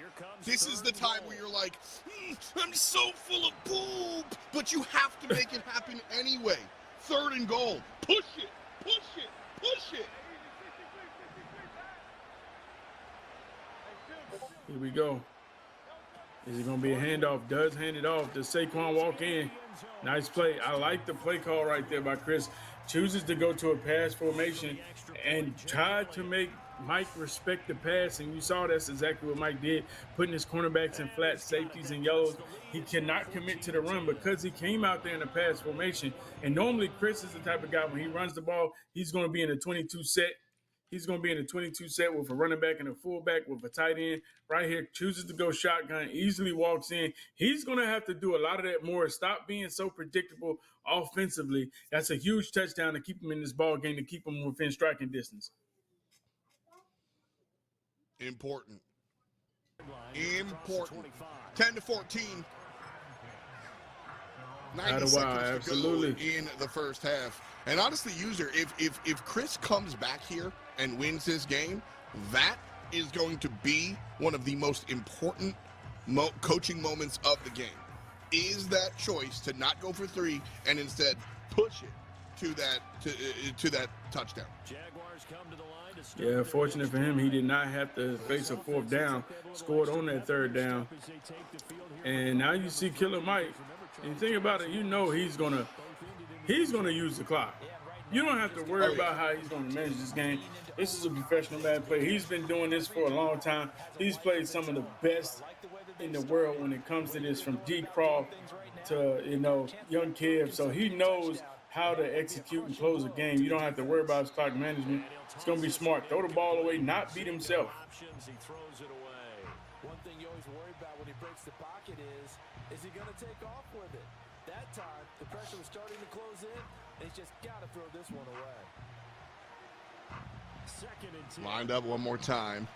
Now Lawrence going to move him around a bit.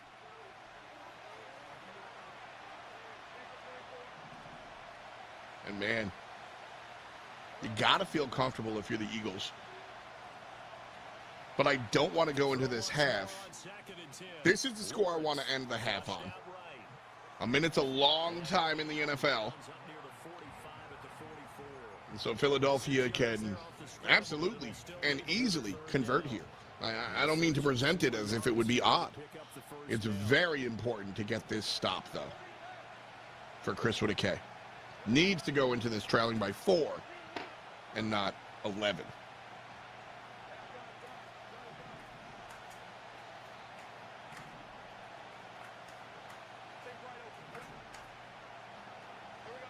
Now Lawrence to throw. Screamer. Oh, no. Good defense right there. Defensive pressure all the way good. That's good defense. Mike not respecting the pressure that Chris with a K was showing, decides to send everybody out. Had a lot of deep developing routes. Only thing that he had quick was the drag. The user was right there for it, so he could not force it and throw it to the drag. So now you got a 4th and 9 situation, and Mike's going to go for it. He audibles to that trips flex tight end, wondering if he's going to, and we've seen him run this play before. Cover the seam. You expect the X square to go on a crosser? Okay. Could be double streaks up the seam and then a dig route below. Couple of options on the mind. 6-1, choosing not to block.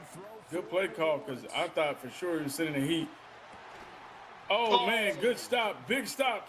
That's exactly what Chris needed to get himself back in this ball game. Right there at the 39-yard line, 54 seconds left. He can get 7 right here. This is huge. Absolutely. Like I said, the stop was what you were looking for. That was the goal. But a touchdown? That's aiming for the mini-man. Let's go for it. Barkley going to get a little bit of yardage here.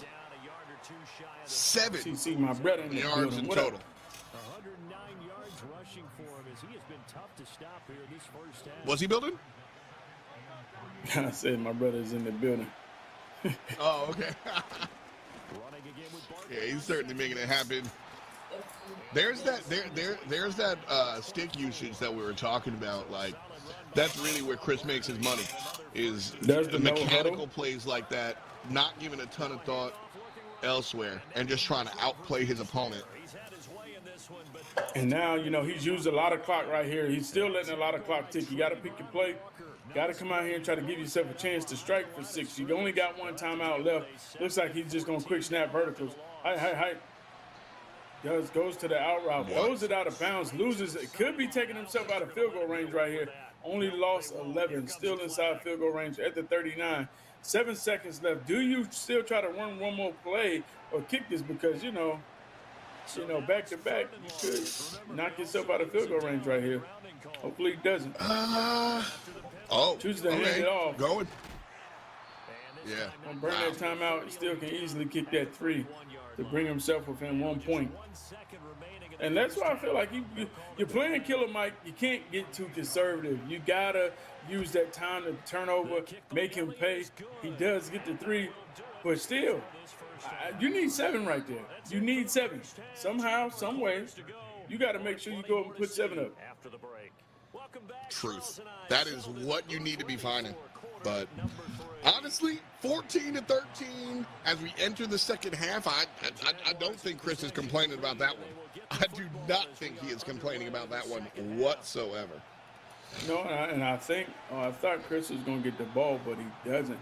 So, you know, Mike's going to get that ball. And the question is, how many times are you going to be able to stop Killer Mike? The Jacksonville offense set to begin their next drive. Huh. They've got the lead. Okay. Our bad. I thought that was me. I was like, what happened? Hey, I started grabbing my mouse like, what happened? I was like, did I not pay? Sorry about that. I hit the wrong button on my end. And then you got quiet. I'm over here like, oh no, I done got kicked. Oh man. I was like, yo, do I gotta pay the bill? That's my bad, chat. Anyway, jumping in here. A short throw to Ingram. Breaks the tackle. Oh man, 14-13 big broken tackle in right the second there. half, man. That his first catch so far. They've held him under wraps, but he's got a first down there. Chris with a K Now in this one. Changing the play. In this one for sure. Currently, Killer Mike with possession.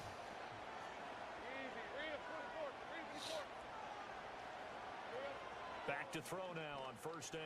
Flush to his right. And nothing. Oh, That's nothing doing. Square was just wide open. It's second down. I think the defense surprised him there with that blitz on first. Just might not be. How strong is the Jacksonville quarterback at making the pass on the run? He's good. He's one of the quarterbacks that can do that. So yeah, Trevor Lawrence can definitely throw on the run. Just a poor read there from Chris, which is, or excuse me, from Killer Mike, which is not really what we've come to expect. Keeps this drive going, picks up the first. Just slowly putting the drive together. Understand, hey man, we take 3 or 4 minutes off this drive, it's cool. Takes the whip route up underneath. It's Thomas. So the completion good for 6 yards. And that will bring up second down. Not liking the look, they'll change the play. Audible call here. Heavy on the right side. So Killer Mike can be looking largely there. But X is open, instead tosses it away. Throws the ball away.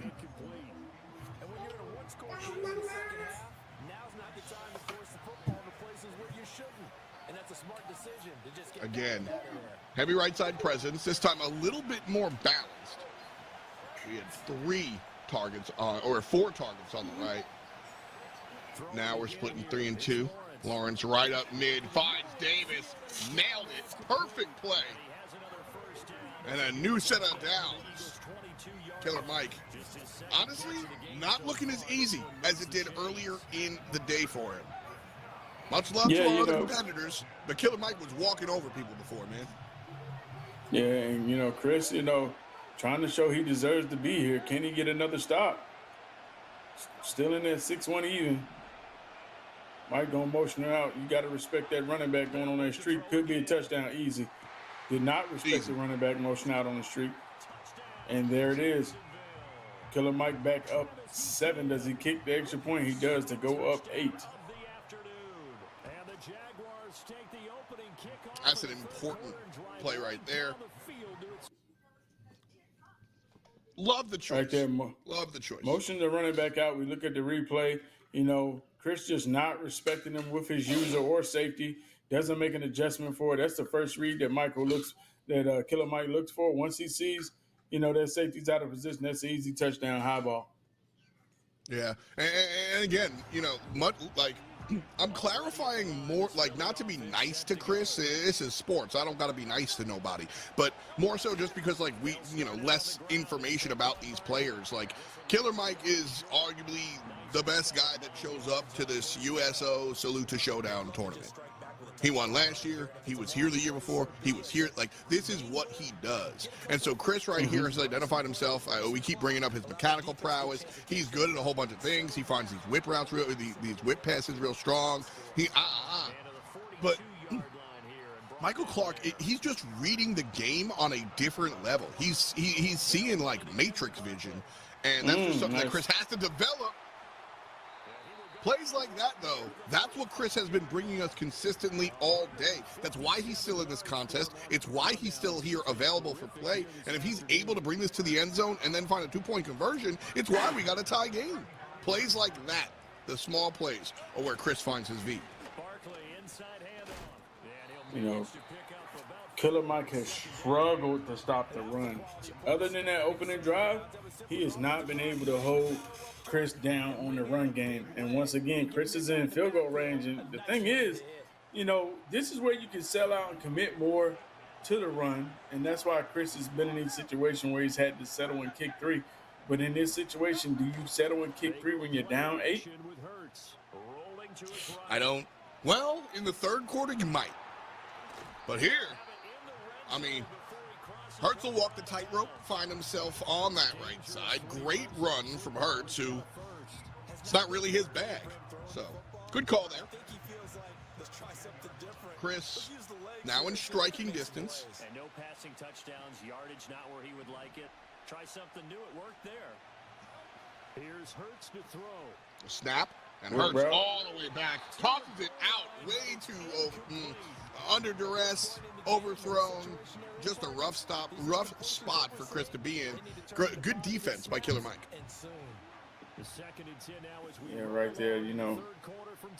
Sees the read late, tries to throw it on the run, and Aaron read past it.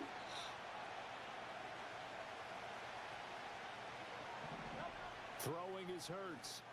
Ooh, the quick pass. That's the one that we've said has been very successful. Spin move dodges the first defender. Gets hit by the rest of them. 3rd and 1. No huddle. Right back to it. He snaps quick. The handoff Tackles with a boom tech. No fumble brings up a 4th and 2. He knows huddle. He don't even think about it. Okay. That answers our questions right there. He says, hey, man, I'm not even going to think about it. No huddle, straight to it. And then you see right here, Killer Mike kind of expecting something. Oh, good completion to pick up the first right there with the rip route. That's big. Put your forwards up. We're going to the 4th quarter. Very important. 21-13 as we enter our final 5-minute quarter of play. 4's in the chat. Let them know. Chris, not in the driver's seat, but he could be. Need this touchdown, and we'll talk about if he needs the 2-point conversion or not. Ooh! Here we go. That's a big stop.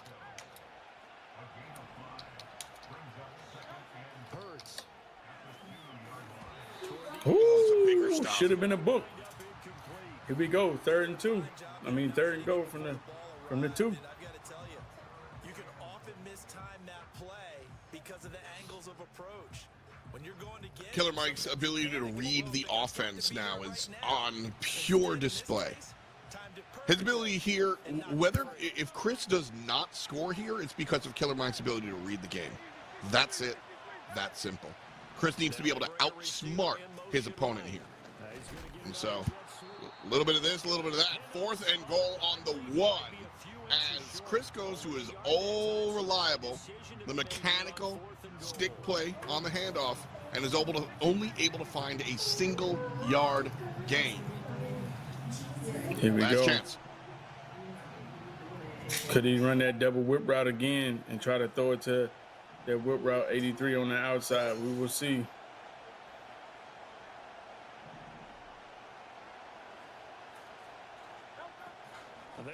Chooses to go with the run, and he gets in there on another big 4th down conversion.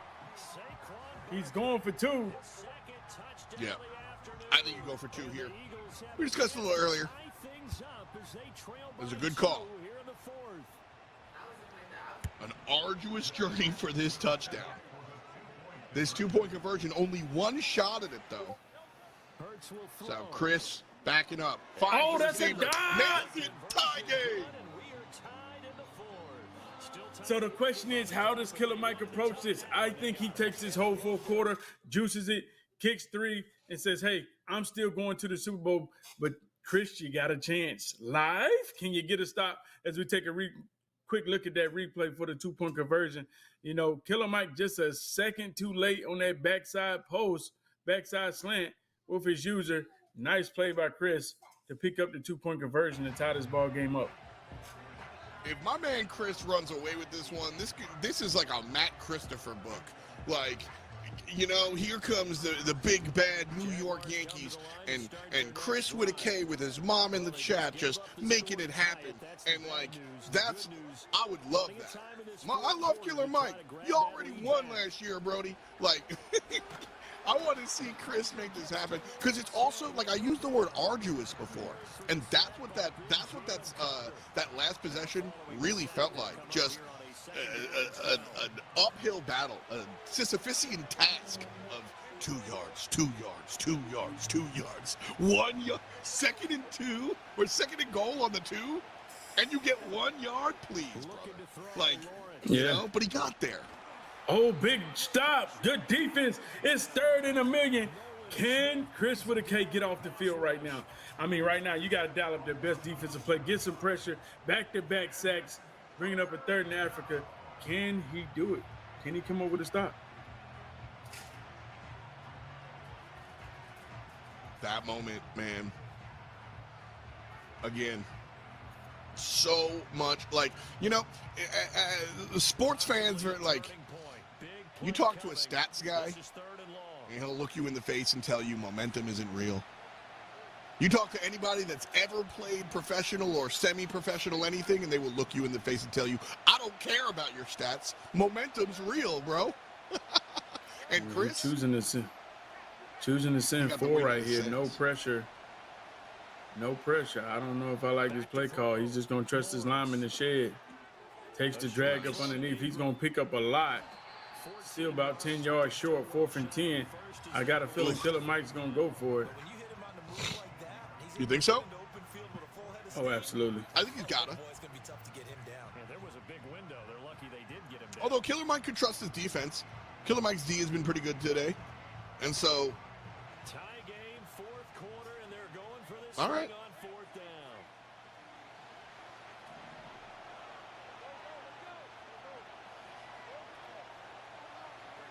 Watch that whip route. 4th and 10. Circle on the outside. But he's going to go with a different combo. We're going to see. Looking to throw. Lawrence. Oh, that's Right a up the book. mid. Right Chris there, with a K. Brown. The interception is good. The dive is strong. A new set of downs. And Chris with a K with the ball and the gain in his hands. Half of the final quarter to go. Before I said he wasn't in the driver's seat, but he was close. He's driving now. Hands on the wheel. 10 and 2. Up to you to park the darn thing. And Chris with a K is in the best position he's been all day. You know, he's had the best run game all day. All he has to do is manage this clock right, hand this ball off, you know, keep picking up 2-3 yards, convert when you got that 3rd and 1 or 3rd and 2. You know, I expect he goes for the pass right here, takes the flat, stays in bounds. He's short too, perfect. 2nd and inches. He's gonna push that to the 2-minute warning. He picks this first up. That could be GG's in the chat for Killer Mike. Essentially being a receiver downfield. It's very difficult, especially if the running back has skills like a receiver, and you're aware of that before the game even begins. So throughout your practice sessions, you're going. Does he go with the handoff to the inside zone? He does. Killer Mike unable to shoot it. He picks it up. Killer Mike is going to have to burn a timeout right now. If not, he's going to let 40 seconds run off. We're going to see, okay, Killer, and Chris with a K finally putting that chew clock feature on. Here we go. Still has a chance to pick up the first. Chooses not to run the ball, goes to the flat first play. Doesn't get anything. Again, this is the key for Chris. These short-range plays, whether it's the run or the quick snap. These long-range shots are not doing it. I agree with you. Has to keep running that ball right here. You know, if he goes down here and starts passing, I don't like that. Like, just run the ball. Run the ball 3 straight plays. You got good defense. And then you have such a good success rate running the ball, it's a good chance you could score. So if I were him, stick to your strengths. Don't get cute right here because you might end up throwing an interception, and you hope that's not the case. You know, I like him to have picked up more yards running the ball than he has the past 2 plays. Yeah, absolutely. Chris, he's backing up a lot in the pocket, which, to be fair, he needs to. It's less a criticism and more just an observation. And so when he does make these passes, because they're short-range passes, you know. I would run the ball right here, man. You're going to take off 40 seconds, kick it. Worst case scenario, 22 seconds. He got to go down here and get 3 with 22 seconds, no timeout. You know, run some Mabel defense, make him keep the ball inside the bounds, man. And, you know what I'm saying, say, hey, you got to beat me that way. Yep. Great point there. A field goal can win it. So you make this play. You eat up mad time. Hands the ball off. Doesn't go for the first. Or you just get he scores. Oh, man. Jumps on in there to the end zone. And Philadelphia lead this game by 6 at the moment. We'll turn that into 7.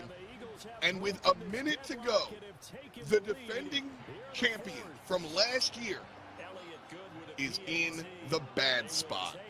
Needs to bring this one back in a minute. Totally doable. But a tough one, and the first time Killer Mike has been under the thumb all day. Yeah, a lot of time left to be able to, and as we see a quick replay, you know, of BDH and when he was playing Chris with a K. But, you know, a lot of time left for Killer Mike. You're hoping that Chris, you know, you didn't give him too much time.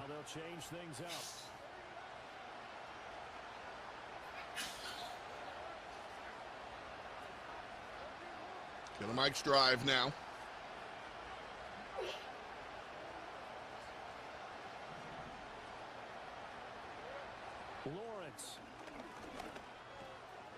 Takes the drag, gonna get out of bounds. And that's all Killer Mike is gonna do. He's gonna take drag, and get out of bounds. Right here, you gotta run some Mabel defense if you're Chris with a K. You know, keep him from going to the sideline and short.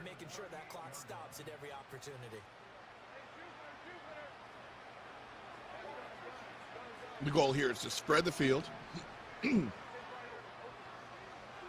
just make sure these guaranteed plays don't happen. The problem is, and like, here's the thing, is that like Chris's defense has largely been about there's the crosser, big chunk. Oh, that's a completion. That's gonna be rough. It's just a lot of time Chris left him. That's why I prefer them just, you know, to go down and take the 3. You know, sometimes you end up costing yourself just by getting 7. You got to be more strategic. Yeah, 7 is cute, but if you don't win the ball game, you know, I'm hoping that's not the case right here. Honestly, big same. Big same. Chris has been doing well and identifying the intended targets, though. And this one will not be as clean. And so a couple of interceptions on Chris's plate kind of might bode well for him. That style of defense is certainly what neuters this game and turns this from a maybe into a no. But Killer Mike here can absolutely answer back.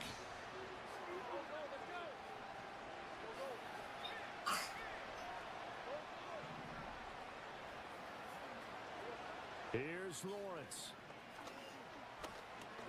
Middle's open. And there it Takes the is. drag again, gets out of bounds. And, Killer Mike just doing a great job of clock managing. Make sure he's getting out of bounds every play. And they knew that before the play even began.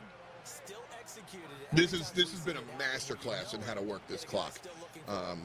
His choice is to chew the clock earlier in the day when he was in the driver's seat, and now that he's under duress, his ability, like you said, to just consistently find that out of bounds line. This time around, a nice block here from Chris's defense. Not usually the style of defense that we see from Chris.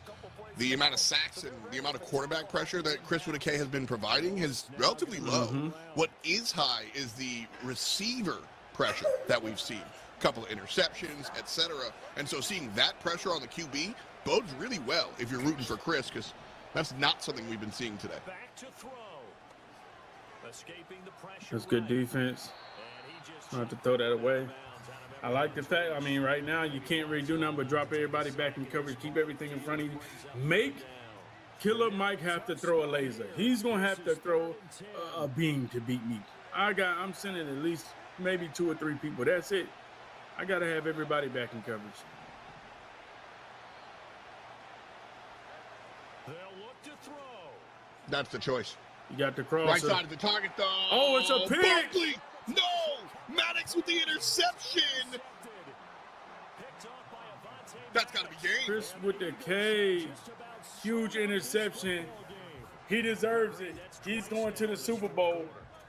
He deserves it. That's a big turnover, big stop versus the defending champ, Killer Mike. I think it's his first time in, 3 years, him not making it to the Super Bowl. Chris with a K finally got the job done. He will be taking his misses, you know what I'm saying? And that's huge, man, to be able to get right there in the finale and at the upper bracket and get popped and they understand who you got to go down to the lower bracket and beat and get the job done. Big W's in the chat for Chris with a K. Huge W's. Like we said, Chris, this is the people's champ. He's got mom in chat, auntie in chat, bro in chat. Everybody in chat has been rooting for him and really bringing it out. That's that moment, Yeah. And what's funny is coming down to the X's and O's of the game right quick. Kind of identified him as a less cerebral player than what Killer Mike was bringing. Kind of identified him less pressure on the line of scrimmage and more outside and he wins the game by way of interceptions. He wins the game by way of the way he got here, which I think is really, really cool. Seeing a dedicated play style and the execution of that play style. So because of that, Chris with a K going all the way to the Super Bowl. Him and Gravedigger will be headed there. Still have a match to play. They'll be going head-to-head and doing their thing. So here's our bracket. Got a fantastic Chris with a K and Killer Mike all the way to the Super Bowl, man. What a great experience here. Don't forget, we started this tournament back in August where service members from EMEA, the Americas, Indo-Pacific, etc., all started doing this. And then as it comes down to it here, Gravedigger, first place, Chris with a K, second place, both of them going to that Super Bowl. Yeah, I'm not sure. I'm pretty sure that's a wrap, man. That's it. Both of these guys are going to the finals. They get ready. The game is getting kick off at 1 o'clock. They get ready to go watch them Tampa Bay Buccaneers play 49ers. And what's even bigger that them boys win the Super Bowl tickets, they get to see Kendrick Lamar live at halftime. That's the biggest thing. Shout out my homies in the chat, Bert and Yaki and everybody coming through. They were like, that's a Kendrick tournament. That's a Kendrick concert with a football game on the side. Like, absolutely. Well, congratulations to both of those guys, man. Congratulations to, Chris with a K and then Gravedigger. Both of those guys, man, enjoy it. Absolutely. It's been an absolute blast, honestly, coming back here and hanging out with you and Doc and everybody backstage. Always really dope. Any last words before we say goodbye to everybody until next year? That's it, man. I appreciate y'all, man. As once again, as always, the USO, man. I salute what y'all do. I thank y'all what y'all do for the community, man. And shout out to everyone that participated. You know, congratulations, man. Once again, man. See y'all next year. Absolutely. You heard it from him. I'm going to not say it much better. Much love to everybody out there in the chat. We appreciate you. The USO, thank you for doing everything that you do for our soldiers, their families, and everybody around, and everybody thankful for their service, which we certainly are. The NFL Salute to Service Showdown is over. We have our 2 winners that are going to the Super Bowl. Shout out Chris with a K and our man Gravedigger. They're going all the way, baby. That does it for us here. Thank you so much for hanging out. We'll be back next year with the 5th annual NFL Salute to Showdown. This has been number 4. Y'all have been the best. Peace and much love to you.